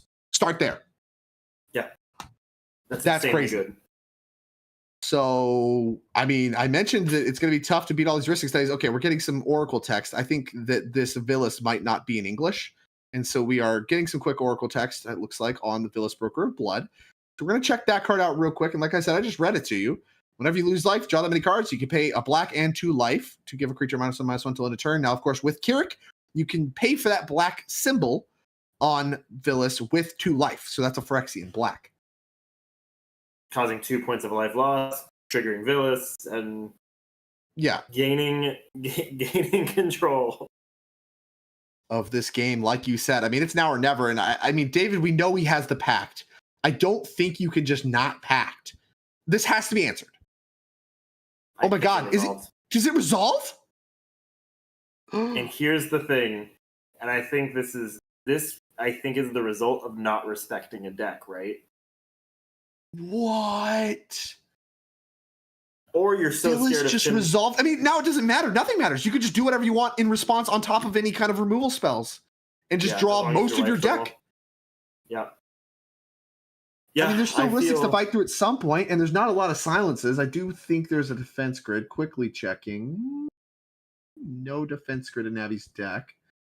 So we do have some counter spells we are going to have to fight through from the Ristic Studies later, but she's going to have a lot of cards to work with. And with Keurig in play, no attack yet. She can cast a bunch of black spells, make Keurig really big, get more life, and then keep going in the second main. She's got a lot of options here. This Villas is huge. Okay, we're killing Tymna first, maybe to turn off a deflecting SWAT to be able to open yourself up for the opposition agent. Right. Yeah, I think we're turning off the commander spells. Now, Evan does have Ancient Tomb, Badlands, Lotus Petal, a ton of mana up, but making those hard casted when you haven't seen them yet, we haven't seen Fierce SWAT or anything from Evan yet, getting those commanders off the board is going to be part of the equation for sure. Harder to do for Koval now, but we know Koval's Fierce has already been used, so smart to go after Evans first. Does Abby have Demonic Consultation or Tainted Pact in their their deck? Checking. No Tainted Pact, no Consultation. Dang, I was wondering if there was a world. Does have a Predator's Grasp. Okay, this could be a line. Just musing on the possibilities. If you kill the Thassa's Oracle, you draw into a reanimate, and then you grasp somebody's consult. Yeah. Okay. Yeah. Reanimate's there. That's an option for sure. Okay. Musing on the lines that they might have available to them. They're choked a little bit on mana. I'm a little concerned about that, but I mean, Keurig solves a lot of the mana problems, and Villas solves all the card problems. Everything should be here. There's Ancient. Thinking about it again. I mean, it looks like all the problems should be solved for Abby. She still has Blood Pet to work with. She has Keurig still in play. She has all the cards that she really could want in the form of Villas, Broker of Blood. The question is it enough to beat 3 Rhystic Studies? I think you could confidently beat 1. Can you beat 3? Right. We are playing Ancient too. Sacrificing Blood Pet. It's Snuff Out in hand. Can't hit the Oppo. Yeah, that's a black creature. Couldn't hit Tymna either. Also a black creature. Ironically, a lot of the creatures in play here, black creatures. Snuff Out looking kind of weak. It's Grey Merchant of Asphodel. Okay, so we can gain a bunch of life back and keep going with this one. Okay.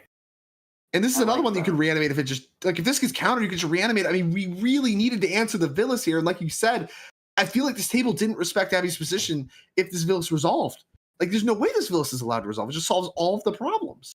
And here's the issue. I think maybe, and I don't blame any of the players because I can understand the high pressure situation that they're in right now, but it could possibly be a situation of I don't see the immediate win, but I know both TNKs are threatening a win, and I want to make sure I have protection. But who's to say all these players are accomplished players, and they're in the higher end of the brackets. They deserve to be where they're at. But there might be no good lines. Like David just needs to take so many turns to win the game, and maybe he thinks that she's going to use a lot of life.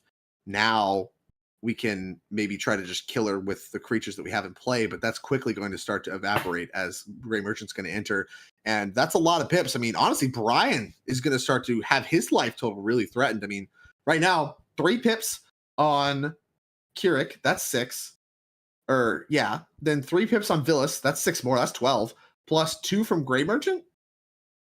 Why that's is it double? 4 more, that's 16. So it's 16 from everybody. Isn't it 1 damage to each, and then she gains that much life? Oh no, it's times 3. So it's 3 from Crick. Yeah. Oh, she gains the total life. You're right. So she deals 8 to each player, gains 24. Yeah. So she deals 8 to each, and then not 16, but she gains 3x the Grey Merchant. Yep, that's insane. So she'll gain 24, which is a big number. Path to Exile on Phyllis, and so late to the party is this Path to Exile. Especially when in response we can... I wonder, is this in response to the Gary? I think so. I think we're trying to cut down the devotion here. Gotcha. Oh, a lot of Path to Exiles here at this table. Now, is the search optional? Can Evan take a look at what she's working with legally from this Path to Exile because of this opposition agent? I mean, I'd be shocked if Abby doesn't. I mean, I don't know. I can't see her life total, but if she has enough life left to kill opposition agent, I think she would want to. So the search is a May. Yeah, okay. Okay, so it's actually the Keurig that's getting pathed. Okay. So away goes Keurig. Can't go searching for any swamps. Yeah. Interesting. We didn't but maybe there's a reason. Oh, so we responded to some Villas triggers there. That is what was on the stack when this Path to Exile happened, because she just drew a pile of cards. Could you Villas in response though again? You could, but I don't know if she has the life to do that. Understood. That's the main thing. And now Brian, I think, is very clearly not interested in getting garried, going to fire off a Mind Break Trap on Grey Merchant of Acital. Yeah, I mean, this makes a lot of sense to me. This might still be close to lethal for him. Brutal. Very quickly checking is Abby, as this Villas has really broken open this board state for her. Honestly, like I said, the best card she could really have. Land played, though. We played Ancient Tomb. Cost us some life to use. Abby has brought the excitement. Nykthos, Mox, Amber. That looks like a Wishclaw Talisman. A lot of swamps. Mox Amber does make mana, but does feed all 3 Ristics. So there's a little bit of risk there. Risk stick? Yeah. But Abby has been the epitome of engaging, entertaining gameplay with their strong start with the Jeweled Lotus, got stopped by the Oppo from the Entomb. Now this Villas turn, Villas resolving. I mean, it's Abby was like, hey, how can I make this as much fun for the casters as possible? And I feel like they're I mean, I'm having a great time. I mean, I think when you talk about people that maybe don't respect Keurig as a deck as much as they should, I am in that camp as well. I just over and over again, Keurig has high attendance numbers and low conversion rates, and that to me does not speak to a deck that I think is very powerful, and therefore I think it is pretty weak. But in comparison to something like Magda, you'd be shocked how much Keurig can actually slog through and still be a competitor. So, as far as tiering my hatred for random monocolored decks, Magda, lower than Keurig. And Keurig's climbing. This Villas looks impressive. Yeah, I've never seen in a tournament setting a Keurig deck do as well as Abby is doing it with it right now. And that might just be the nature of how they have the deck built, or maybe their knowledge or comfortability with the deck. But I've been really impressed by Abby's.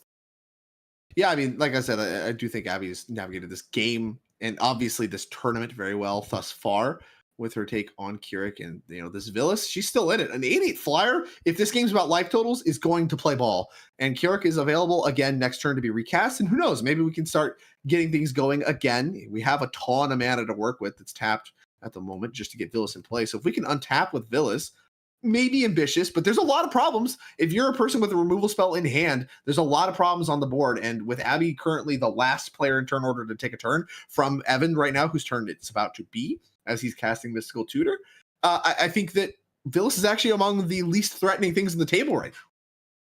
Yeah, I think we're in the end game. I think every player now is postured, especially with how people have drawn half their decks so far with Ristic Studies, with the counters and board development.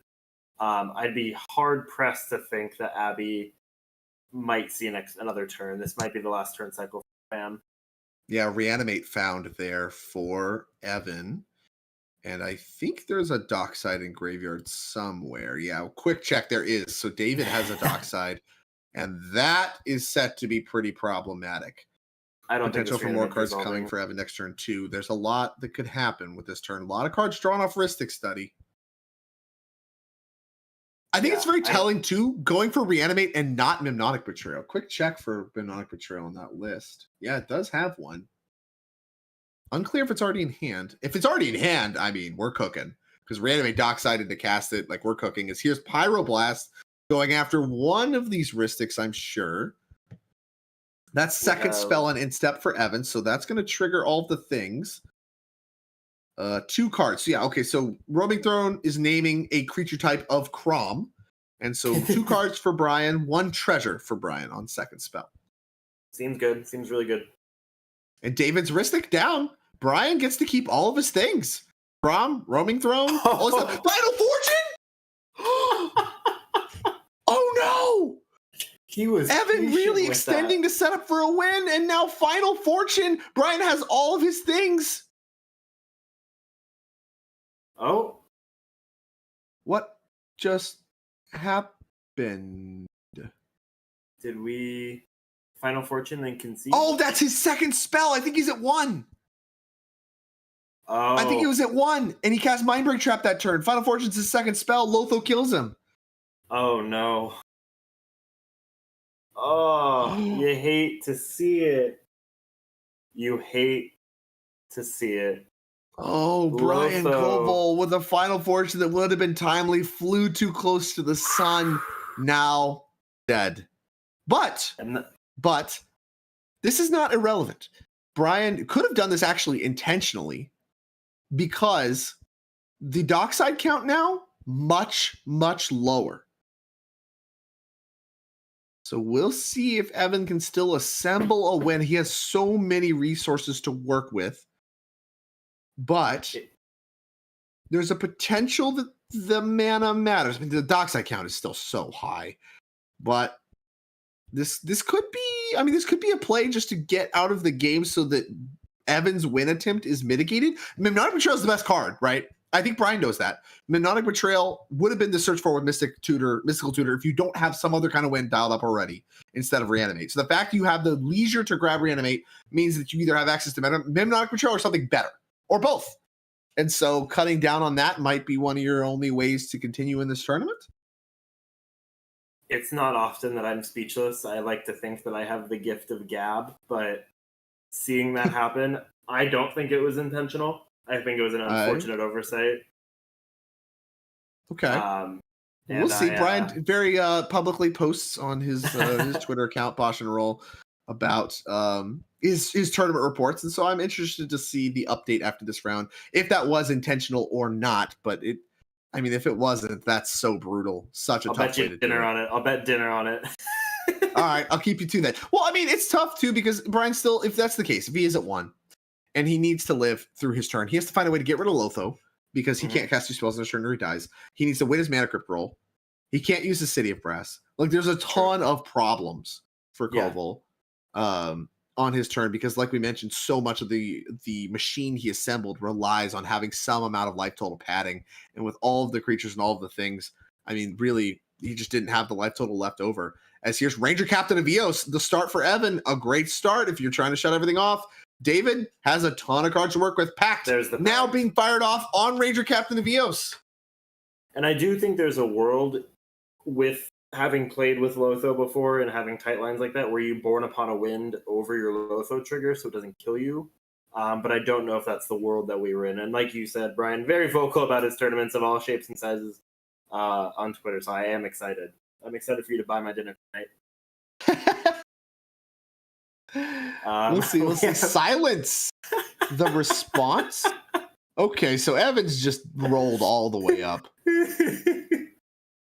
And this is what happens when you draw 1,001 cards from Rhystic Study. You've drawn 10 decks worth of cards. You have a Ranger Captain. You have a Silence. I'm not surprised to see this. And I understand why there's the fight there is now, but this is an unfortunate reality of letting Rhystics go unchecked as the game amasses value. Like I said last round, you generate a lot of card advantage, but up until now, no one has generated a win attempt.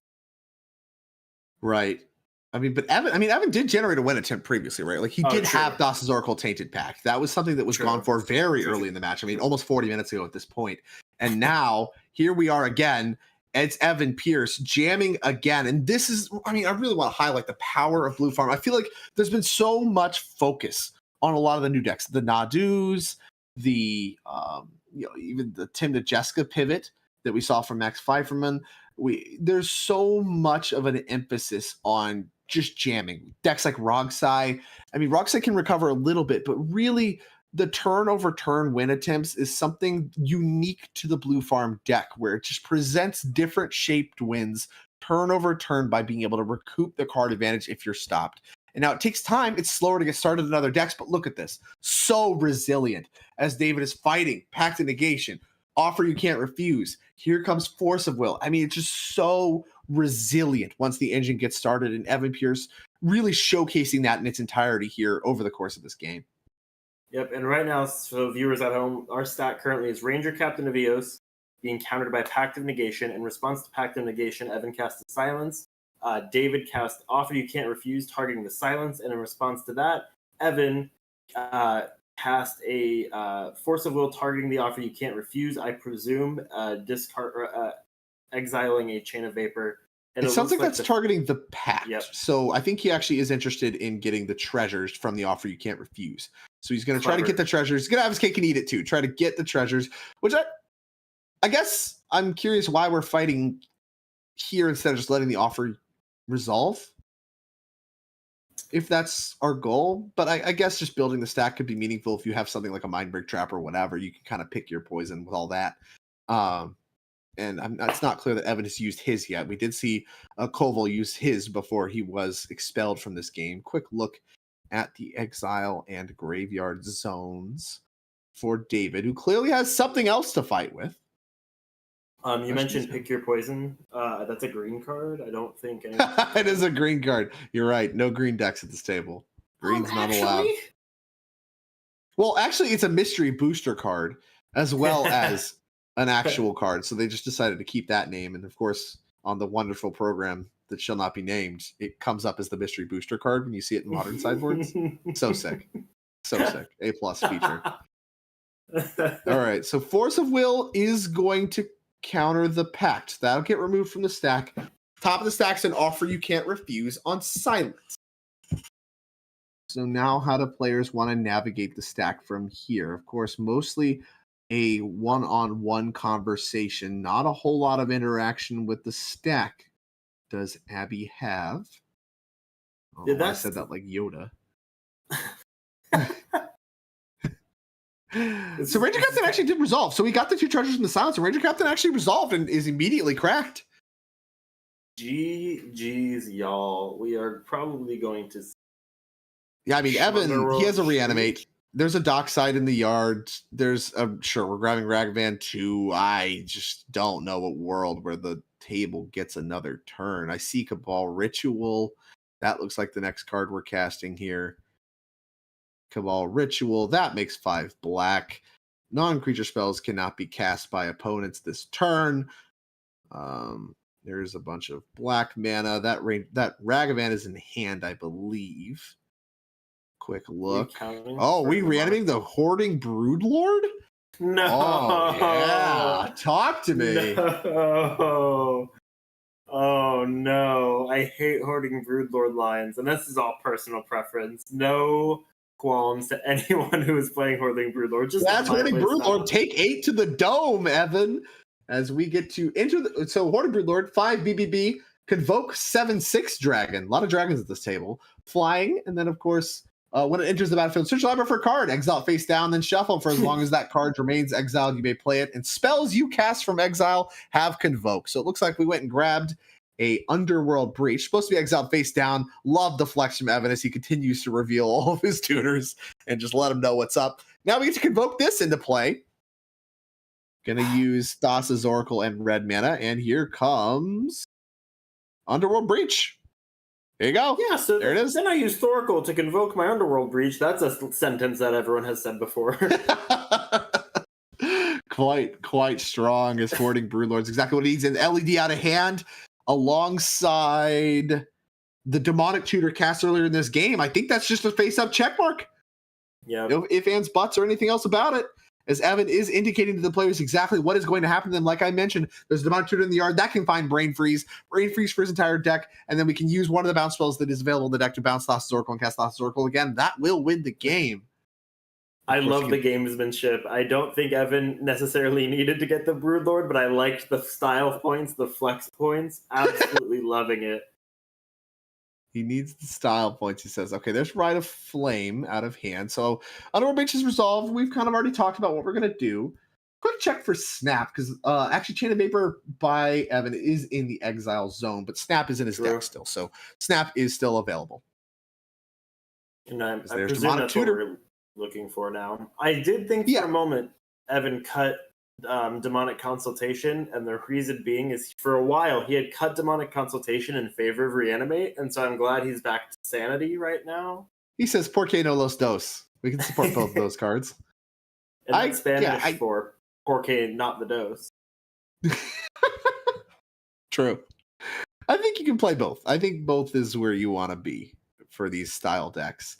And even though I'm not a consultation for value, in quotes, player like my good friend and previously podcast co-host Mikey Holohan, I think that it is still a worthwhile card to play and does come up as a very relevant thing to have access to. Brain freeze found. Players continued interested in playing on. Any kind of creature interaction we could maybe see? Anything? Because that would no non-creature spells, so non-creatures don't work. Yeah, there's no green decks. We have Otawara. Only one legend for David, and only one mana left over. No Ristic in play. Having not access to a lot, these players can really only look on as all this floating mana, clearly indicated by the All Trades Media tokens that you can see there. Shout out to them, and they're very crystal clear. Mana tokens, good for people that are colorblind. You can't see the color of the tokens, can't use colors of mana, whatever. It's still got a letter on it. Let you know what's up. B for black, R for red, C for colorless. That is the 3 types of mana floating for Evan as he's resolving Brain Freeze and all of the Storm copies in the mini Storm that has resolved this turn. It's a lot of cards. Really only needs to do that like twice, and then the deck is all done. Gets to snap his Thassa's Oracle once the deck is empty, and we are all rolled up.